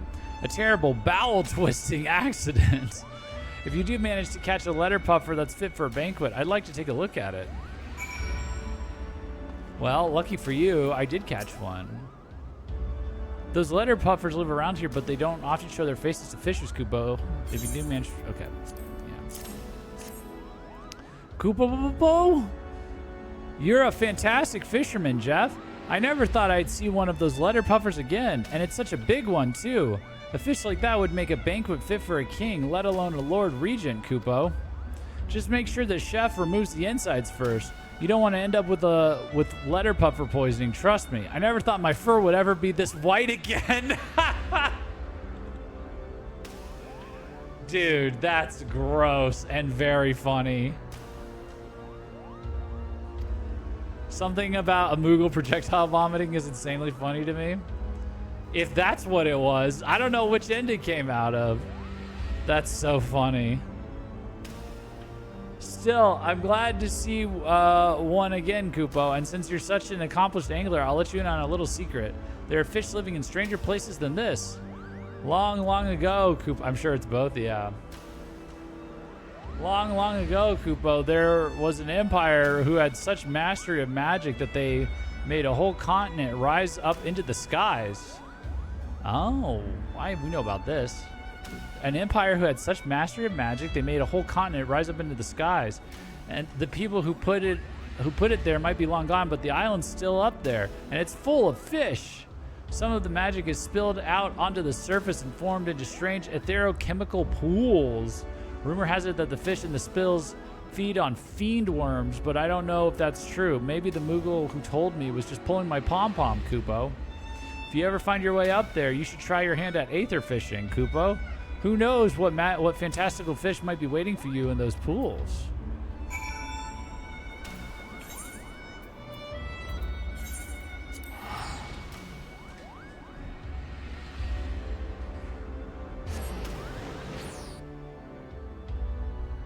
I might try more of like these new fishing options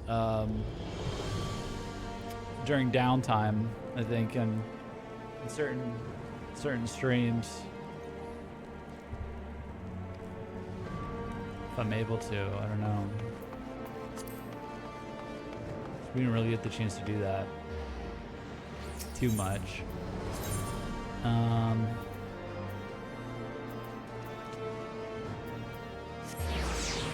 right, let's go to the Forgotten Night.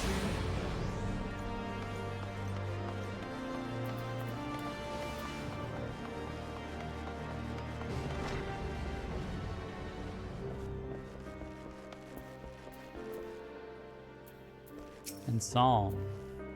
How goes the hunt for the letter puffer, Jeff? I've asked around the city, but nobody's seen spine or scale of one for many years. Maybe they really are extinct.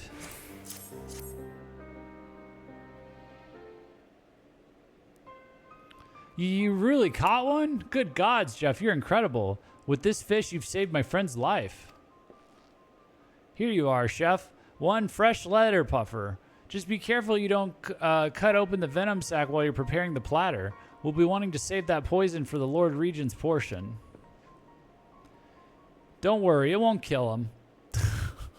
It'll just lay him low for a few days. And if you're afraid of arousing his wrath, then don't be. Just slip away as soon as the food is served and come to me. I'll protect you.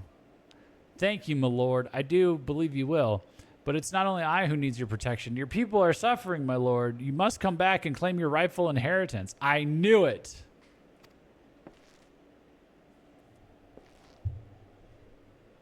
Hey, I thought I told you to keep quiet about that. Well, it looks like the coral's out of the bag, so to speak. I don't suppose there's any reason to hide it from you any longer, Jeff. That so-called Lord Regent who's terrorizing the small folk, he's my younger brother. Ever since he was a boy, he dreamed of one day taking control of House Roguecarp. He knew that I stood to inherit, and he hated me for it. That's why I went away, so that my brother's dreams could be realized and I could devote my days to fishing, free from the burden of lordship. But thanks to my brother's folly, that dream is over. My friend, I have made my decision. No longer will you have to suffer at the hands of that tyrannical fool. This time it is he that shall suffer. Thank you, my lord. The small folk will be glad to hear of it, I'm sure. I'll start spreading the word that you're coming back to us. It'll give them the strength to put up with your brother's demands a little while longer. Wow, this took a turn. I was not expecting this. Well, I think we've heard quite enough of my family problems. Now, Jeff, tell me all about how you caught that letter puffer. Magical pools on floating islands? If even half of what that Moogle told you is true, you're sure to find some pretty bizarre specimens there. I wager you're dying to try your hand at this aether fishing lark. And it just so happens that I've got a few of those fiend worms you spoke of right here. Don't look so surprised. You might be the better fisher, but nobody can best me when it comes to collecting bait. Now get yourself to that floating island before I collect them back. Oh, this unlocks aether fishing. Oh. Wow. You've now acquired the skill of aether fishing. Cast a line into a pool of etherochemical effluent and see if anything bites.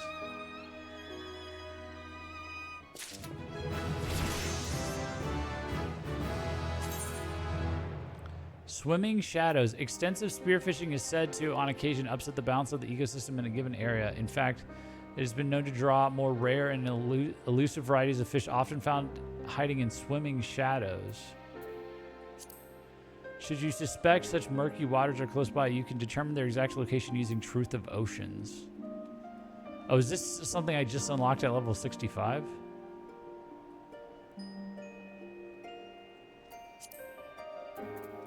Did I unlock it? Makeshift bait. Allows the execution of mooch even with average sized fish.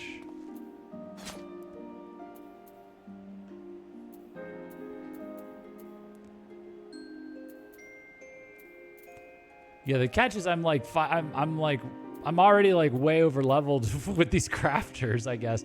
I didn't expect these quests to give me so much XP after I did them. I leveled everything up to the max level. Well, no, I had to level them up to like 3 levels over the max level needed for these quest lines so that I could use all the gear that Sasha gave me, actually. That's why it's so high level, I guess. And Psalm is agonizing over how to reclaim his birthright.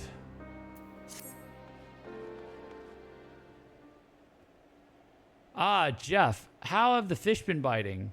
I've had so much on my platter recently, what with all the preparations to return to my ancestral home. I haven't had much of a chance to... Oh, hello, Jeff. I'm glad you're here. There's something I need to speak with you both about. It's your brother, Anselm. He's asked me to assassinate you. What? They brought the girl back for this? Oh, don't worry. I told him I wouldn't do it. After all, if I killed you, who would I beat in our little fishing competitions? Oh, okay then. Yeah, basically.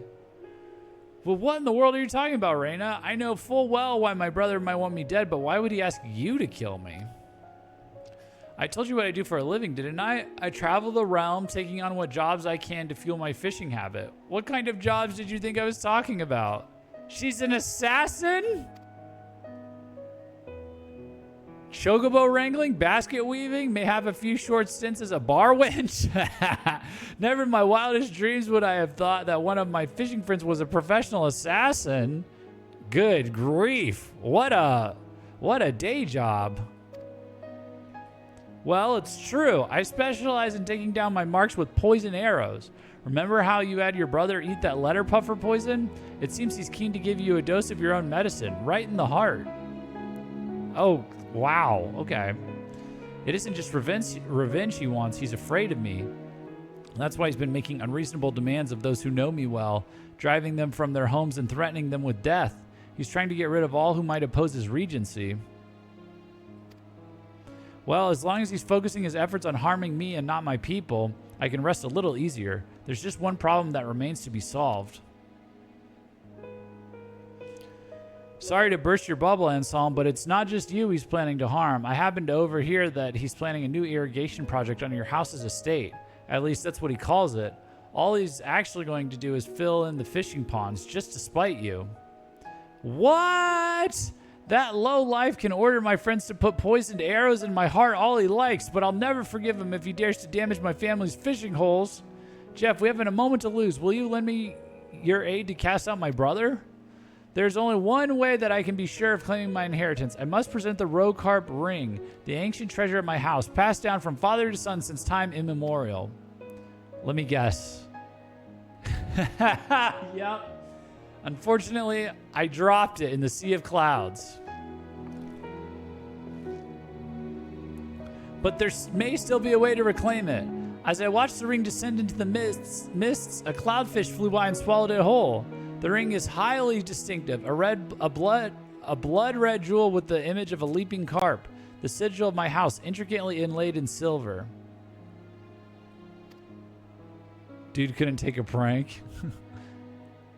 That fucker. For the fishing holes. So true.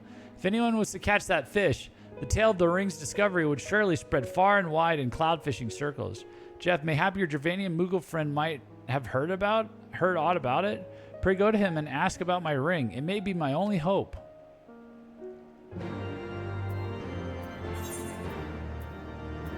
This is getting...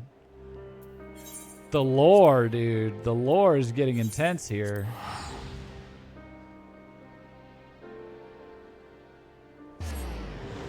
Some of these like meander and then fizzle out. Like some of these quest lines, and some of them they just fucking turn it up to 11.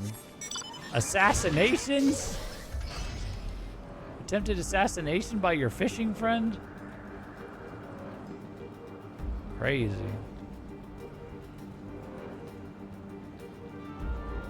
This isn't really what I meant when I said fishing is serious business, but I'm in. They take it very seriously here.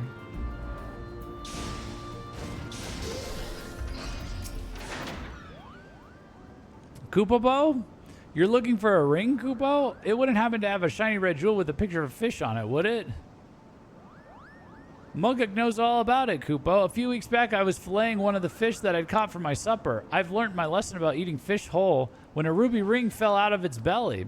Seeing how shiny it was and where I found it, I thought that someone must have been using it as a lure when their line snapped. I never realized it was an ancient treasure. If I had, I wouldn't have... The truth is, I don't have it anymore. A few days ago, I was fishing from a big floating island, and before I knew it, I drifted all the way to Abalathia, Koopo. There was a big birdman there who was fishing in a little pond, and one thing led to another. We decided to have a bit of a contest. A competition that I lost, Koopo. If I'd known he was such an expert fisher bird, I never would have wagered the ring, I promise. Will you tell Anselm I'm sorry? Oh, man. Goofball. Fish assassin. Better than assassish. Assassish? Yeah. It's a little better, yeah. Let's see. This is so dramatic.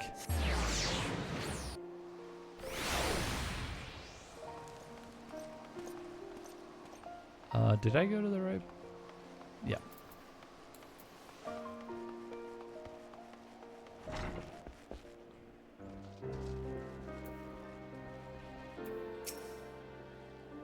What in the world? Maga caught the fish that swallowed my ring?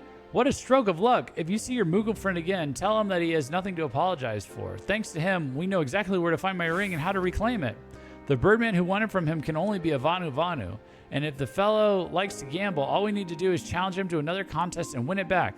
Let's head up to Camp Cloudtop to see if we can find this famous fisher bird. All right. There's a fisher bird. Poisoning someone is one thing, but to ruin the ancestral fishing holes, this lord must pay dearly for his crimes. Fisher friends, assemble! So true. I feel a little bad, like, having caught the fish already. I definitely caught it and didn't buy it on the market boards. But now that we've unlocked aether fishing, if we have time at the end, I might go try out that aether fishing.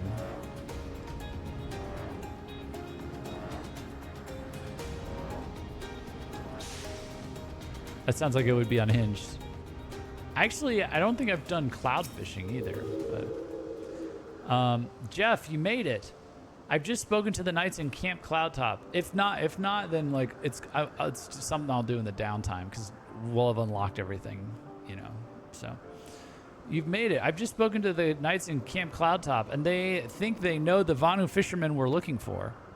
Apparently, they often see him fishing on a floating island away to the east. However, the way they tell it, we might have some difficulty getting there. You see, the island the Birdman likes to fish on isn't connected to the mainland. The only way to get to it is by flying. Anyway, let's head over and take a look for ourselves. Oh, and here, take this rod. I made it myself. The Vanu aren't known for their hospitality, but a gift like this will surely stoke the fire of friendship in the heart of any fishing enthusiast. How are you guys getting over there? I can fly.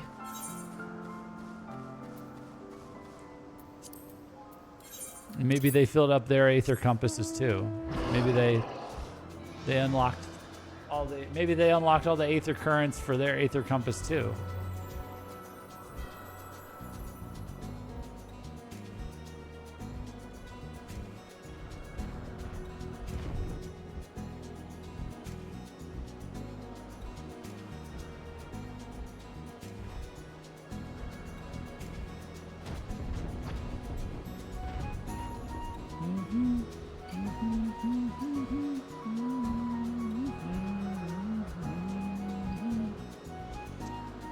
Oh shit, look at this. I didn't know this was here.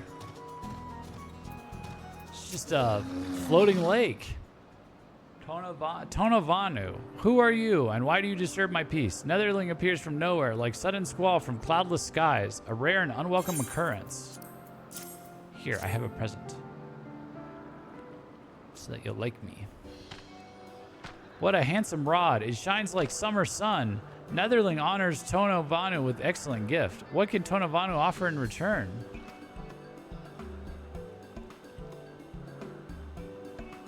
Netherling desires return of Roadcarp ring? Netherling asks much of Tonavanu. Tonavanu wins that ring fair and square. If Tonavanu returns the ring, he returns to Moogle, not to Netherling. That is, if Tonavanu can return at all. In truth, Tonavanu has ring no more. Tonavanu uses ring to fish for Bullfrog, but as soon as Bullfrog bites, big cat killer comes along and strikes like lightning, ripping away Bullfrog, lure and all. What is matter, Netherling? Tonavanu sees storm clouds gather on your brow, as if your face comes on to rain. Why do you want red rings so? Evil man with icy heart threatens to destroy fishing holes. Netherling is true friend of fish to sadden so, and any friend of fish is friend of Tonavanu. Tonavanu helps you catch cat killer and get back ring. First, Netherling needs to catch big bullfrog. Bullfrog is cat killer's favorite food. Use big bullfrog as lure to catch cat killer. Cat killer that swallows Roadcarp ring is fierce like raging tempest. Netherling will show it when Netherling sees it. We'll know it when Netherling sees it. Tonavanu smells Netherling's friend waiting on mainland. He sweats more than Moogle in noonday sun.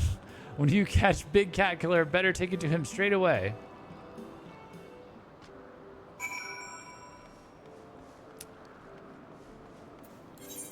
Well, it sure is fortunate that the cat killer I found on the market board is the one that has his ring in it, right, guys? Listen, we're pressed for time. Otherwise, I'd do it. Otherwise, I'd do it on stream. We've come all this way to the Sea of Clouds, and we've finally tracked down the Vanu fisherman who has my ring. The rest is up to you, Jeff. All my hopes and dreams rest at the end of your line.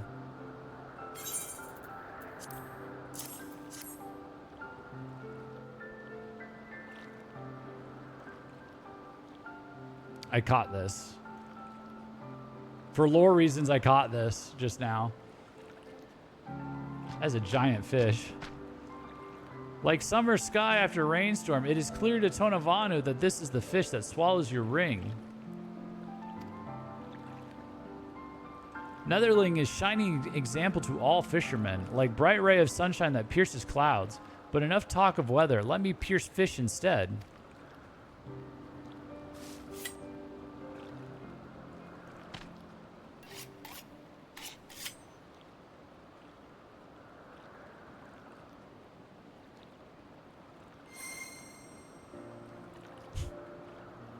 Nice. The rogue carp ring. The very same. The treasure that will secure me my birthright and let me take my rightful place as head of my house. My brother isn't the type to go quietly, but this ring should be enough to silence him. I shan't let him terrorize the small folk any longer. I suppose my lord won't be going on any more fishing trips in the near future then? You may be right. If all goes to plan, I should be able to spare my family's fishing holes from my brother's wrath, but I doubt my new lordship will leave me much time to enjoy them. Do not wilt like flower in drought, noble lord. Just as a hurricane has its eye, so the most demanding duty has its moments of peace. Whenever you find yourself in such a time of calm, let the easterly breezes blow you back to my island, and you may use it as and when you wish. Aw. Fisher bros. Truly, you would allow me the use of your fishing hole? You two are a friend of fish, and any friend of fish is a friend of Tonavanu. We are brothers in fins, and even the wildest whirlwind could not tear that bond asunder. Tonavanu's fishing hole is yours to use as you please. Tonavanu only asks that you let him visit your land sometime. A lord who likes fishing so must have some secret spots of his own, yes? Aw. Ah, it's to get his secret fishing spots. You'll let me fish in your fishing hole so long as I let you fish in all of mine? Haha, you drive a hard bargain, Tonavanu. Well, all right, but if you want to keep your presence in Ishgard a secret, we're going to have to get you a change of clothes.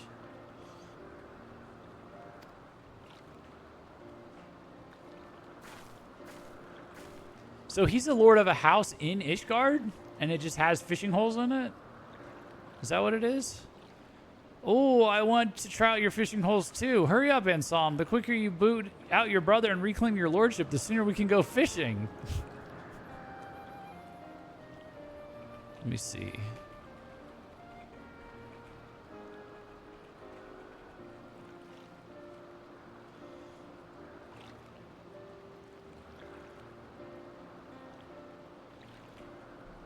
House. Oh yeah, it's just a house. It's like house rogue carp. I guess that makes sense. I don't know why I thought he was from Gridanium. Or like Limsa or something. I guess he was in Limsa. True motivation, yeah. You make it sound as if it's a foregone conclusion. Even with the rogue carp ring on my finger, my brother and his cronies aren't like to leave without a fight. It may be many a moon before I can undo the damage my brother has done. Oh, stop your grumbling. You've got the ring back, and Tony here has given you permission to use a secret fishing hole. What have you got to complain about?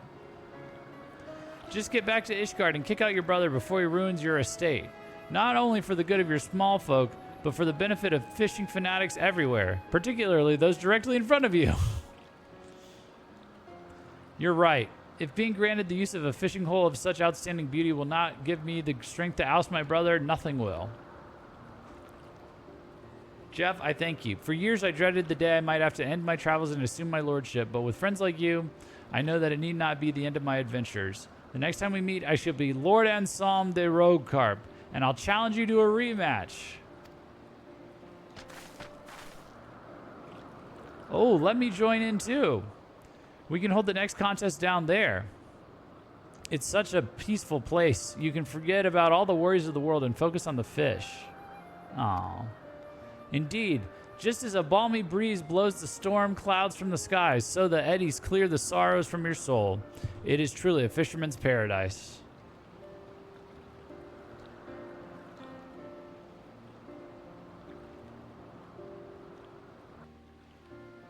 So we're not even... Oh, they're just ending it like that.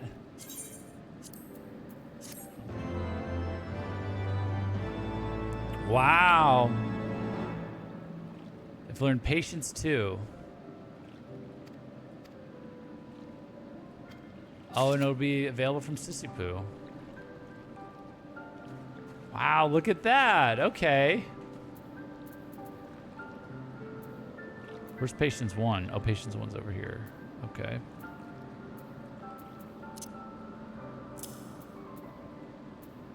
Increase the chance of landing a large-sized fish by 80% while reducing hook efficiency by 75%.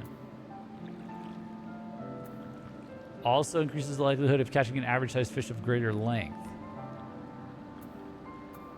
Interesting. Wow.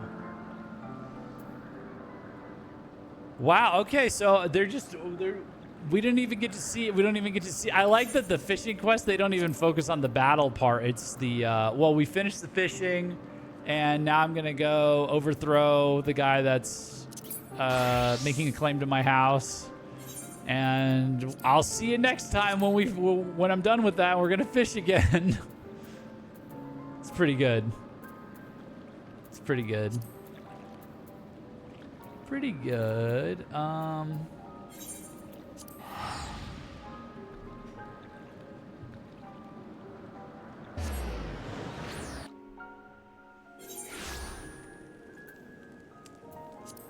Let's see. Oh, we need to go to the broom now. We need to do carpenter.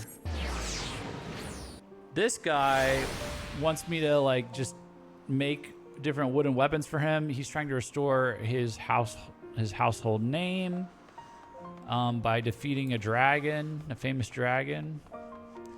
And his brother is, or his son. He's doing it for his son. His son also just wants his dad to stop endangering himself. It's kind of a sweet story so far. So, Bartholomew.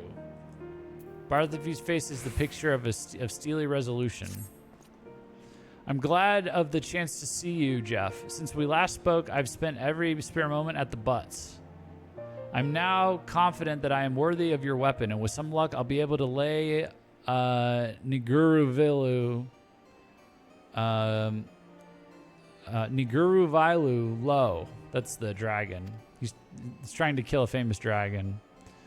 In fact, I'd have already left to do so, but the bow has gone missing. Haven't seen Philippole today either. You don't think? Quickly, help me search. I'll look for the boy around the broom if you take the holy stables. Holy stables.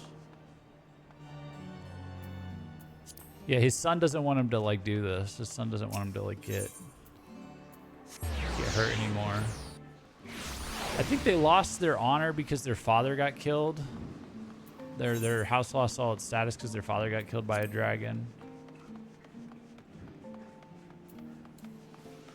Or something.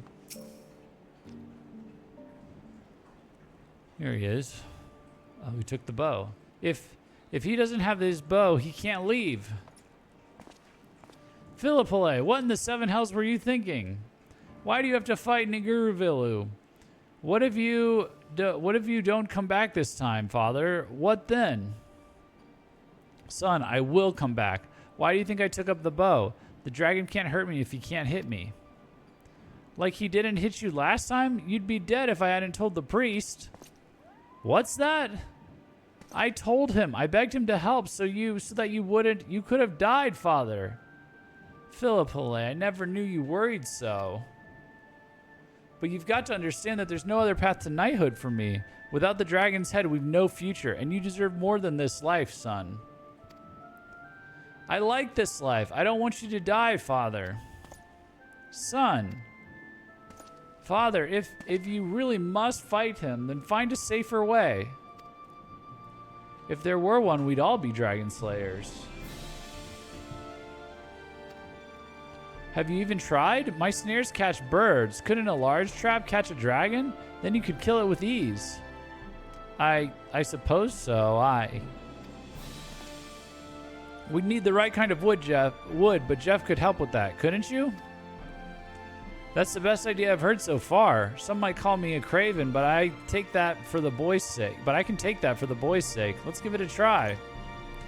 Can't leave them all alone, like I was. We'll need your help, Jeff, and good lumber for Niguruville.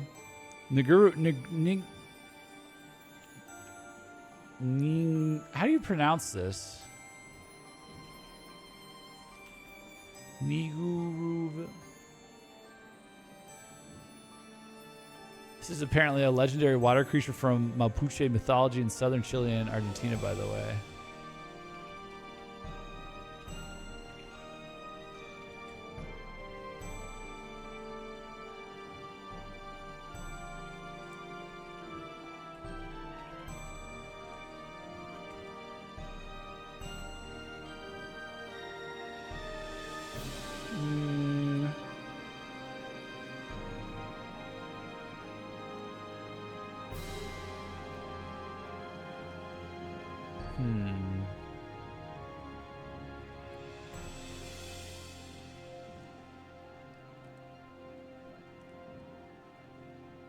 I don't know how to make this NG noise. Nuruvilu? Nuruvilu. I think it's like that. Nuruvilu. Okay. For Nuruvilu, I'd say 3 links at least.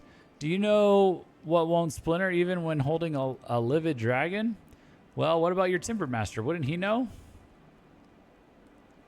Nuruvilu. Nuruvilu.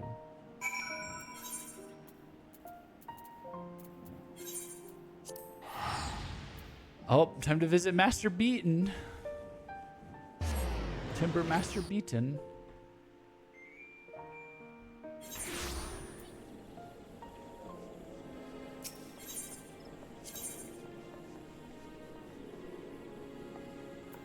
Oh, wait, we're right here.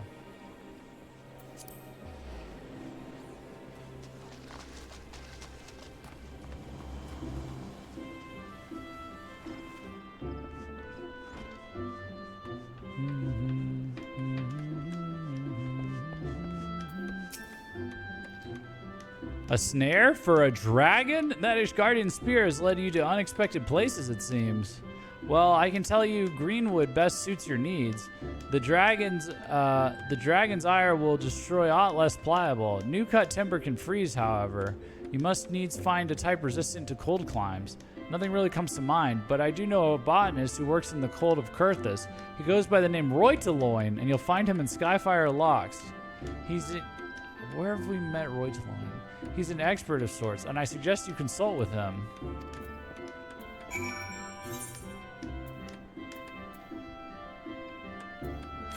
Oh.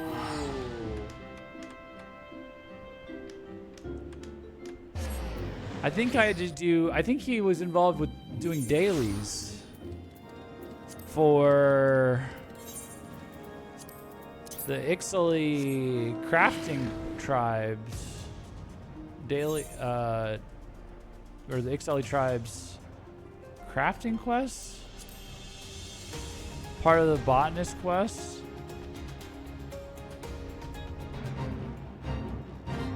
Oh, maybe it's just that. Maybe it's both, though. Let me see. I'll know. If he's over here. No, I had to talk to this guy for, like, dailies as well, I think. Or I'm thinking of somebody over here. No, I would talk to him for one, and then there was an Ixaly over there for another. By the end of the Ixaly tribe dailies. Out to trap a dragon, eh? Well, you certainly don't want for ambition. I believe birch would be best for your purposes. Maybe. Or maybe I'm mixing them up. I don't know. The wood doesn't share the beauty of oak or teak. But it has no equal when it comes to flexibility. Moreover, it absorbs little moisture as a greenwood and will not turn brittle by freezing. Delivered the links of birch lumber to Barthoview. All over it. All over it, dude. Boom.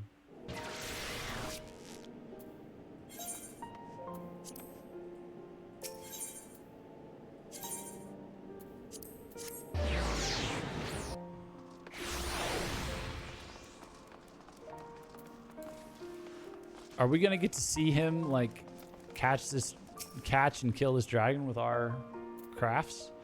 Have you had any luck finding the proper lumber, Jeff? Birch, eh? If it's as flexible as you say, Neurovilu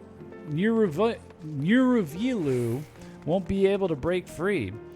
I think I can build a fine trap out of this. No doubt you went to some trouble. Here, have this. It's not much, but hopefully it shows my thanks. Now, let's see if I can't get that dragon, eh?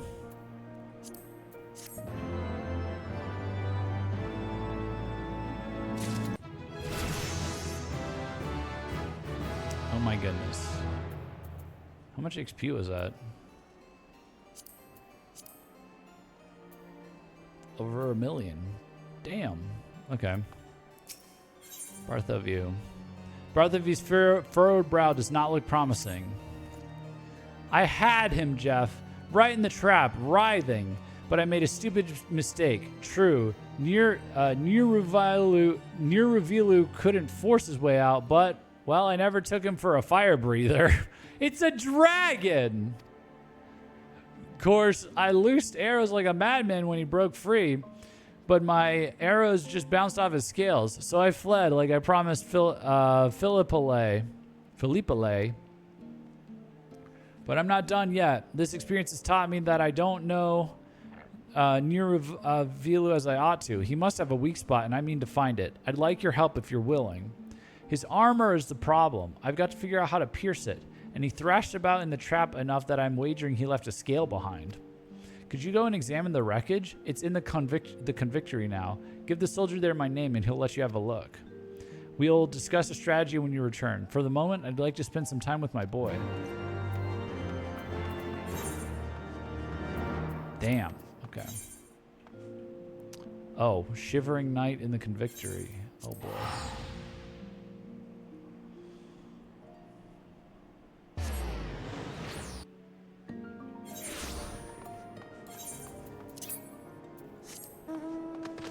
Oh boy, oh boy.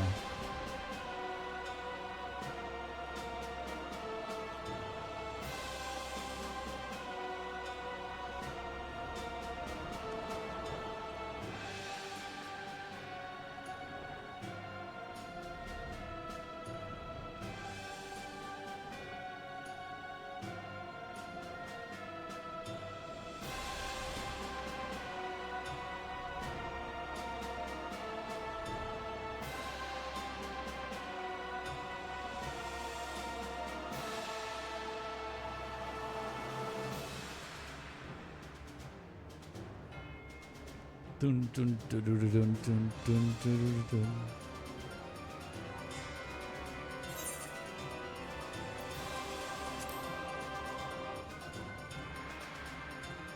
The Ifrit soundtrack's pretty good, I guess. It's a little underrated, in my opinion.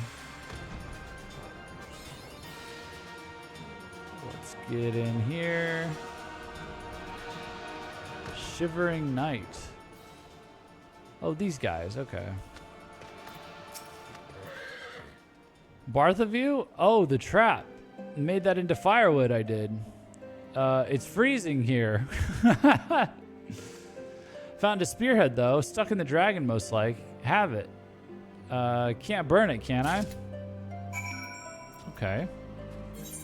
Deliver the spearhead to Barthoview.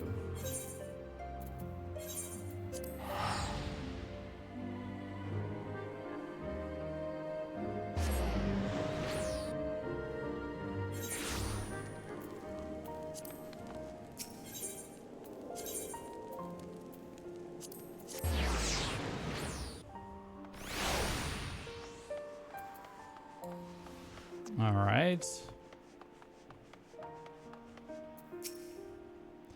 Well, did you find Neurovilu's scale? Ferrite spearhead.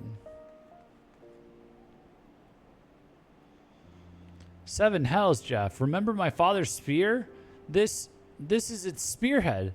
This can only mean he fought Neurovilu. But that means Neurovilu killed him. My father died a knight's death. Father must have driven this lance into Neurovilu. It stayed in the dragon's body, even through his 20 years sleep. Damn. When the dragon awoke, he flew somewhere over the shroud where the shaft fell. Only the spearhead remained. Oh, that's right, because they found... Oh.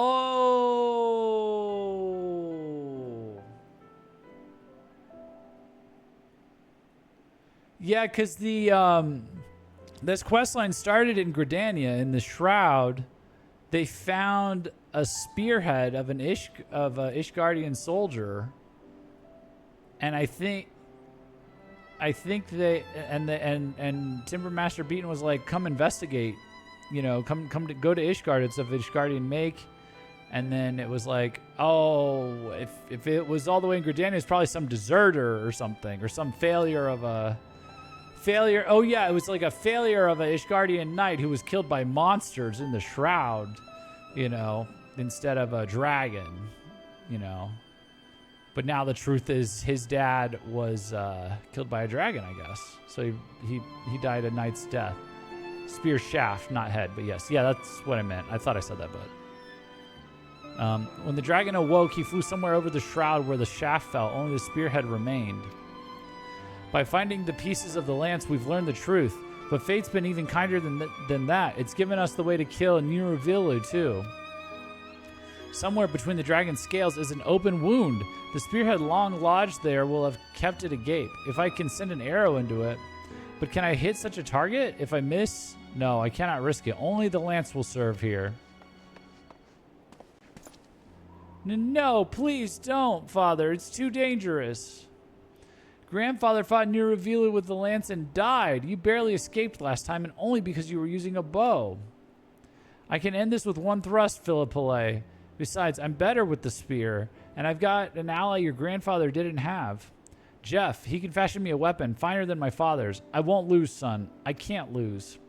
Fine, die. See if I care. Oof. Son, I'm sorry, but my mind is made up. Jeff, I need a new lance. My father's was Furite, but I wish for an adamantite trident. It's worth the gill, even to dip into my reserve coin. And if it allows me to clear my father's silly name, you can name your price. In order to complete this quest, you must have learned the advanced recipes contained within Master Carpenter 3. Mind you, the adamantite you had to collect for this is on that floating Aziz's Law area, which is crazy. Actually, hold on. Let me show you what I had to craft for this. 3 adamantite nuggets. It's actually not... This one wasn't so bad, actually.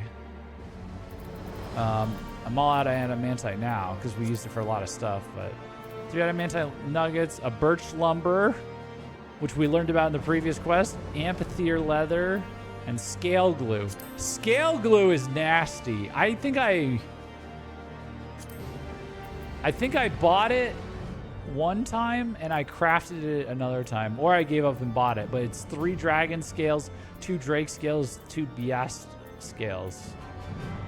So should have really been killing more stuff, more mobs. I'll have Niruvilu's life for my father's, Jeff. Go. This is what I need. A spearhead keen as a dragon's claw and a sturdy haft welcoming to the hand. Even from you, this is better than I dreamed. I guess horse glue wasn't good enough. Nope. Dragon glue. That's what they needed. Scale glue. And a sturdy haft, welcoming to the hand. Even from you, this is better than I dreamed. To slay Niruvilu, I'll have to drive this into his heart through the wound my father left. I have no doubt I can do so with this. I'll lie in wait for the Dravanian where he hunts, to the north of the Convictory. But I've got one last request to make of you. Philippole will be sulking around the holy stables. Please tell him why I'm doing this and that I will be coming home. Okay, Philippole. This guy's still in the factory.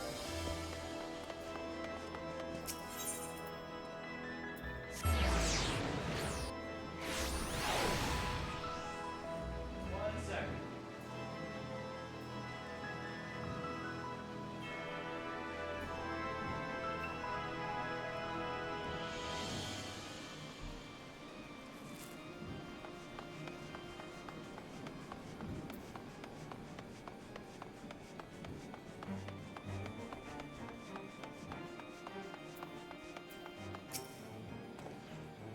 For grandfather's honor? He really said that? He's never even said anything nice about grandfather. Milksop, Lackwit, traitor even. But maybe he always believed, secretly. All right, I'll believe in my father too. Oh yeah, because they were all calling him that because it was like he got got killed by, they thought he got killed by a regular monster, not by like a dragon in battle in their holy war against the dragons. All right, I'll believe in my father too. I can't just sit back and wait for him to come home, can I? Please come with me to watch him, Jeff. Oh, yes. This is cool. If we're going to be able to watch him kill the dragon with the crafts that we've made for him, or with the spear that we've crafted for him.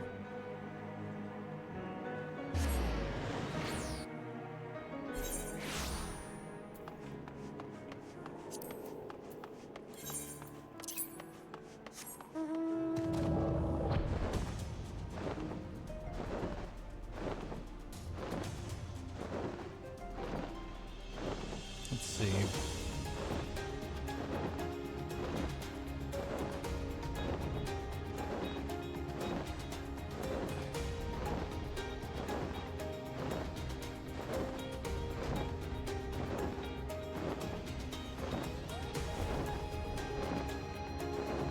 Just go through here.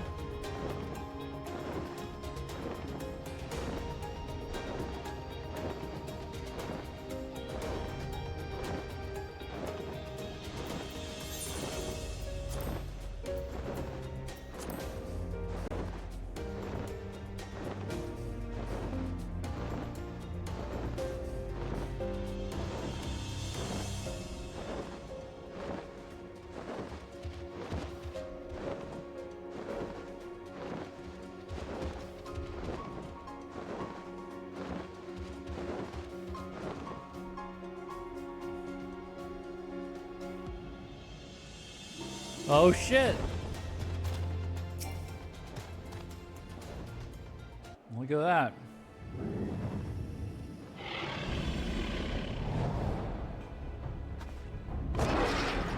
Get him!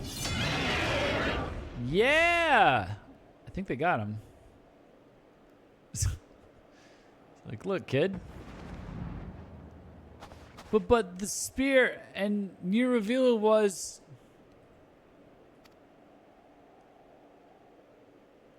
Yeah, let's go. I crafted that.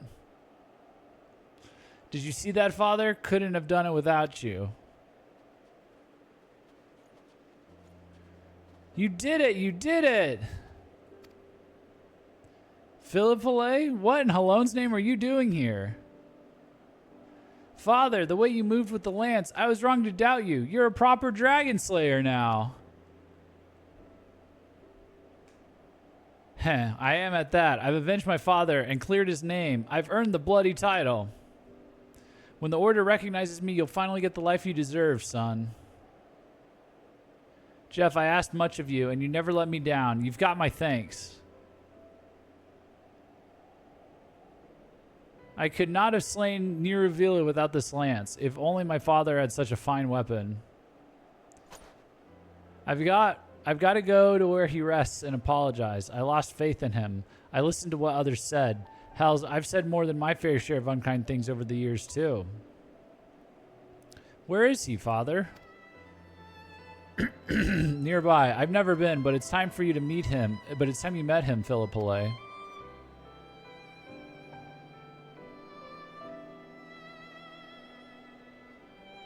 Oh, that's wholesome. That's good. I like this one.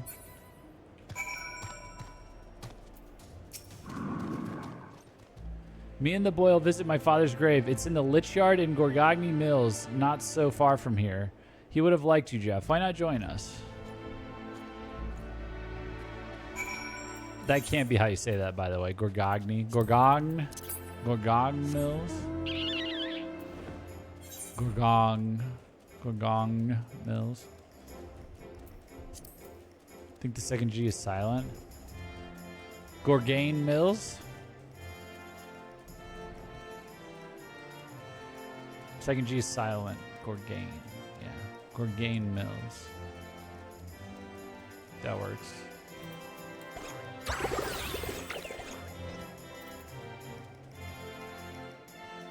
There's too many syllables in this game. Well, this is like the French-inspired area that we're in. Limsa Lominsa, where we started, that was like old Scottish. So you meet people who are named like Blowfacewin and stuff like that. I don't even know if it's old Scottish.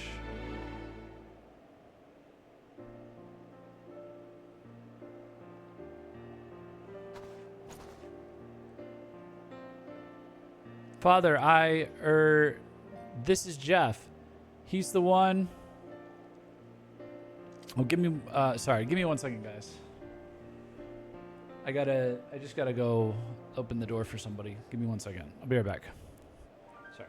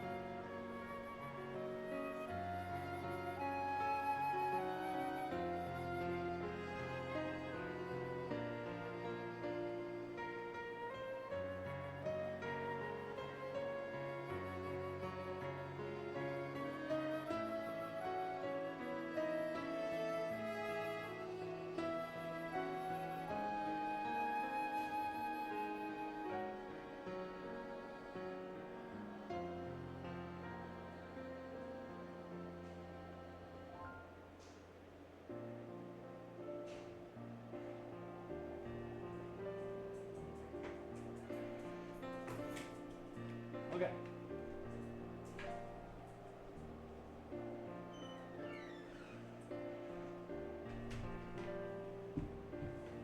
Jeff getting stabbed at the door? Please. Please.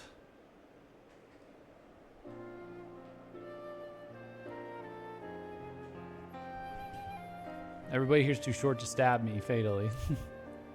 Gasp, a ghost. Ooh. Father, this is Jeff. He's the one who made the trident. What I'm trying to say is Neurovilu's dead. I killed him. And this is Philippole. He's my son and your grandson. I should have brought him sooner. I should have done a good many things sooner. Believe in you, defend your honor. You were a brave knight and a better man than me. Mine was the blow that killed Neurovilu. But only because your thrust was true. Farewell, Father. I'll be back.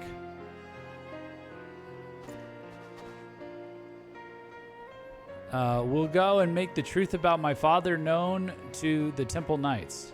Aye, and the dragon's death, too. Thank you, Jeff. None of this would have been possible without you. Oh, this was the best one, I think. This is my favorite one so far. This and The Alchemist. Wow. That was good.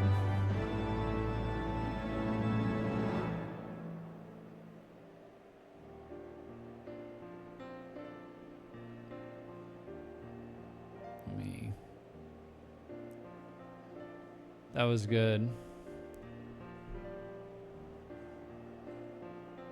If anything, he's going to do the stabbing, LMAO. Yeah, that's my, yeah. Well, I am a carnivore. I am a carnivore. If you aggro enmity from me on you, you're just turning yourself into free lunch, you know? Free lunch from me. More meat for me. Turning into steak. I put the Jeff and Jeffrey Dahmer. You know what I'm saying? I didn't even know about this place. So they end up using this graveyard. Did I know about this place? Oh, it's over here. We can't. I think we came here for something. Is this where they had the? Is this where we chased? It is. It's where we. It's where we chased the. Tommy. Shh. Oh my goodness! Can you guys hear Tommy? He's a tank too. All right, give me 1 second. Let me go calm him down. But yeah, so I think we chased the rebels here, the early part of the MSQ. So, but yeah, give me 1 second.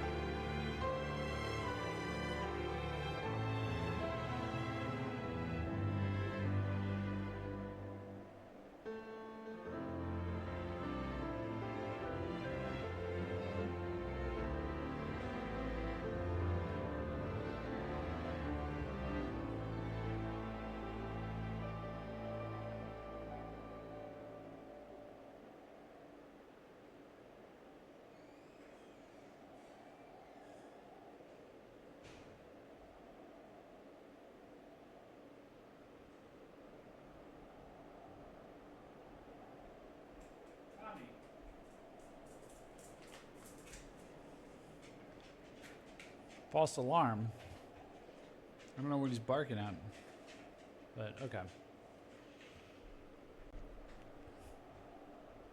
Anyways, so yeah, this is where we were before for the MSQ, and then I guess this quest concluded in the graveyard off to the side.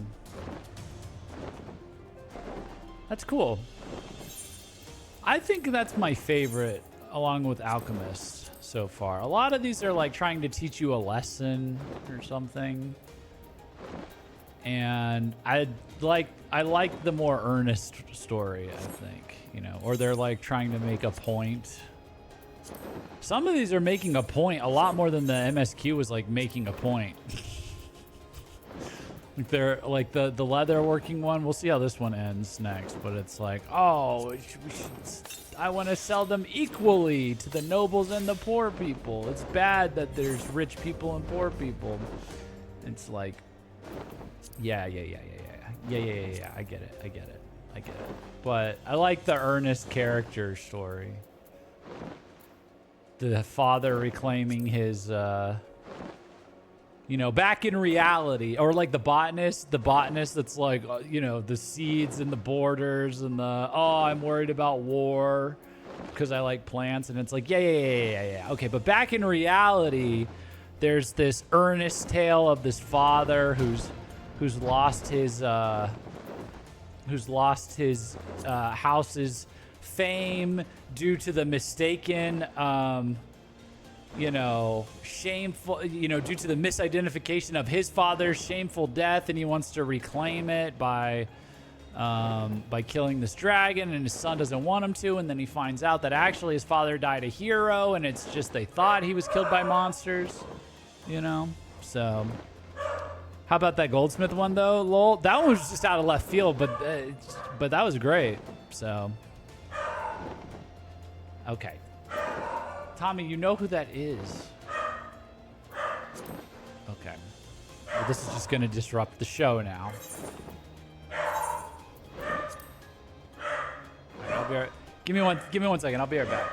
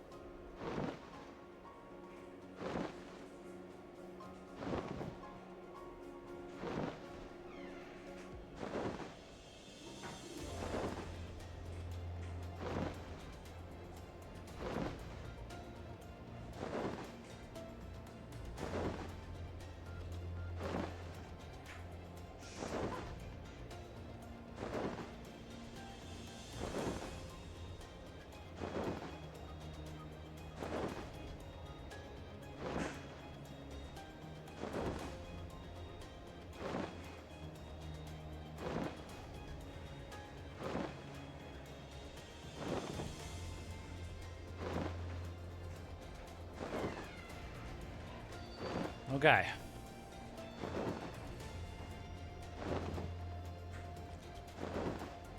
Have you ever played any of the Dark Cloud games, Road Galaxy, or White Knight Chronicles?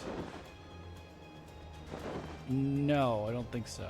Dark Cloud?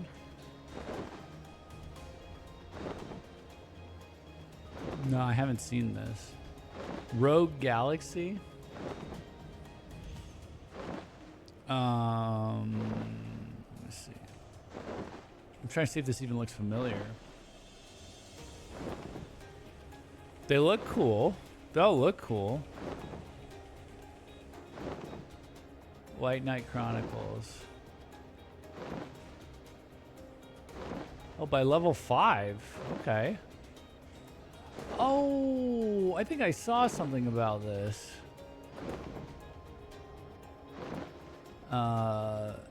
I saw a trailer for this a long time ago. It was on PS3. Oh, this one looks sick. Yeah.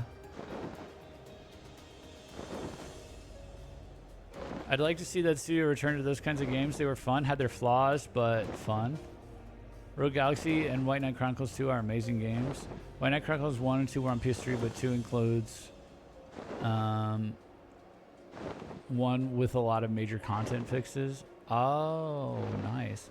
Yeah, I remember seeing this because I had a PS3. I never got it, though, I don't think. But yeah, it looks cool. What does level 5 make now? They make... I thought they made... Don't they make pretty good games? Oh, they make Professor Layton. That's... I'm not a big puzzle guy. Oh, and they made Ni no Kuni, which was a banger. That was amazing. Yokai Watch. Oh, really? I didn't know they were Yokai Watch. So they alternate. They alternate, I guess, between like a epic JRPG and then like a, you know, like a puzzle game, pocket monster game. Interesting. I heard Professor Layton was really good though. Not to knock it or anything. I'm just not a big puzzle game guy. Maybe it, I mean, that'd probably be good for stream. It's pretty low effort, low mental load maybe, or maybe not. Maybe it's high mental load, but I don't know. You can play Dark Cloud 2, and Rogue Galaxy on PS4 or PS5. I think these days you need a PSN stub. Oh, well, I think my PS4 died. And knowing Sony, I think it's been so long since I've accessed my digital library, they've probably deleted all the games I bought already. So I was hearing they were doing that for people that hadn't touched it in like years or something. So I don't know. I've already like replaced every game that I bought on PS5 I bought on Steam. So I'll wait for Steam, or we'll make it magically work on the computer. Let me see.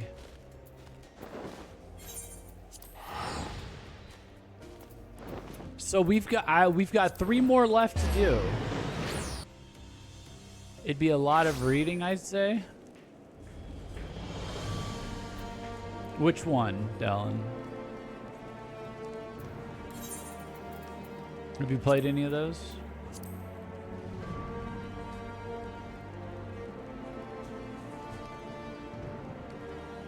Layton? Oh, okay. All right, well, now we've got Blacksmith to do. Well, honestly, like the last few, they're all in the same area. Well, no, these next 2 are in the same area.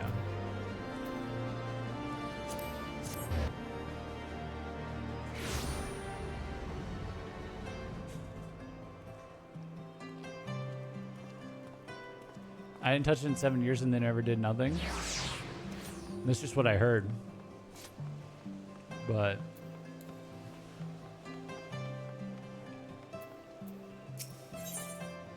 the bigger, more pressing issue is my PS4 appears to have died. So, I don't know. But like I said, like I've literally like I had bought in Monster Hunter World, Iceborne. I might have actually only just bought Iceborne for some reason on sale. But I know I have that on PS4, and I never played it. I never got around to playing it till I streamed it, you know, but then I bought it on PC.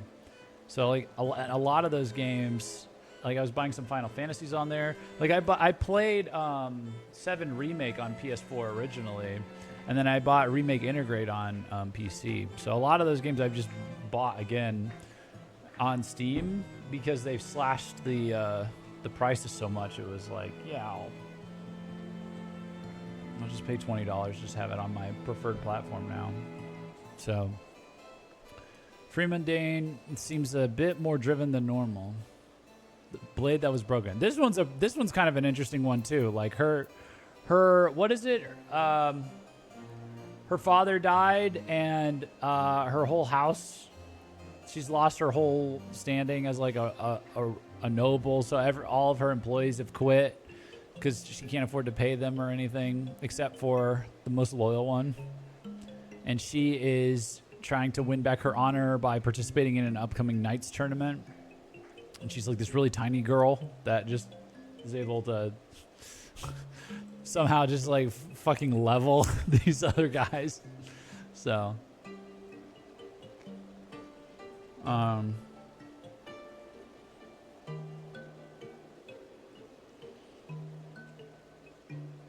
I bought a PS5 and Switch 1, and these 2 consoles convinced me to never buy consoles again, says JoJo. Well, Switch 1 was going great for me, honestly. Like, I bought a memory card for it. That was when I started experimenting with digital. Like, I bought the memory card, and then I started downloading, paying for digital downloads through the eShop, and I was like, this is great. I have all the cards on one thing, or all the games on one card, and I stopped paying. I stopped, like, having to have fucking games everywhere, like game cartridges everywhere and stuff. I was like, this is awesome. But then when they announced the Switch 2 and all the games had like a Switch 2 version that was like actually fully functioning, by that time I had a PC, so I knew what like a fully functioning game looked like and what a not so well functioning game looked like just from engaging with games on PC, because you can have games running really, really well, or sometimes they put out a game and it's running really poorly. So I had a little bit of a sense for that now. And so they're like, oh yeah, now Zelda Tears of the Kingdom runs in 60 frames. It's like, okay, so you motherfuckers sold us like a piece of shit, you know, and put all your games on a piece of shit. And now the Switch 2 should really Switch 1 was like Switch 0.5. And this Switch 2 is like the finished version of the Switch that can actually run Scarlet and Violet, and it's not a glitchy mess so much. You know, I saw some differences in like how the Pokemon spawn in Scarlet and Violet on the Switch 2 version versus the Switch. I'm like, this is a rip-off. Beta Switch, yeah, basically. So everyone hyped the Switch, but I never played anywhere near enough on it to make it worth it. Oh, I did. I played Breath of the Wild again, Tears of the Kingdom, both generations of Pokemon, Donkey Kong Country Tropical Freeze port, Donkey Kong. A lot of the Wii and Wii U ports I played on there. Because I missed out on some Wii games, and Wii U just had a selection of games that were so good they were worth porting. Only, like, Wii U had very few games, but the few first-party games they had were bangers. And they ported all of them to Switch. Smash Bros. It's the best version of Smash Bros. Is on Switch. I think they finally outdid themselves with that.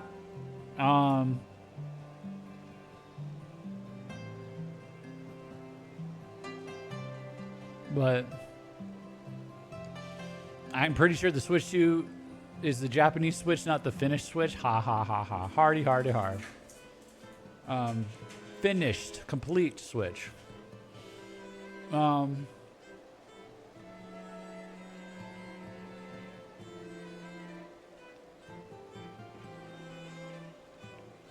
But now I just have my Steam Deck with a 1 terabyte hard drive. So, and I guess the Switch 2 technically has better hardware, but I turned on my Switch recently and I looked at how they're handling, like, where the game technically lives. You have to, like, install it on a device and you have to pick and choose which device it's on and stuff. And I'm like, this seems like they're getting in the way of how the tech should work. So, I would probably only ever buy Switch 2 for Switch 2 exclusives that I really, really wanted. And I thought that might be Dustbloods. I thought that might be... Oh, okay, Zal Redeemed, hats off to you. I thought that might be Fire Emblem, but I'm not quite there, to be honest. And so then now that's like all riding on Ocarina of Time remake. I mean, we could try Pokemon Pokopia, but we already missed the window for that. You know, that already came out. That was like a surprise breakout cozy game or something. Apparently Pokemon Pokopia is like the best Pokemon game that's ever come out. And it's like a Minecraft. It's like Pokemon and Minecraft or something. Sorry. We'll continue in a second. I just wanted to eat a little bit, get situated here. Could be Fire Emblem or new Pokemon for me. Yeah, new Pokemon's coming out next year. Other than Wind/Waves, yeah. I haven't missed a new Pokemon since I've owned a Switch. So...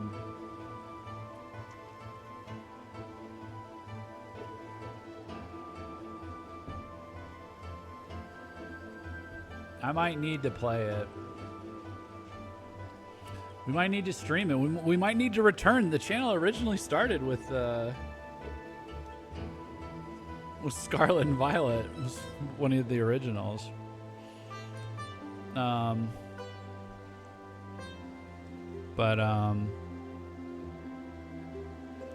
right. Okay, so anyways, this is the blacksmith quest line. We're helping this girl get her fallen house back. Freemondane seems a bit more driven than normal. We're helping her butler help her, basically. Just the blacksmith I needed. As you know, Milady's turn in the final round of the tourney draws near. It is my wish that she wielded her birthright, integrity, the sword of House Gervain. The blade has graced the hands of her forebears in countless battles. Suffice to say, it requires a most thorough restoration. I have made inquiries with Master Brithael. He may be able to help, but he also made mention of needing to see the sword in person. Would you be so good as to take it to your guild master? Okay, so across the board, level 58 is the return to your guild master quest.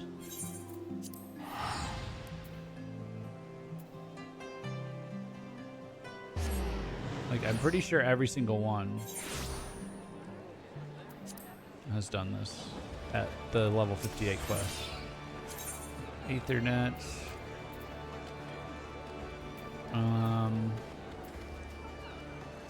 We gotta go to the aft castle.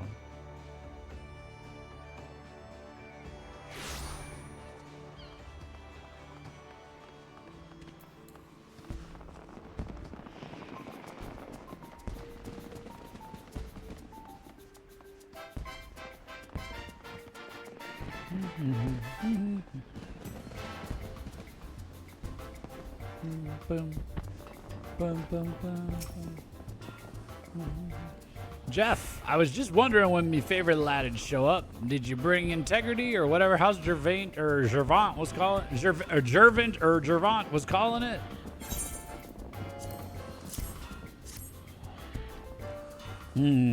This was a fine blade once, but now it'd be easier to make it into a butter knife than a sword. What's the reason for one it fixed?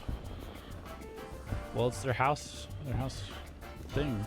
Bleeding hells, Jeff. They want it for the grand tourney, and you're not making a single guild from this? By the 12, what'd I get you into? Still, it might pay off in the end. Heroes climb to fame on the backs of Smitties, but the opposite's true too. You'll be famous if some champion is wielding one of your blades. And this Larice sounds like she's got the right stuff. True her art, cares for the people, resolves to be a leader, and so on. Of course, she'll want for a little tempering, but stick together and you'll both reach new heights. Matter of fact, I think there ain't no better opportunity for you as a Smitty. Went full on Porky Pig there? Where? What, the voice I'm doing? Oh, him? Oh, the Gervant.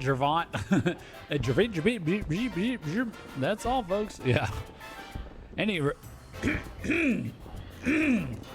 This is gonna kill my voice. This game is putting my voice to the test, I swear, man. Any road, the sword is damaged beyond what I can repair. But have you ever heard of a bloke named Geralt? A weaponsmith living out in Hurstmill? Well, word is he's second only to the builder when it comes to restoring arms. If there's any in the realm who could fix the sword, 'tis he. Geralt at Hurstmill? Oh, this guy. Oh. Oh, the relic guy.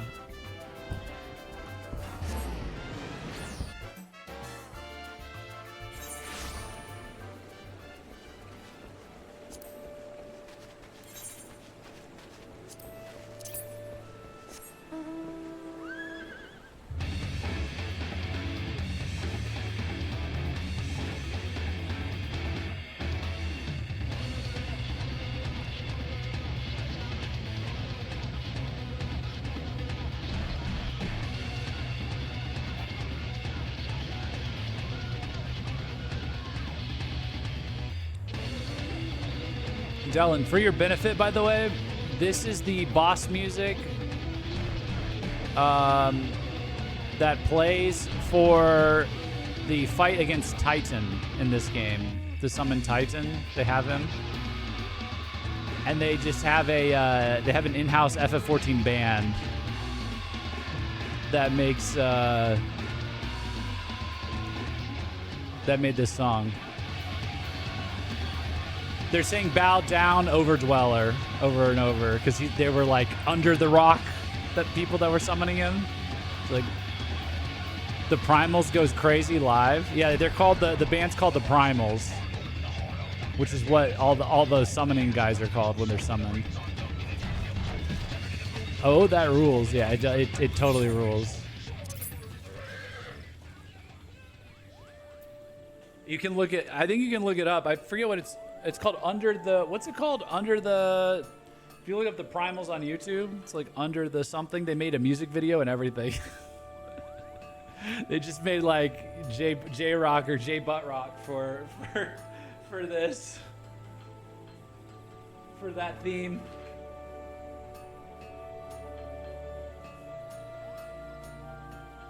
Butt over to our Titan. Under the weight, yeah.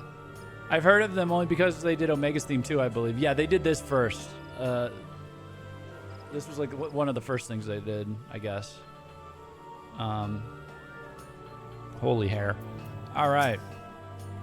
What? What nuisance have you come to drop on me, Anvil?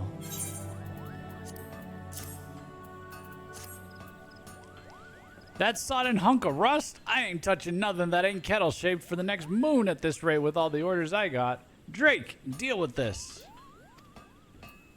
Please, sir, forgive my master. Is there anything I might help you with? I'm afraid that even with my experience, I do not know how to restore this. But there's a chance my master might. If he'd calm down enough to listen anyway. I think we might yet enlist his aid, but it might require some elbow grease on your part. Oh, stop. Stop. Let me have my food. Stop begging for my food already.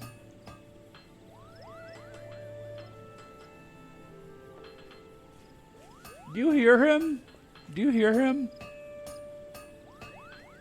He's such a brat.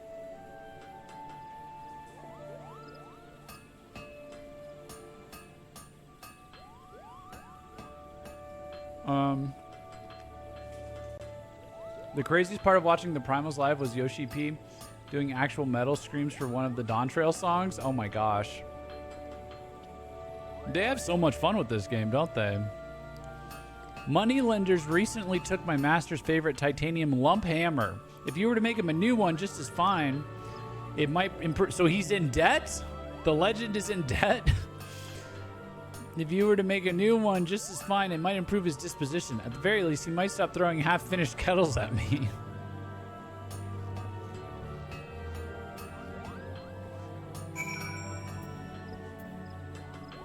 Okay. I have that. Here you go. My, you clearly made this hammer with the smith in mind. It seems perfectly suited to delicate work. My master will fashion some fine kettles with this. Thank you for your efforts. I believe that with this, Geralt will be more willing to hear out your request. All right. Hear out my request, please. Well, 14 is a legendary MMO and very popular, so it is no wonder the creators cut loose. Excuse me. Yeah, but there's a lot of popular games where they wouldn't bother to do that, you know? So, I think. Or I don't know, maybe not. But that's kind of cool.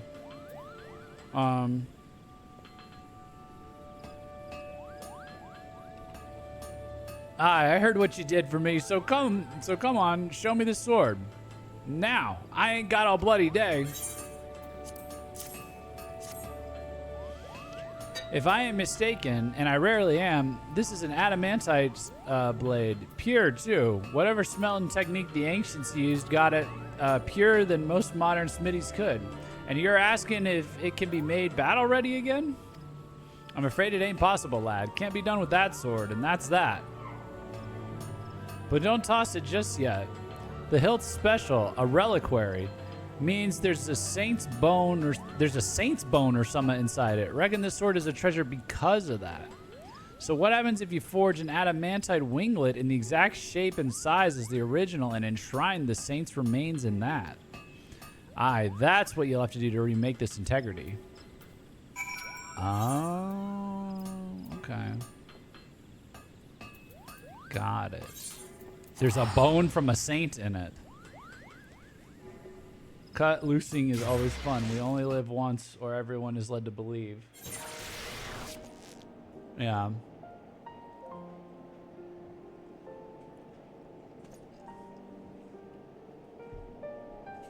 Yeah, we all only live once, or we're just gonna respawn at our last save point when we die.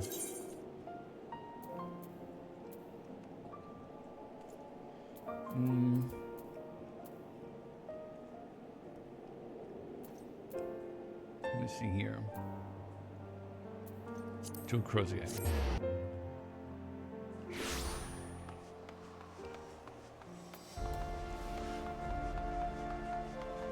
Magical Saint Boner Power. All right, man. Thanks for that. Have you found a means to repair integrity, Master Gaijin? Repairs are out of the question then? I believe the bone in the hilt is Saint Phinea's. It was rumored that House Gervain owned such a reliquary. Well, if the soul of the original can be passed to a new blade, then the sword must be remade. I dare say Milady's ancestors would find no fault in us for doing so. My mistress can use Saint Phinea's spirit in the final bout of the tourney. Come, Master Gaijin, let us forge her birthright anew.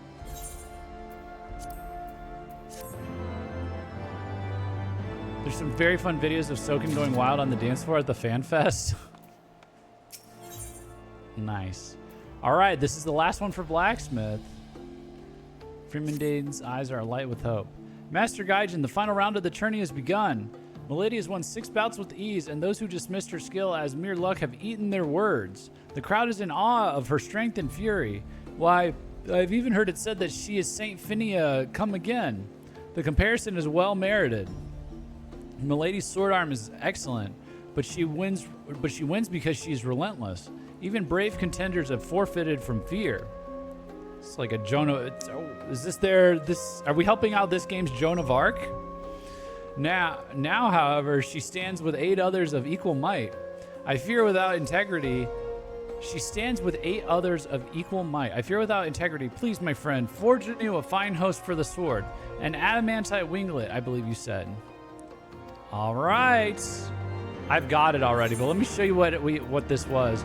So it was 3 adamantite nuggets, which is 15 adamantite ore. So 15 of that ore mined from that timed node, which is pretty far away on Azzy's Law, the floating islands. That Black Mage gave me a lot of to help me out with. But I did also manually do some of it. But he gave me 40 of them to get me over the finish line. Aurum Regis Nugget, which is just more of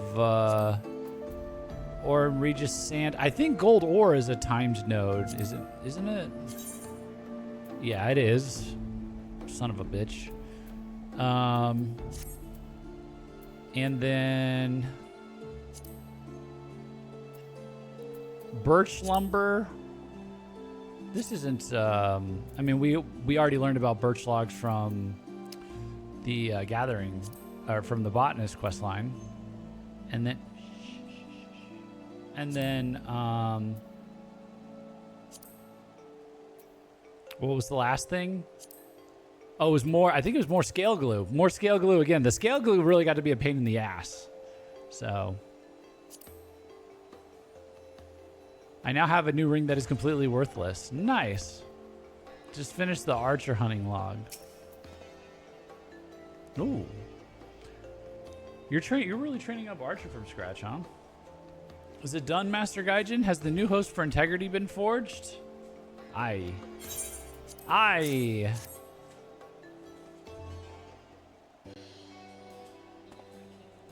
Hello and above. Magnificent. Simply magnificent. If you will allow me to transfer the remains of Saint Phinia.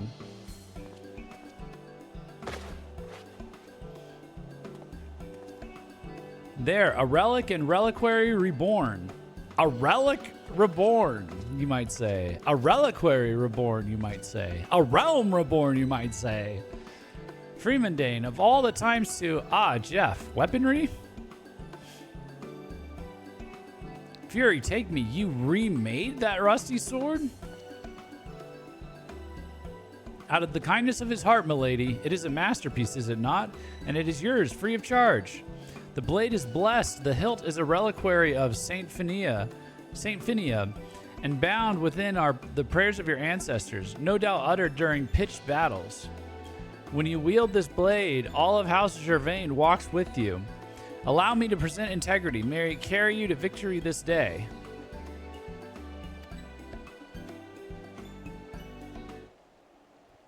Free of charge? All this for nothing? I cannot accept this. I had thought it strange that we could afford a smith of Jeff's caliber with my coffers so bare. How did you pay, Freeman Dane? With promises? Yeah. How could you? However low, I am still a noble. I will not taint my name by turning beggar because of ill fortune, nor tarnish my victory with this sword. But Baroness, only the blade has been remade. House Gervain's prayers were yours and are yours. And what of Master Gaijin? He has poured his hopes into the weapon. As have I. We are the people you wish to protect, yes? How can you deny your duty to us? How can you just leave this sword to rust? No, I could never. My father would.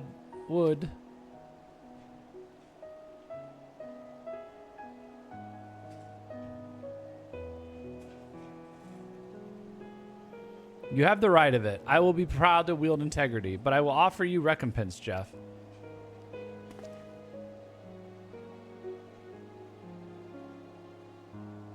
What is it? The Signine Rosary, milady? But that is the only valuable left, and it was your parents' favorite. I know, Freeman Dane. When I am champion, Jeff, I will give you the tourney prize to have it back. Is that all right? Yeah, whatever you want. Yeah, whatever you want. I'm just questing. I'm just adventuring at this point. What? I'm just a crafting addict that's doing we're just doing favors at this point. I'm here for the love of the game. Thank you. Well, now to the 8 bouts before me. If the Temple Knights see me at my best, then I will join them. But if I lose even one, you two await me here. I will return from the proving grounds to tell you if I win. When I win.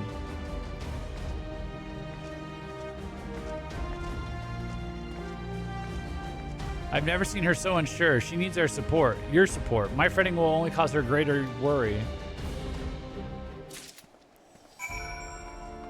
Speak with Larissa in front of the light feather speak with Larice in front of the light feather proving grounds. All right. Where would that be? Forgotten Knights closest.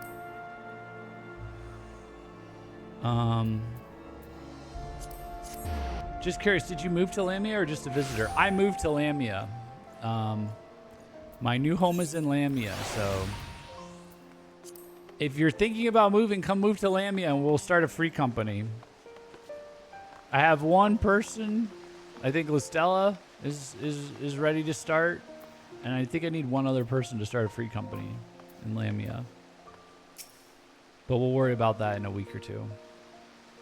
Or next week.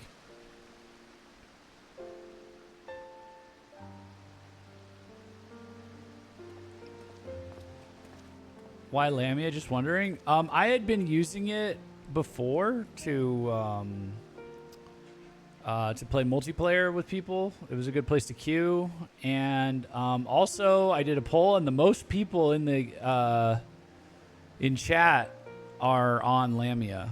It's not by a lot. It's like 3 people, as opposed to 2 people on a bunch of other places, or 1 person on another place. But so I was just like, well, we'll just do Lamia then. Jeff, why are you... Oh, who cares? Thank you for coming. I was just taking a deep breath. The air inside is vile. Me? Worried? Of course not. I am Larice de Gervain.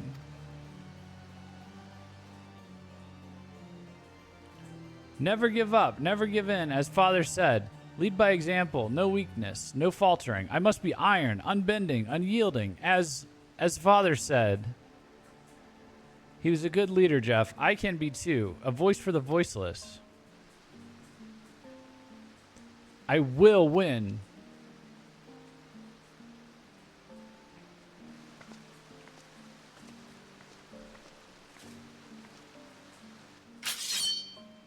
Oh, there she goes with the sword. I feel as if I am holding my father's hand.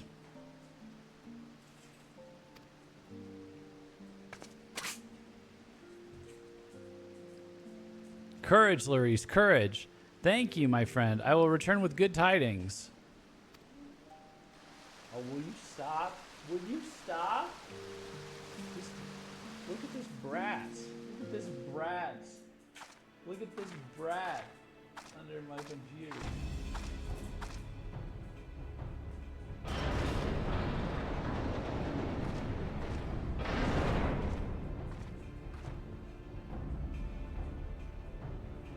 Oh no.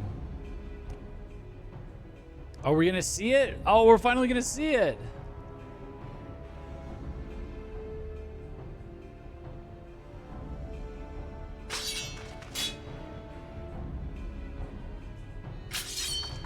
Oh shit.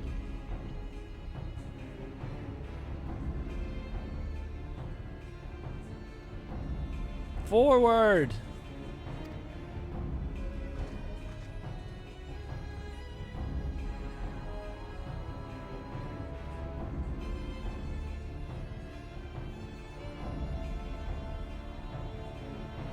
Watch over me, Father.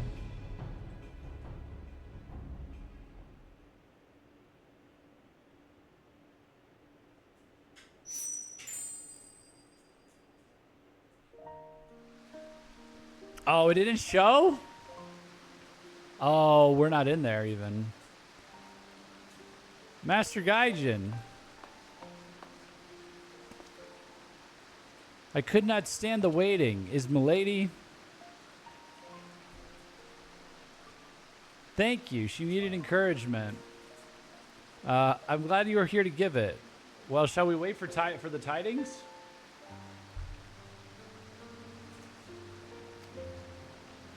They didn't show it?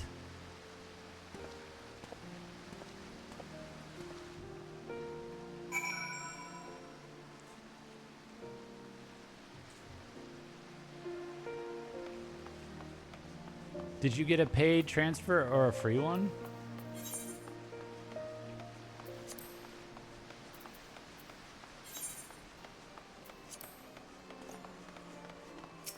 I think I got a free one. It would have been paid. Oh, okay. Yeah, never mind. I paid.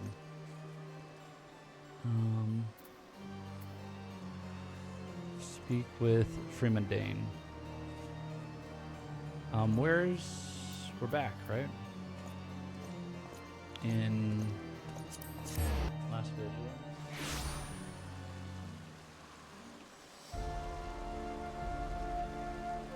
Whoop, wrong one.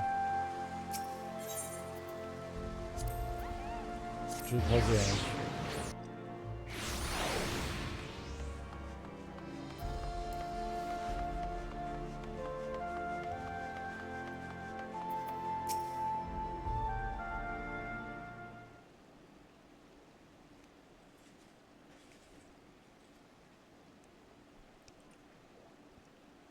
Excuse me. Oh, hold on. Let me get some water.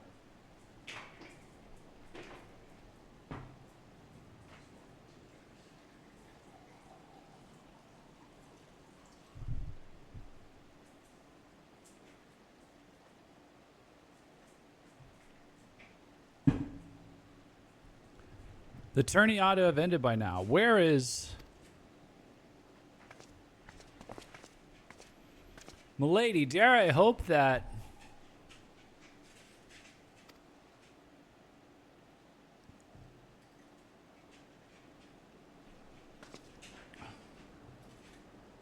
But the sword was wonderful, truly. It was my strength that... Wait, she lost? Oh, no. She lost? No.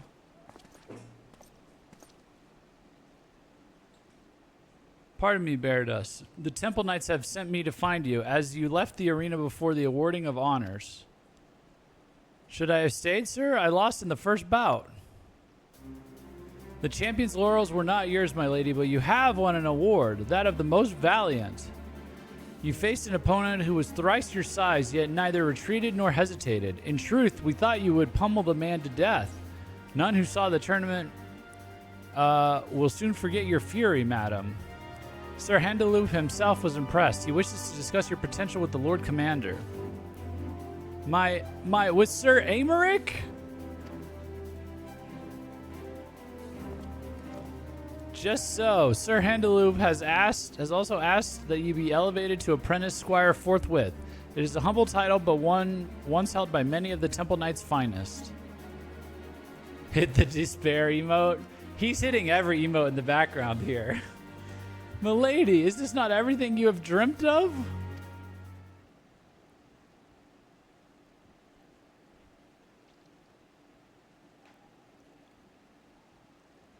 My lady, if I may, where did you find that glorious sword?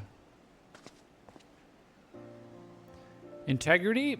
It is the sword of House Gervain, made anew by this master of the forge, Jeff. Master Jeff, I will make it a point to remember the name. Well, Baroness Larice, I will bid you adieu. But allow me to present you your winnings.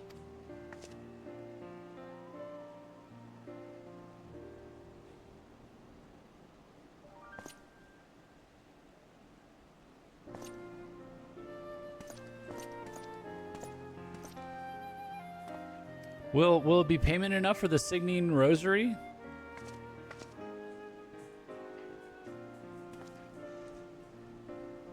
Yeah, just take it back. You can just take it back. I called you a master. For a master, you are, Jeff. And I could have done none of this without your aid. We will. I need not continue. It is our exploits, our victories that history will remember, not our words, and I have no doubt you will be mighty indeed. May you ever reach new heights, my friend.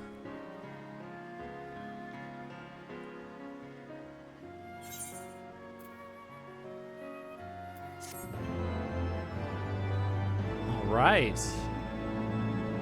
Well, that went differently than I thought it would, but that's still cool. She ended up as a squire. Nice.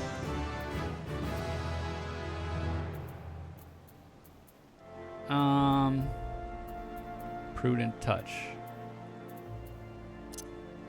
I thought they were going to show her in action, to be honest, but I guess not. All right, give me 1 second. We've got 2 more. We've only got 2 more to do, and then we can be free.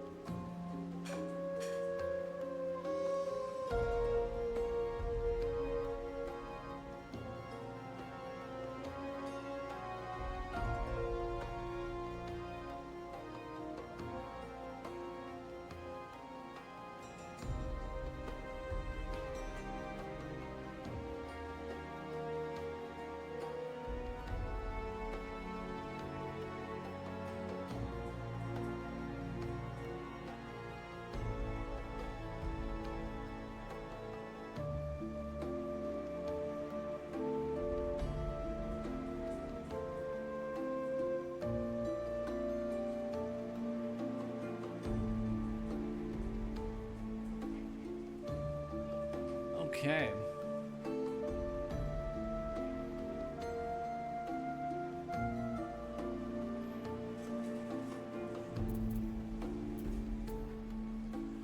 All right, we got 2 more.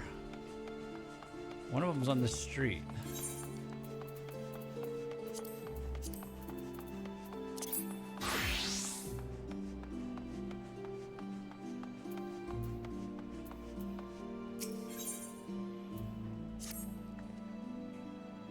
Jeff, I can't thank you enough for your help. All Ishgard now wishes to dress their best, and my leathers are flying off the shelves. But it's time to donate a portion of my profits to the Mercantile Guild. Could you deliver this pouch to Mistress Elise? I'm sorry to impose again. It's just that the store is bustling, and I can't bear to tear myself away for even 1 minute. Oh, and could you ask her for a letter of introduction to the higher of the noble houses? Please, don't confuse my intent, Jeff. I'm not forsaking sales to the lowborn by any means, but I've also got you for an advisor, and I don't see why we shouldn't develop luxury products too. Just think what this could do for our image. We're known for having the most stylish boots around. Think what we could become by improving. Proving we can answer the nobility's needs as well. So she wants to help the nobility now? But the first step is getting that introduction from Mistress Elise. Thank you for doing this, my friend.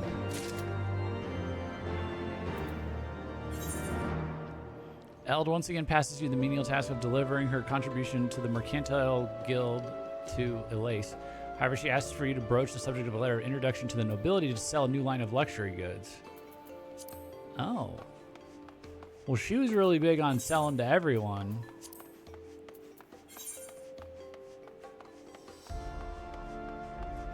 Let me shut the slide off real quick. I don't know if this makes a difference, but let me shut the slide off.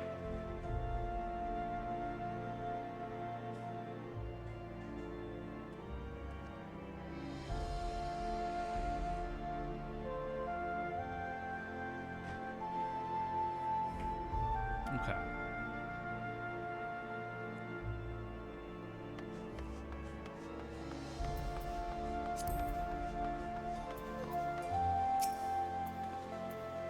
A third visit on Eld's behalf, I take it?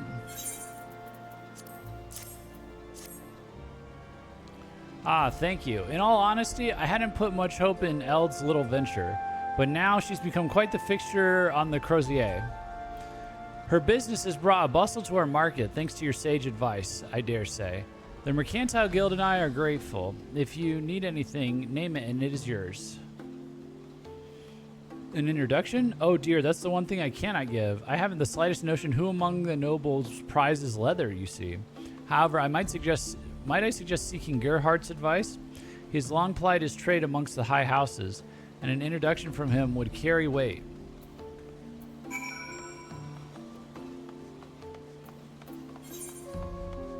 Speak with Gerhardt.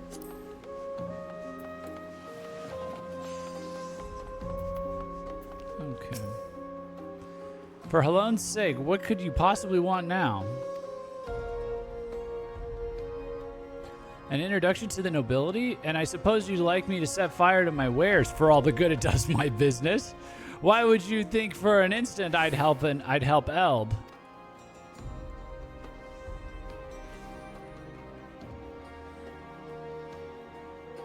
Well, you were right.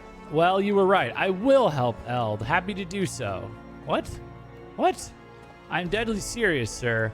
I'm an avid follower of Aubernard's, and I simply had to try your boots when I heard he was wearing them. The craftsmanship was... Well, I've been a merchant long enough to know when I'm beaten. I would like to reconsider joining your enterprise, but I do have one request before doing so. I want an ode, an Aubernard original. It isn't dignified for one of my stature to be seen asking for it in person. See to it, and you will have your introduction to the nobles. An ode. An ode? Quality wares speak for themselves. Yeah. Clearly.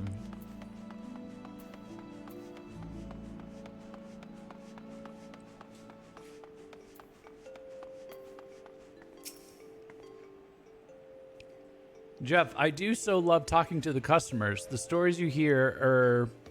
Right, did you get the introduction? I always knew Gerhard's bark was worse than his bite, and he's been a merchant for years and years here. I can't imagine a better ally. I say we accept his terms. I needed to pay Aubernard for promoting my shop in any case. It should put him in a good mood and hopefully get us an ode. Could you? Like a ode, like a song? Thank you. At this time of day, I believe the bard will be strolling in the broom.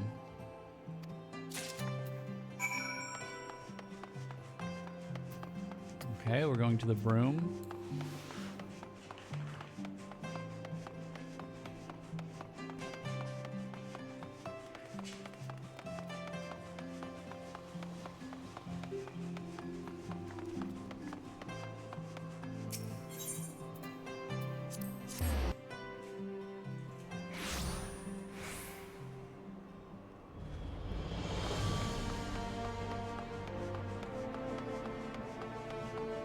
Oh.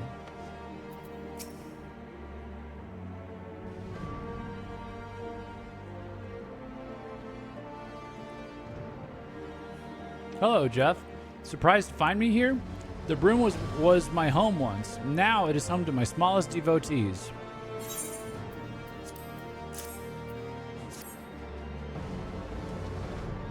My payment? But I already received my... Oh, I see. This money is not actually for me.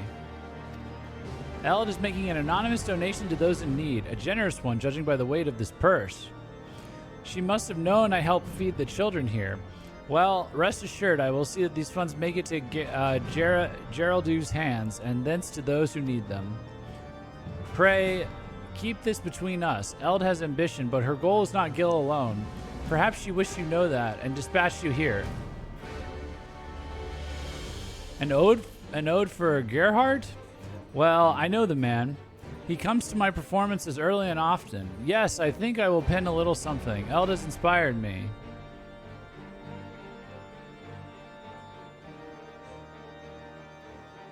Here you are, the Merchant of Ishgard, an ode to the trials and tribulations of a low-born shopkeep fighting against a noble artisan. I hope both Eld and Gerhard appreciate it.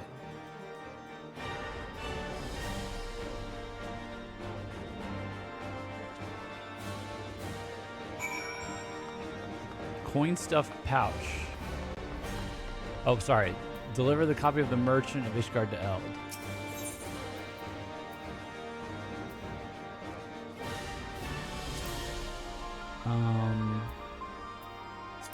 Jewel Crozier.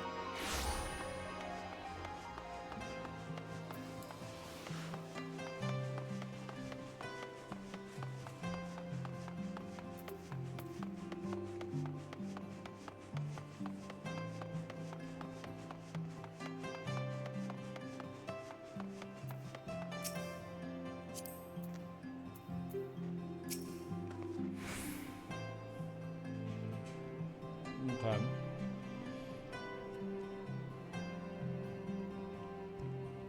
Has inspiration come to the bard, Jeff? Thank you, thank you. I do hope this pleases Gerhard. I'll deliver it to him myself as a gesture of goodwill. But I've realized we've nothing to show the noble to whom he introduces us. I must call upon your skills again to produce some finery. Could you make us a dragon skin choker? I believe an exquisitely crafted one will win us noble patronage. And once we have that, the sky will be the limit. Okay, I made this choker already. Yeah, this wasn't so hard. The next one's pretty hard, though. Truth be told, Jeff, I've never seen a dragon skin choker. I'm quite looking forward to beholding yours.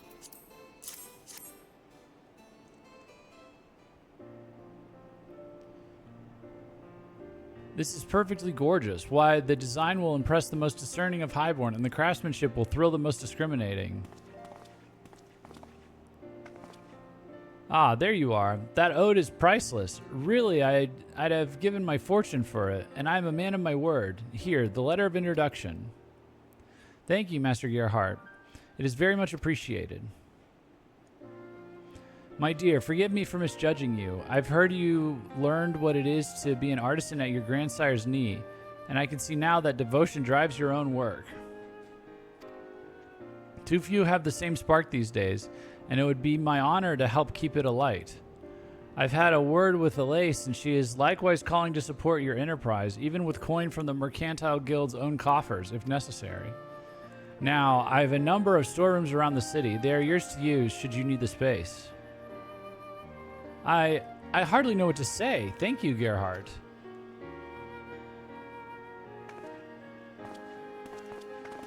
This has been quite the turnaround. Well, things are going well for you and the Gridanian Master, Eld. I dare say you'll climb even higher yet. Should we suspect a trick or something, or?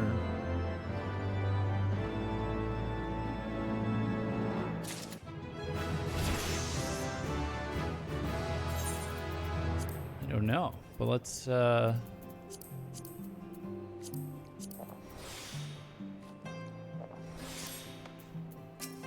finish this off.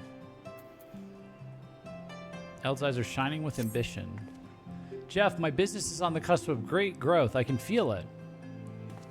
Eld, your business is threefold larger than when we met. How could you possibly expand it more than you already have?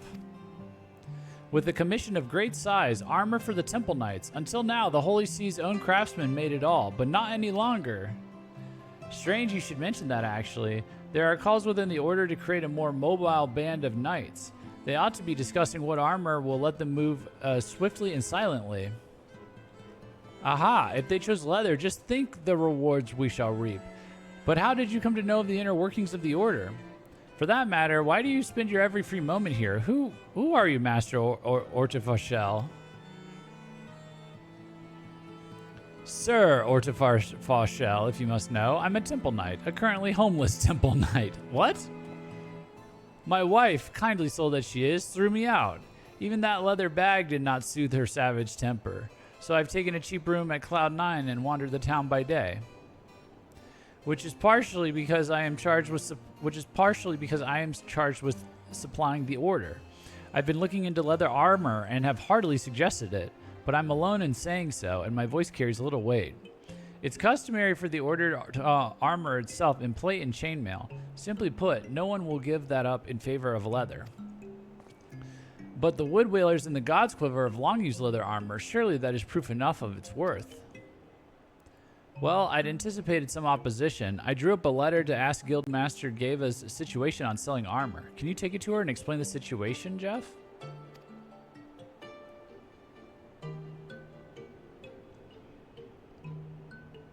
In the meantime, Sir Ortifauchel and I will discuss how to best approach the Order.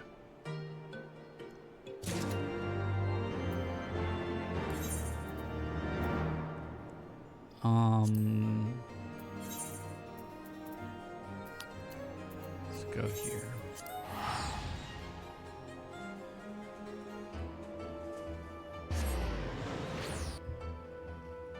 Rip that guy. His wife threw him out. Bro got wrecked.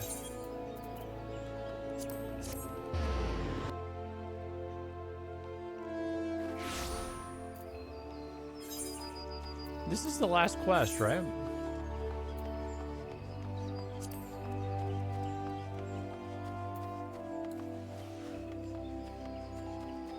Yeah, again, this is another quest that's gone in a different direction.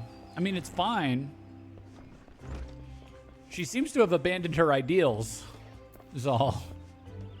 She started out making leather for everyone. Now she's selling to the nobles, and now she wants to sell to the Temple Knights.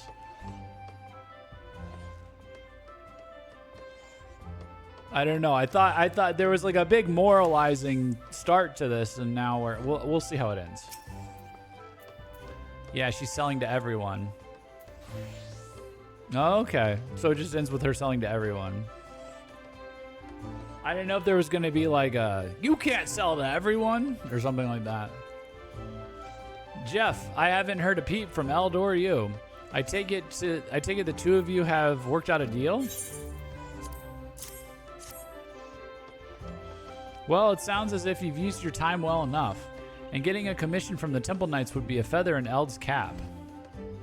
However, I don't see why you need my help selling this idea. You know leather armor is light and flexible. The Knights likewise know plate mail is heavy and stiff. That should be enough. If the Order is choosing metal because they think it protects them better, then you provide them proof to the contrary. Simple, no? Ah, and should they want precedence, tell them of Cicero Pondefaux. He was a leather worker who visited from the Holy See in the time of my grandfather. Ciceroi. What did she say? Sounds as if you've used your time well enough, and getting a commission from the Temple Knights would be a feather in Eld's cap. I don't see why you need my help selling this idea. You know leather armor is light and flexible. The Knights likewise know plate mail is heavy and stiff. That should be enough. If the Order is choosing metal because they think it protects them better, then you provide them proof of the contrary. And should they want precedence, tell them of Cicero Pondefaux, who visited the Holy See. Okay. Cicero, though skilled in his own right, needed Gridanian expertise to craft armor impervious to pincers, stingers, claws, and fangs. With the Guildmaster's help, he succeeded. To this day, no one has devised a better leather hardening technique. It's used in every suit of armor for the Wood Whalers and the God's Quiver. You have inherited it as a pupil of mine, in fact. Whoa. Well, there you have it. Win the commission with that tale of friendship between nations. Failing that, fashion a suit of armor with your customary care and demonstrate its effectiveness. Now, are you quite finished wasting my time? Yeah, apparently.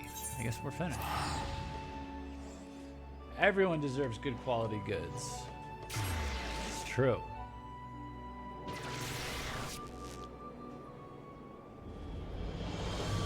True.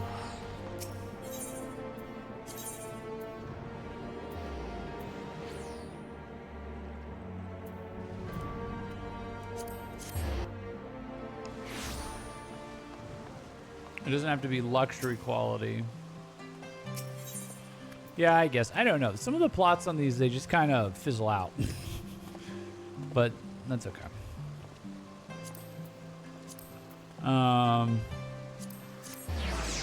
I think I've decided that, like, the most fun part of these crafting quest lines, a lot of the times, is the crafting itself. I think that's what I've learned. And the quest lines, some of them are really good, and some of them are like window dressing around the crafting. Because leatherworking is a good craft, like leatherworker's a good crafter job. Like that's a very satisfying one to do. So is blacksmith, and armor. And I wouldn't say they have my favorite quest lines here. Really, at least based on how they've ended, but but they were fun to make. Welcome back, Jeff. We were just about to begin our discussion.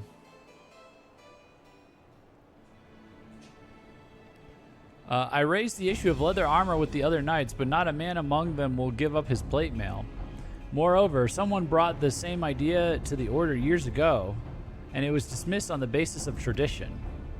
Heavens know I care deeply for tradition, but now isn't the time. The calamity has changed us, changed everything, and we cannot pretend otherwise. Just look at the weather.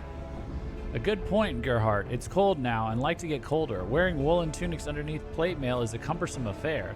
Leather armor offers more warmth and greater ease of movement. I don't think that alone will be enough, though. Jeff, what did Guildmaster Gava have to say? She told me to make something. So our ideal armor will be slightly thicker for warmth and bear the brunt of even a behemoth's attack. But such is possible, yes? An Ishgardian artisan came up with this, eh? Well, add to that the fact that the Wood Whalers and God's Quiver use this technique still, and maybe we'll make the sale. Sorry, what did you say the name of the artisan was?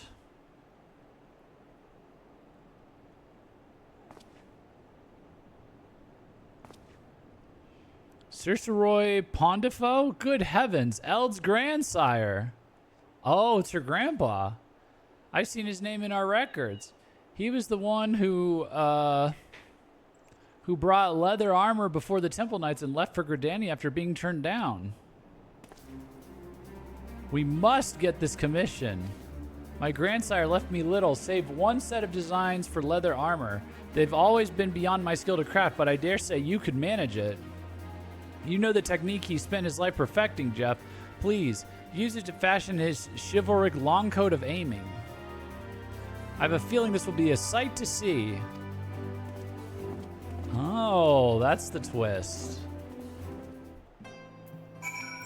All right, well, I crafted it ahead of time. This one was rough because you had to get 3 amphitheater leathers, which are dropped by whatever those are.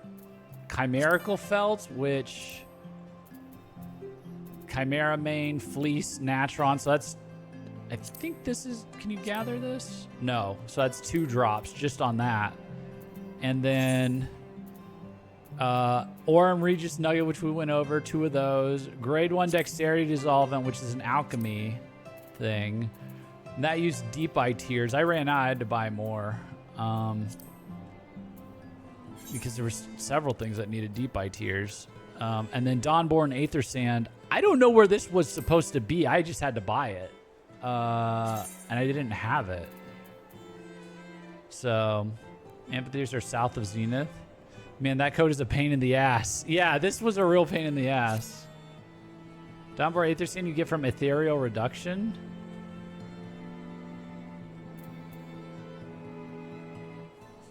Ethereal Reduction? Like just desynthesizing? What would I desynthesize for that? No, Ethereal Reduction. Ethereal Reduction.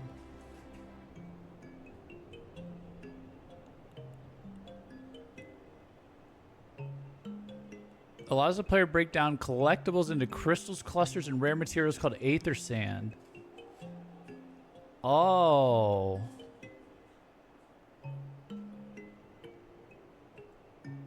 It's a gatherer skill. You gather specific collectibles at certain nodes and break them down.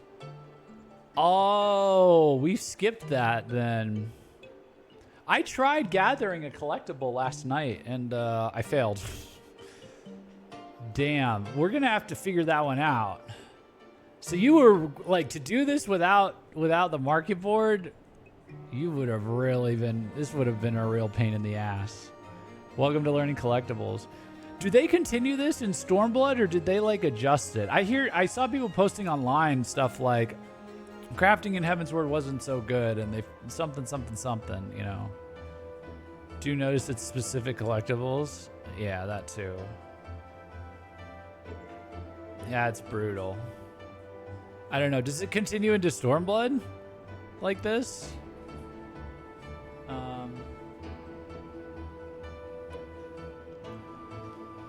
Our Heavensward and Stormblood were all very rough for crafting, but that's because of the systems at the time. You can buy the Aether Sand with scripts in Idleshire. That might have been what I did. Well, no, that's not what I did. The quest in Stormblood give you specific materials to do the crafting with. Okay. So it gets better.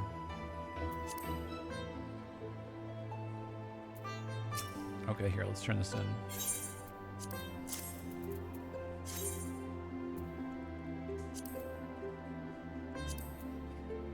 Gods above. This armor is more splendid than I could have imagined.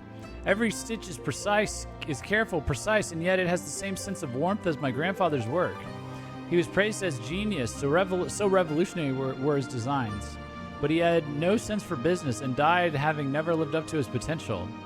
I chose to become a merchant because of that.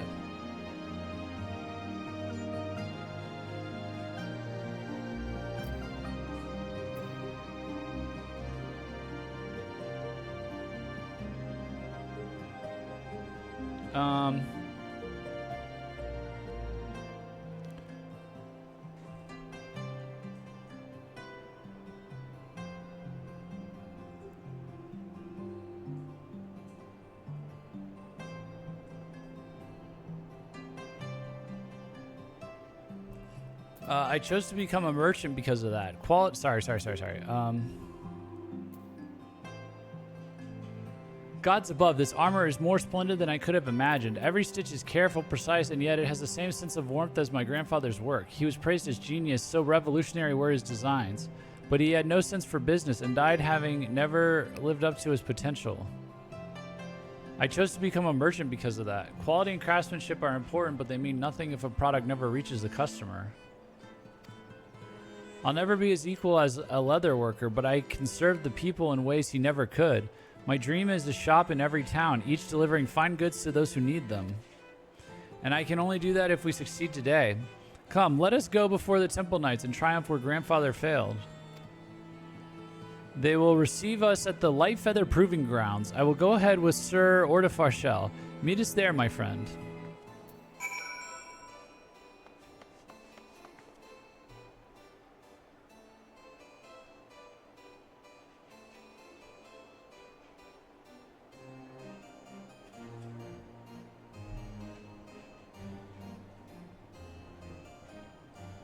Give me 1 second.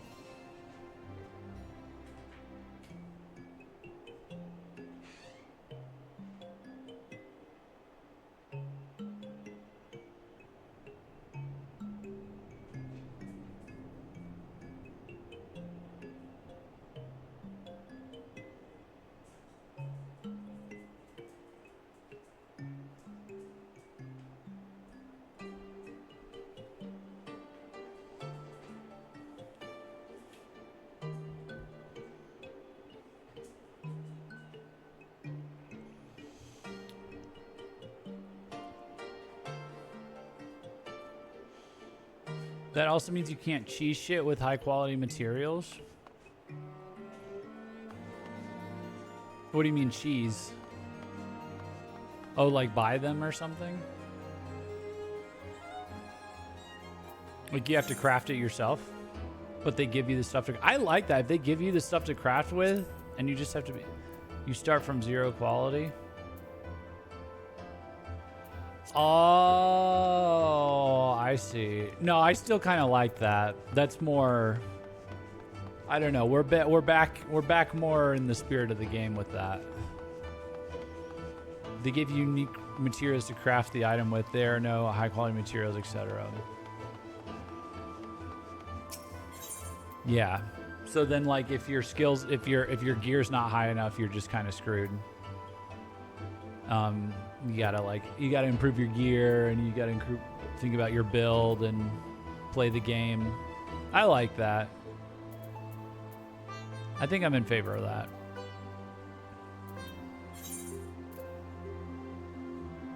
Forgotten Night.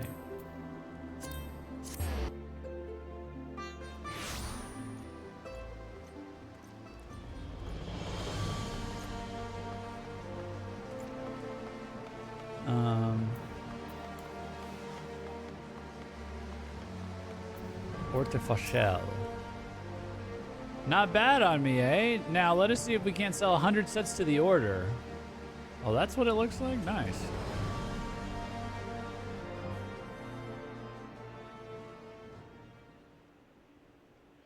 As you say, Mistress Eld, we do not suffer from the ever-present we do suffer from the ever-present snows. I also do not deny that a number of my knights have succumbed to frostbite, and their metal armor was a factor. But even so, few amongst us would trust our lives to the strength of leather. Then allow us to put your worries to rest, Sir Handaloo. Oh my gosh! Oh shoot!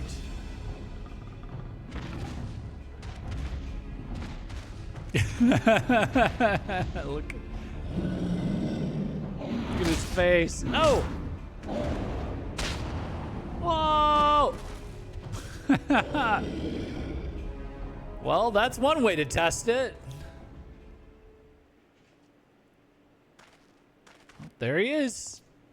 Ta-da! Oh, it literally did a ta-da noise. What do you say to that display, Commander?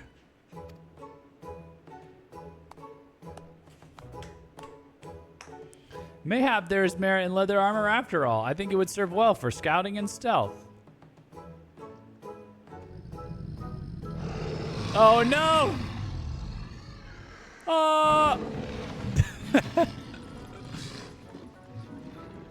That's a good ending. It's kind of reminiscent of the what was it? The Armorers Guild ending. We will continue our talks later, though I ask you give me some time. The Order has never gone outside of the Holy See for its armor, but I give you my word that my knights will don your leathers. Sir Handaloo, you have my sincerest thanks. I need no thanks, Mistress Eld. Sir Ordifarshel's armor protected him, and that is proof enough for me. Tell me, who crafted it? Jeff, my lord, a leatherworker of incomparable skill.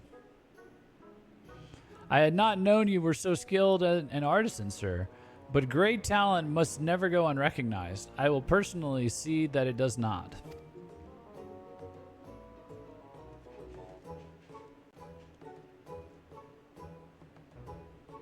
Jeff, I'm a step closer to my dreams thanks to you. Very Hildebrander villain ending, yeah. It's true. Well, let us return to my store. The place will grow busier and busier from here onwards.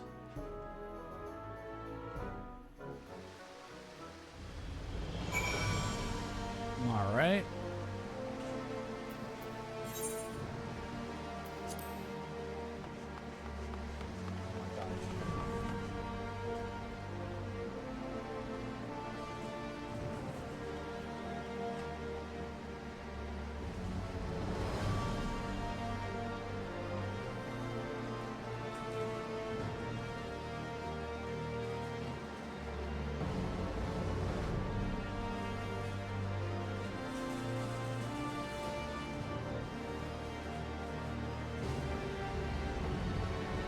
Tommy has been bugging me for the last hour for the scraps of my food.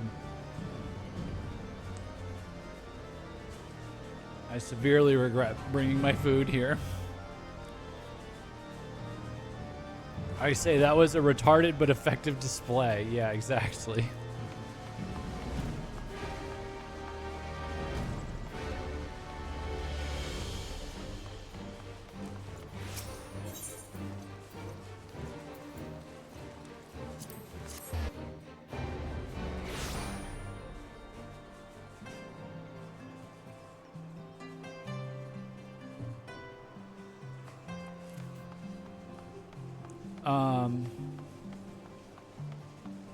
He's just confused because you're eating but not YouTubing. Yeah, it's like I'm being punished for like dinner without YouTube. I just got an ad for, I guess, a new Resident Evil movie. Yeah, there's like a new Resident Evil movie coming out. It's, it looks pretty good. It's, you know what? You know who's directing it? It's a guy. It's one of the guys from who was in The Whitest Kids You Know, which is like an elite comedy skit show, really low budget comedy skit show. It's one of the guys, not Trevor's the most famous because he died obviously, but one of the other ones is directing it, and he like if you like check in the interviews and stuff, like he knows, like he's played all of the games. It sounds like he's like a big Resident Evil fan, so I think it'll be good. Like it'll be a good movie, but it'll be like faithful to the game. That's why if you watch the trailer, like there's like a typewriter. They put a typewriter in an old room. You know, there's like references and stuff. So I posted it in Discord. Nobody said anything, but I don't know. I don't know if it's gonna land with the gamers because I don't know if it looks exactly like the game or I don't know. But it looks like he's striking a good tone. So it's being made by a fan, so we'll see. I could not have done this without you, my friends.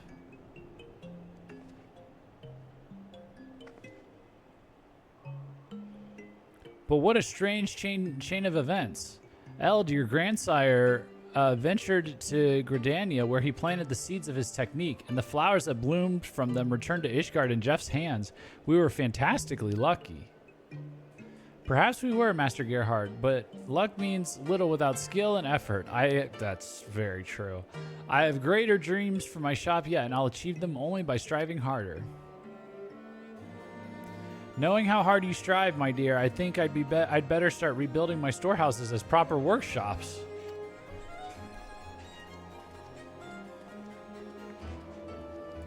Jeff, thank you again. My grandsire's technique returned with you to Ishgard, and I will see that my own craftsmen put it to good use. Well, you have the temple knights clamoring for leather armor. They would like the name of the artisan.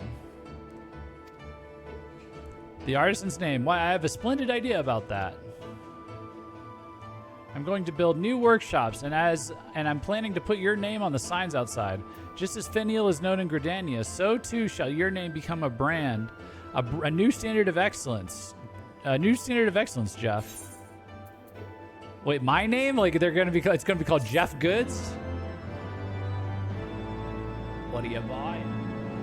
What are you selling?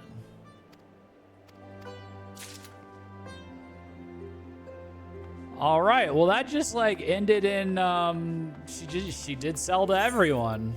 Damn. Okay. All right, now the last one. Last one is Weaver. Let me use the restroom and then we'll go knock this one out. This will be it. So I will be right back.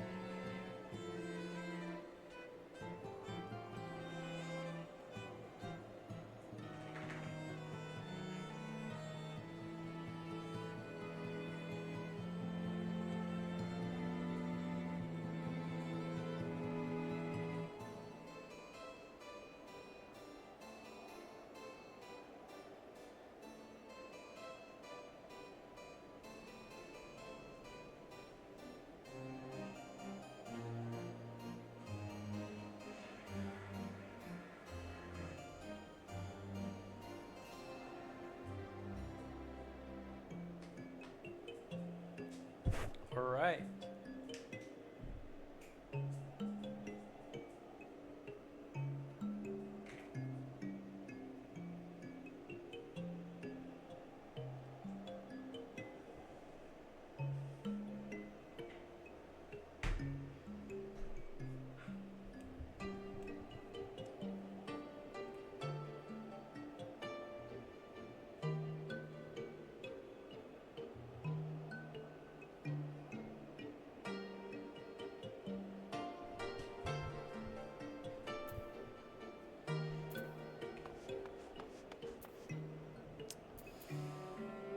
Okay, it's time for Weaver.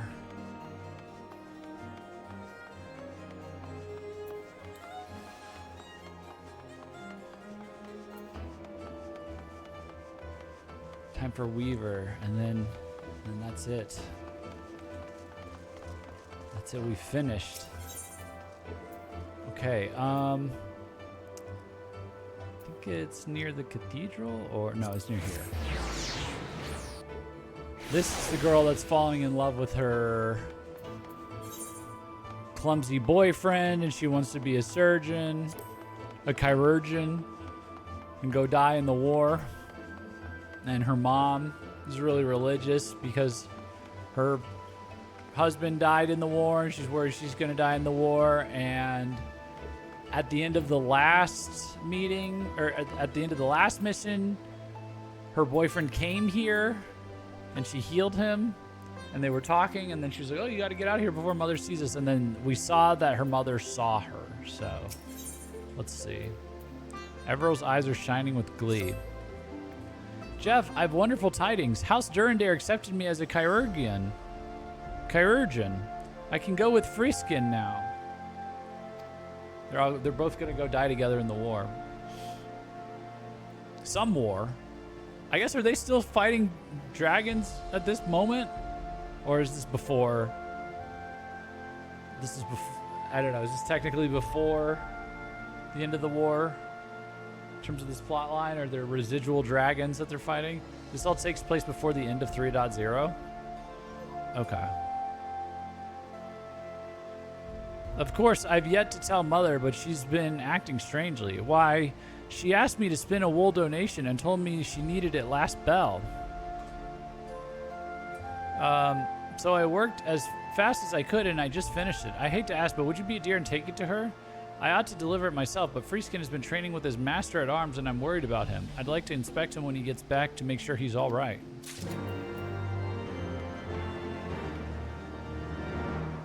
Okay. Let me lower this a bit.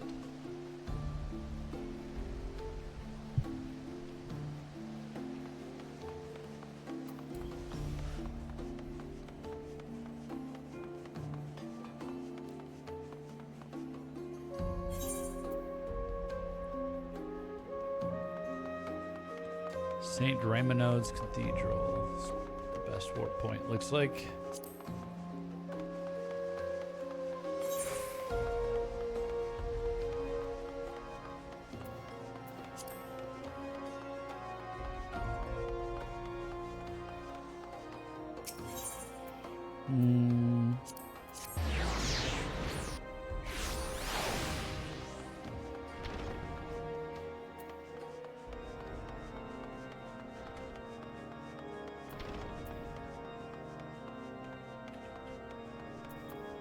Glenda. You? What are you doing here?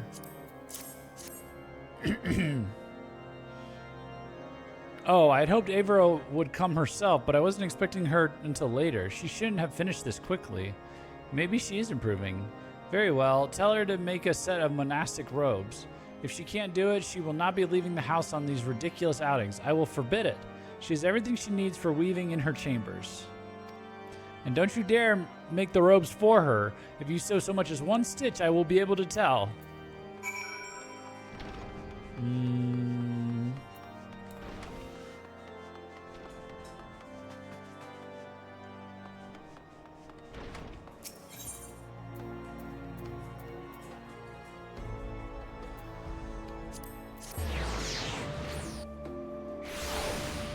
Will you, though? Will you be able to tell?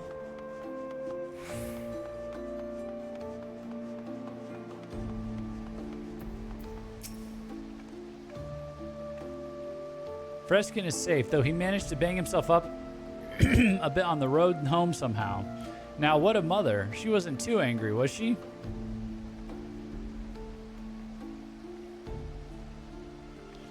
Is that a jest? I can't just make monastic robes with a flick of my wrist. It's as if she sensed I'm lying. Why else would she burden me with an impossible task and take my freedom if I fail? Gods, if only you could do it for me, but Mother will notice, and then I'll be locked at home forever and ever. I'll just have to roll up my sleeves and do it myself. Where to begin? What do you use for monastic? Oh, that's right, crawler silk. Ugh, it's impossible to find any of quality in Ishgard. But it's not cheating if you spin the silk and I make the robe, is it? Haha, that's it. I can do this if you make me 3 spindles, please? Sure. Sure, I'll give you Yeah.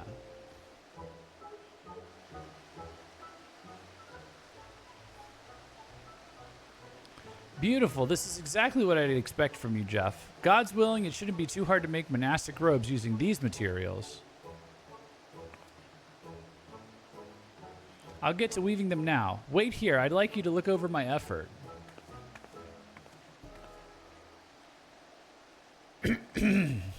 Oh, yeah, I am her tutor.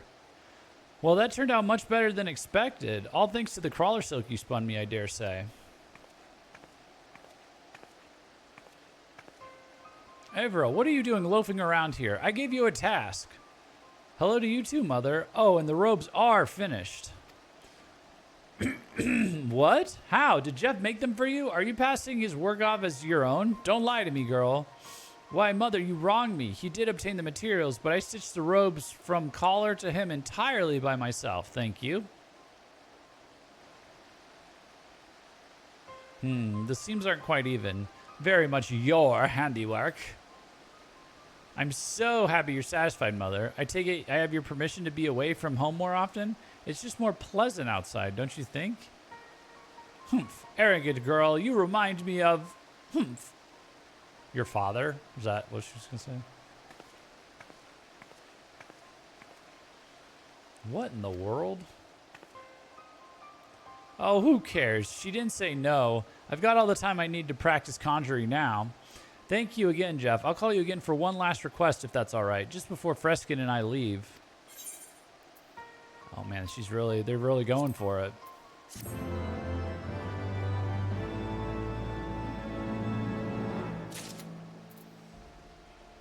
All right.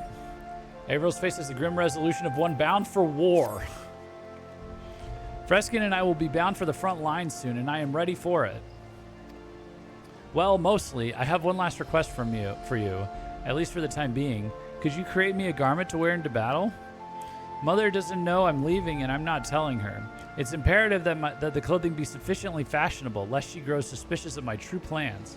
Could you speak with the townsfolk again? I would like to blend in with them so as to make her think I'm off on some social outing. I'm sorry to ask this of you, but you've seen how Mother gets. I don't want her to worry. No matter what I say, she won't understand. I just can't be what she wants me to be. No, the less she knows of my plans, the better. Question the well-dressed townspeople. Oh, we're doing this again. Yeah, we did this once before with a hat, right?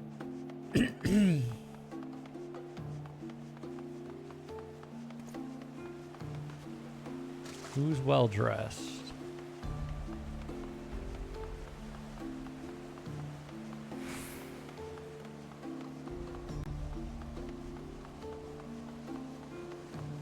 Well, here we go. Well-dressed townsperson.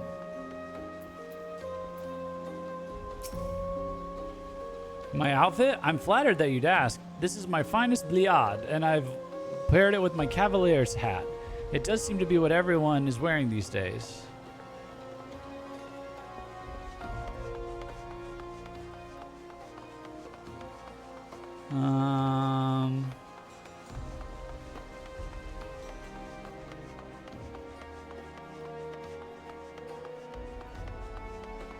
It's probably downstairs.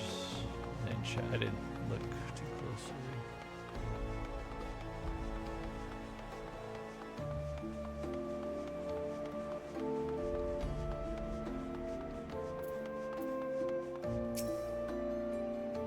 Well-dressed town. Oh, look at that. What to wear with the cavalier's hat? Why, a doublet, of course. But it must match your cap, or you'll look as strange as a goblin with a gooboo's head.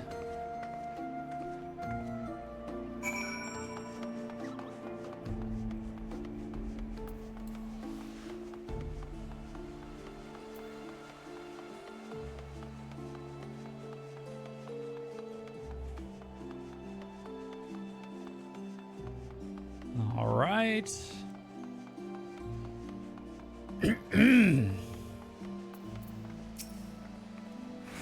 So the townsfolk are wearing bliads and doublets. I'm quite fond of both styles. The doublet will do for me. It reminds me of an old one we've got at home. I always thought it was quite pretty. Perhaps Mother wore it back before she became so dull. If I could use it, I would. But it's not meant for battle. Actually, could you speak with your guildmaster about that?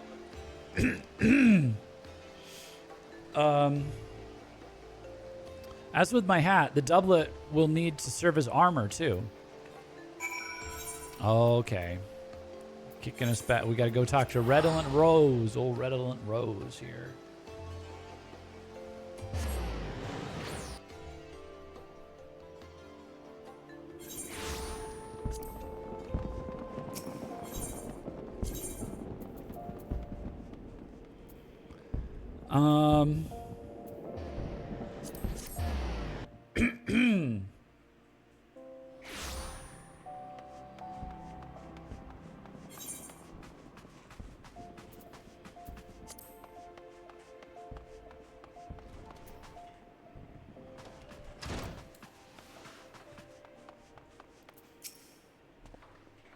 Good heavens, off to war now, is she? That's a very Redolent Rose line there.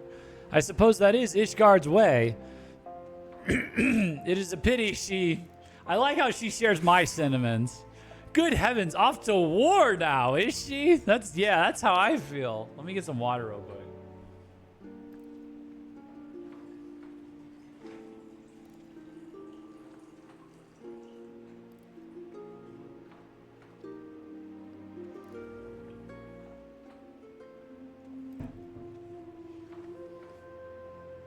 It is a pity she means to further deceive her own mother. True. So true, Big Rose. Ben Hum called him Big Rose. So true, Redolent Rose. But I understand her request. She may not return from her battle, and if you must go with style. Why, you could say the fabric of Ishgardian life is woven from loss. That is why their art has such beauty. Their lives are as glorious candles, burning twice as bright but half as long. Ha! I dare say that gem will inspire me for some time, Jeff. Ah, but you were asking about fabrics. We discussed how magic wielders' needs are best served by fibers that absorb aether, yes? Then have you considered where the battle will be fought? Kurthus is frigid, and frostbite can kill just as easily as dragonfire. Only the warmest of fabrics will do, chimerical felt. A chivalric doublet of healing made of this ought to suit Averil's needs. Yeah, so here's what, oh God. So here's what we had to do for this one. 1, 2, 3, 4, 5, 6. Okay. Dawnborn Aether Sand, which I now know you get from etheric reduction, which I've never done because you have to use it on a collectible gathering item, which I've still never successfully done. Grade 1 Mind Dissolvent. This was Alchemy. Blue Cloud Coral. I assume this is found growing on the floating islands above Eorzea. So I assume this is just fucking in the sea of clouds and you do some sky fishing or something. I bought it. So I was like, that's are you kidding me? Crawler Silk, which we just gathered in the last one. This takes Silkworm Cocoon and Crawler Cocoon. I think these are both, they're drops, and Effervescent Water is, that's easy to get. But, so there's that. Fishing, yeah, you use snagging. Oh, okay. And then Hallowed Rammy Cloth. This is, okay, so this is Rammy Cloth, which is Rammy Thread, which is a drop, I think. No. Okay, no, this is gathering. And linen yarn. Oh, yeah, I had these, thankfully. I had all the gathering for this. But then you have to use where is it? 2 things of hallowed water. And that is it. I mean, I guess it's not. Is this the one?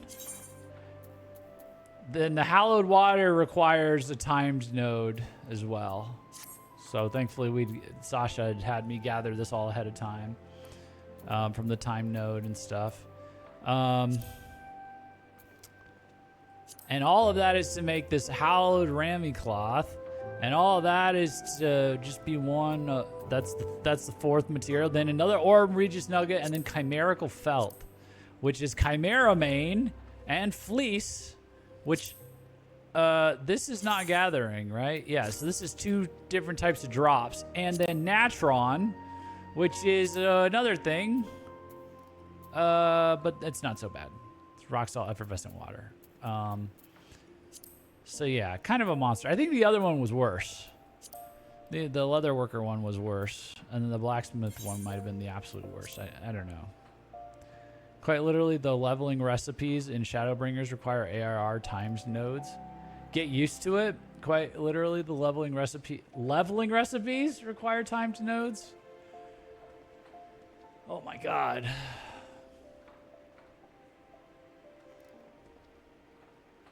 So I should just be hitting the timed nodes whenever I can. Fleece is from the Sheepies in Kurthus, I believe. Level 83 to 84 gear, I believe, mandates it. Damn. Well. It is what it is. And the Chimera mains, I assume, just from the Chimeras in Azzy's Law. Oh, right, yeah. It'll be interesting to try and like progress this in Stormblood and just like take it in parallel with the story. Because the story's obviously written to be done alongside the MSQ, not after, like we're doing, you know? You know, I mean, like maybe everything will be more fresh in my brain. Like I'll be like in an area and like maybe when the MSQ is like in level, like if MSQ, I'm in MSQ up to 60, level 62, 63, something like that. Then that'll have unlocked like an area or 2 that I can get Aether Currents in. And then like, how does that work for the crafting quest? It goes 60 to do the intro quest and then 63 to get you in the first area. And like, maybe if I do that, then like, I'll be like, oh, it wants this drop from this thing. I just saw that when I was exploring and stuff like that. So and just do all the job quests for Stormbloods when they're open. 60, 63, 65, 67, I believe. And the level 65 quest is mandatory because it locks manipulation. Yeah, that's what I'm going to do. I'm going to really try. But we've got 21. We're going to have 21 job quests to do at each unlock section.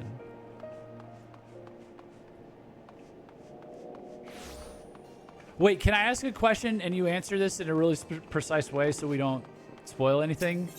But I need to know. Because everything's tied to... The MSQ's tied to the same levels. Can you tell me what level the first... Okay, so you know how like the biggest clip in Heavensward, the biggest moment in Heavensward, for me, for my YouTube channel and everything, what is Harshafant dying, the vault, right? What level is the equivalent in Stormblood? Don't tell me what it is, but like what level is that? Because that was like, hold on. The vault was level 55? 57. Ooh. Vault was 57. Okay, so like what, that moment in Stormblood, I cannot safely answer that question. You can't give me the level? Okay. Like the MSQ level? All right. Okay. Damn. All right. Well, I don't know. We'll figure something out.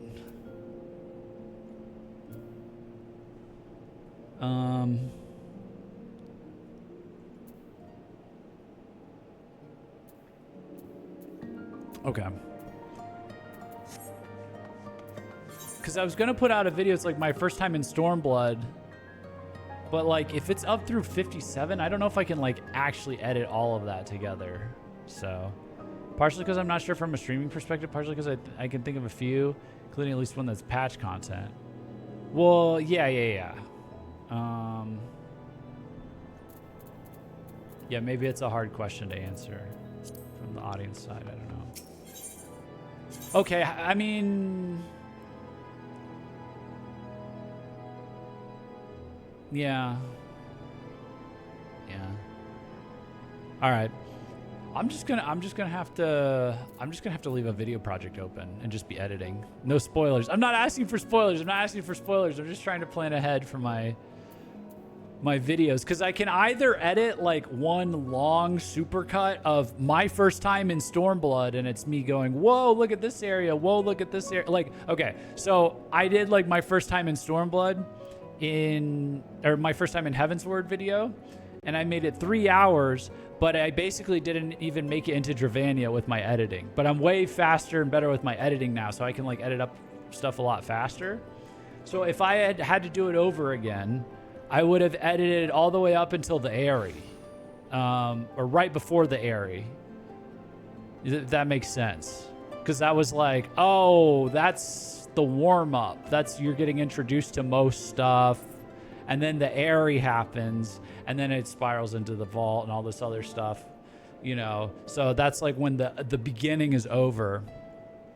So I'm either going to do that in Stormblood and just like have this beginning phase that may drag out for weeks because we're going to be leveling these other jobs. I may just do that and then just post one big edited one when that's done. When I hit something where I'm like, oh, that was crazy. I want that up separate. And the vibe is different. I don't know. Okay.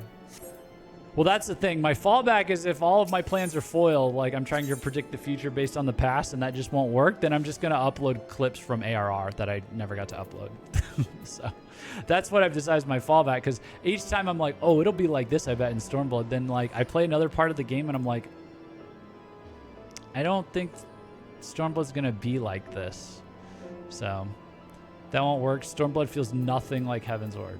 Okay. Yeah. All right. Fair enough. So...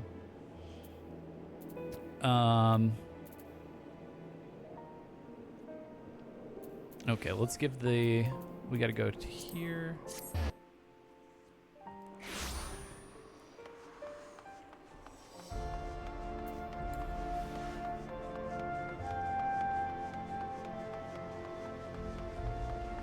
Averill. My heart is all aflutter. I can't wait to see what you bring me. Or is it that I'm anxious about the battles ahead? Well, is it done? Here you go. Have fun dying in the war.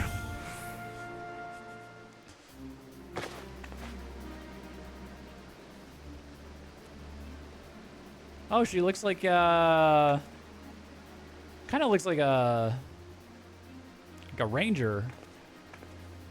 Some sort. Looks good. It's stunning. Why, I'll be the belle of the battlefield. Thank you so much. Now there's nothing holding me back. I do wish Mother, no, it is best she doesn't know. Freeskin and I will go via the Ark of the Worthy. Please, see us off there. It's bad luck to leave without a soul to say goodbye to. Go say bye to your mom.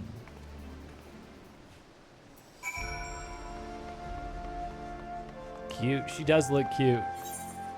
You can see how she gets her way. You can see how she gets her way. Looking like that. All right. Wait in front of the Ark of the Worthy. Okay.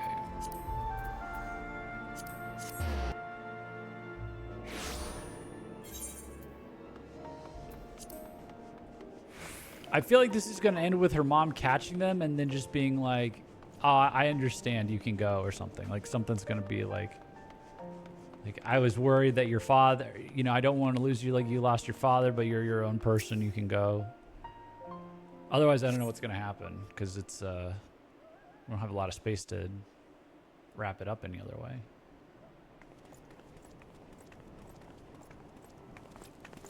Cute.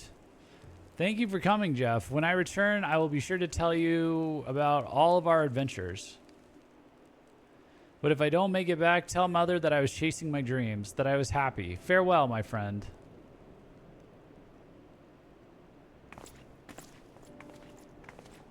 Averill, where are you going dressed like that? That is to say, we are going to the front, to the fete, right, darling? That's why I'm wearing my finest, for the, fete.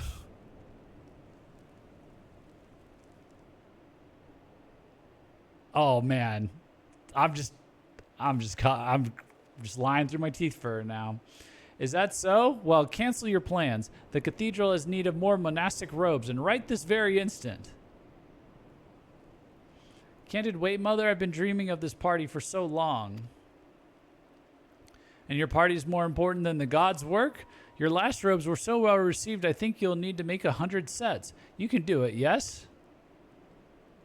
You want the truth, Mother? I'm a chirurgian. I'm leaving for the front lines tonight, and with my sweetheart. Please, don't try to stop me. I couldn't bear sitting at home praying for my Freskin's safety when I could see to it myself. It's bad luck, you know, to leave without letting me say goodbye. Oh. Your raiments gave you away, dear. I know a chirurgian's doublet when I see it. I wore one myself. Oh, just as I hoped you never would. Oh, I went to war too. Your father was so gallant, and I was so in love with him. How could I not go? Oh, but I never told him I was with child. He died not knowing because I was slow when I needed to be fast. He died. He died because of me. Ooh. With the damn Moogle slippers? Oh, I'm sorry. Is that disrupting your experience here? I feel like it's enhancing everyone's experience. I'm more thrown off by the Kakashi hair that I've got. This cosplay Kakashi hair and Naruto outfit that I've had on for the last 2 weeks than the Moogle slippers. And that guilt destroyed the woman I was. I gave up conjuring to raise you. I tried to forget my mistakes through Halone. Oh, that's why she's so religious. She's guilty. The girl has a beauty mark. I'm into it. I'm into beauty marks that are this low of resolution. I'm into beauty marks when they're low enough resolution. No, I love them. I drew them for the Discord already. Oh my God, really? That's funny.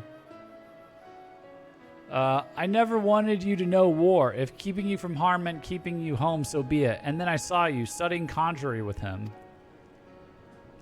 I panicked. Everything I could do to stop you, I tried. And my actions only drove you further towards the battlefield. That is true. But the doublet suits you. Back when I was young and sincere and passionate, I'm sure it suited me too. I remember that desire to do good, to protect the ones I love. Go, Averill. Go with my blessing, but keep him safe and promise me you'll come back.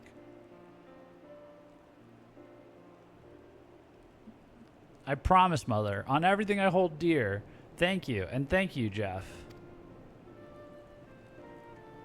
And tell him to pull out so you don't get pregnant and die and let him die, I guess.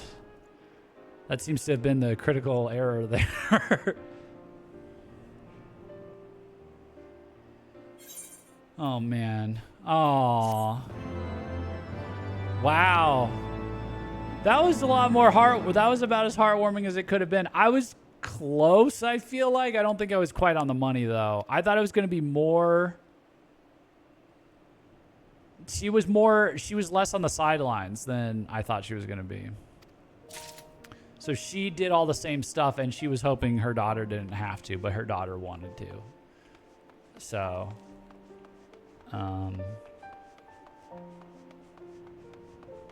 and I think all her concerns were valid. Like a genuine, like you get pregnant on the battlefield. I was slow when my partner needed me to be fast, and he died, bro. I don't know. I think she had all the valid concerns to keep her daughter from going, but if she did it herself, then it's like it's probably runs in the family. You know, like daughter, like mother. Yeah. That was good. That was a good end. I was like, I thought it was going to be like a cringe ending or something. I thought it was going to be like, shut up, Mom. And they're like, I respect you for it, but I don't know. I respect you for whatever. I don't know. Still, like, from an outside perspective, it's like, yeah, she can't fuck up because she's dating a klutz, it seems. She's dating a klutz and they're going to fight dragons. Like, I don't know if it's going to go well. Take advice from those who do the opposite because they know how bad it turns out firsthand. Yeah. That's true. I mean, that is true. Learn from their mistakes.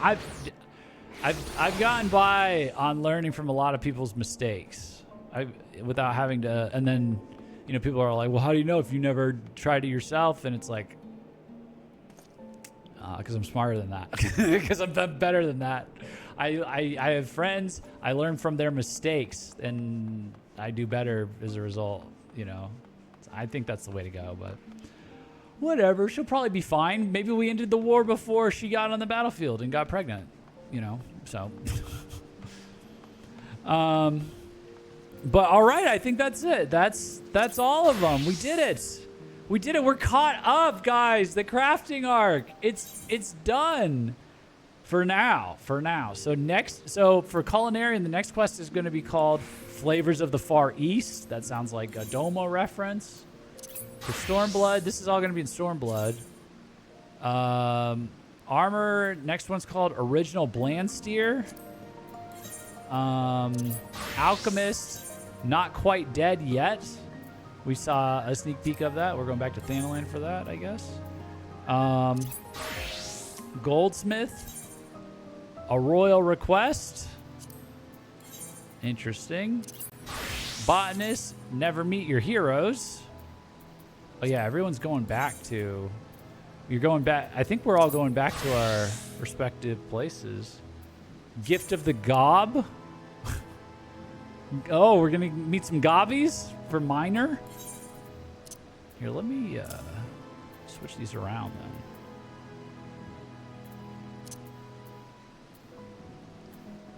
then. Maybe switch these around then. Oops, I didn't mean to do that. Hold on. Yeah, actually, that's probably the way to...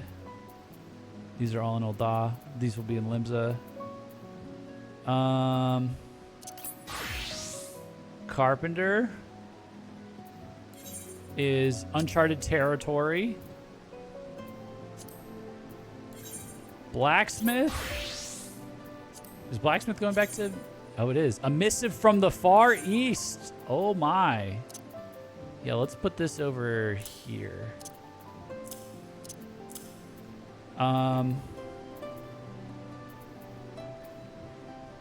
Oh, shit.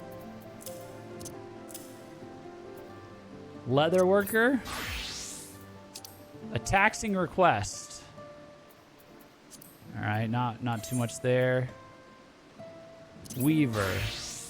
When east meets west. Oh, and that's in Thanalan as well, right? Do it like this.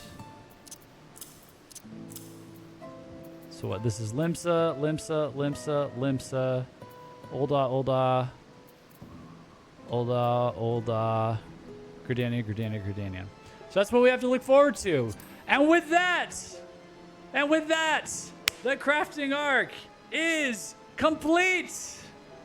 It's complete. I'll obviously take care of stuff in the background or whatever, maintain stuff or whatever. It doesn't mean we're going away, but what it does mean, we're back to combat, baby. We're back to combat.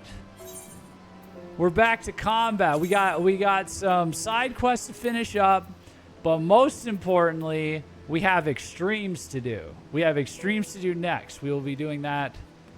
I guess we'll just start this week.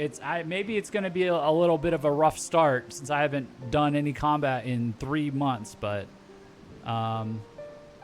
what all you got left on that schedule? That's what I'm trying to tell you. It's basically any side quest. I mean, I could pull up the...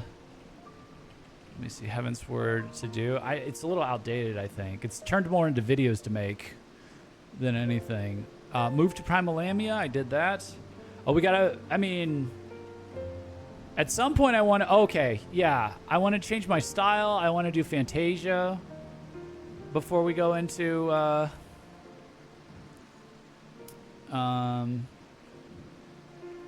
Before we go in, but basically like a bunch of smaller things like side quests wrap up. Like there's a side quest in the Firmament I want to finish up that is about the dragons, the draconified husband that got let back in the Firmament.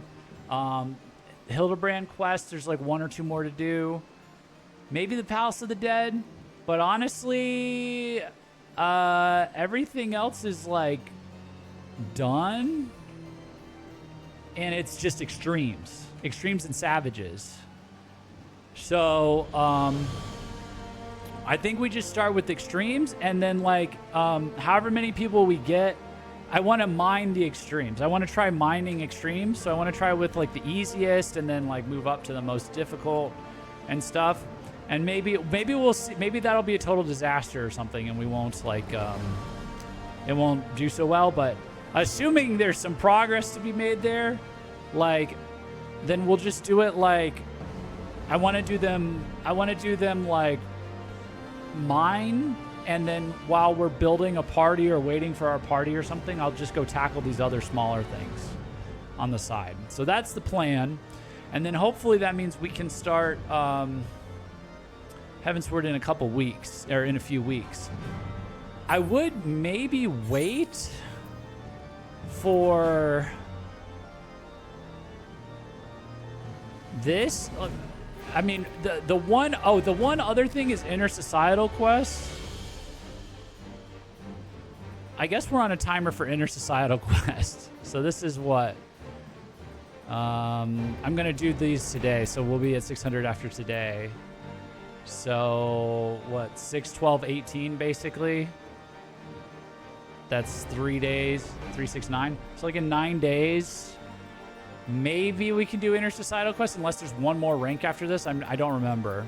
So another 8 days. Another 8 days to max them out, right? After you do these, yeah. Okay. And they'll be maxed out. We can do intersocietal quests. Okay, so in 8 days, so like that Tuesday the 1st, we'll probably start Stormblood like in like the middle of September, first or second weekend of September maybe.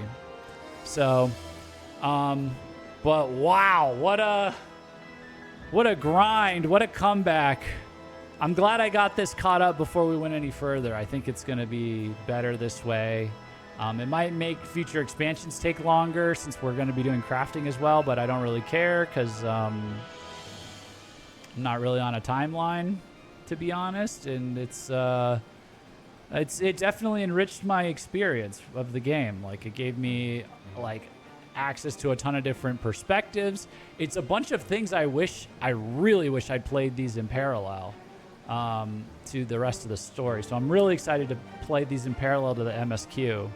I have like a billion reasons to pause the MSQ now and like do other like job quest lines and stuff this time in Stormblood and future ones. So I'd say overall for these in Heavensward, by the way, I think my favorite quest lines were probably Alchemist. I just forgot what my second favorite was. Hold on, let me think. It's like Alchemist, Culinarian, and Goldsmith was up there. Carpenter. No. It's like either Alchemist or Carpenter was my favorite.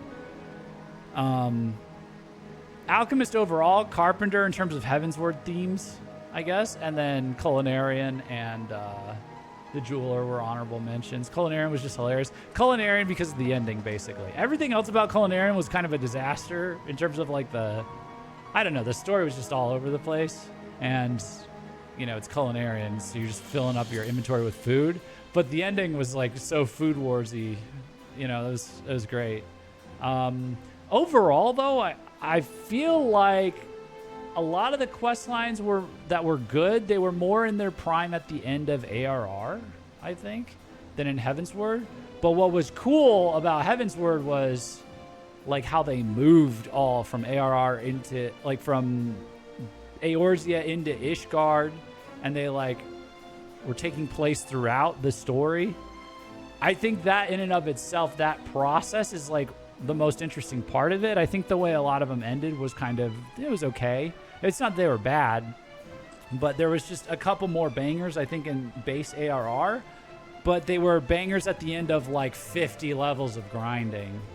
So it's hard to even call the ARR stories better because the first 25 or 30 levels of those storylines were the same fucking thing. It was really painful, if I'm being honest. The Lala missile was awesome. Oh yeah, I forgot about that.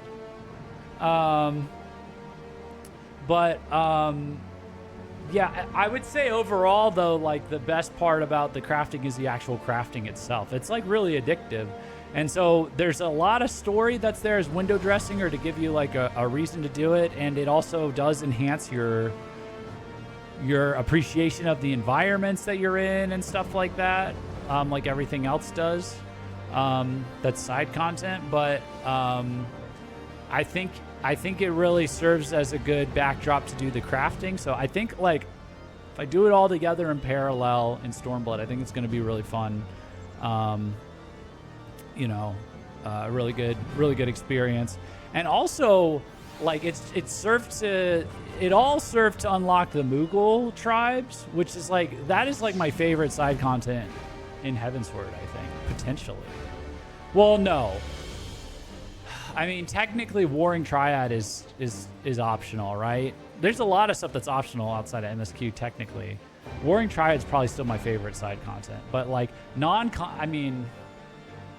besides, like, Warring Triad and Alexander, like, it's that. It's the Moogle. The Moogle tribe is just really, I don't know, it's really good.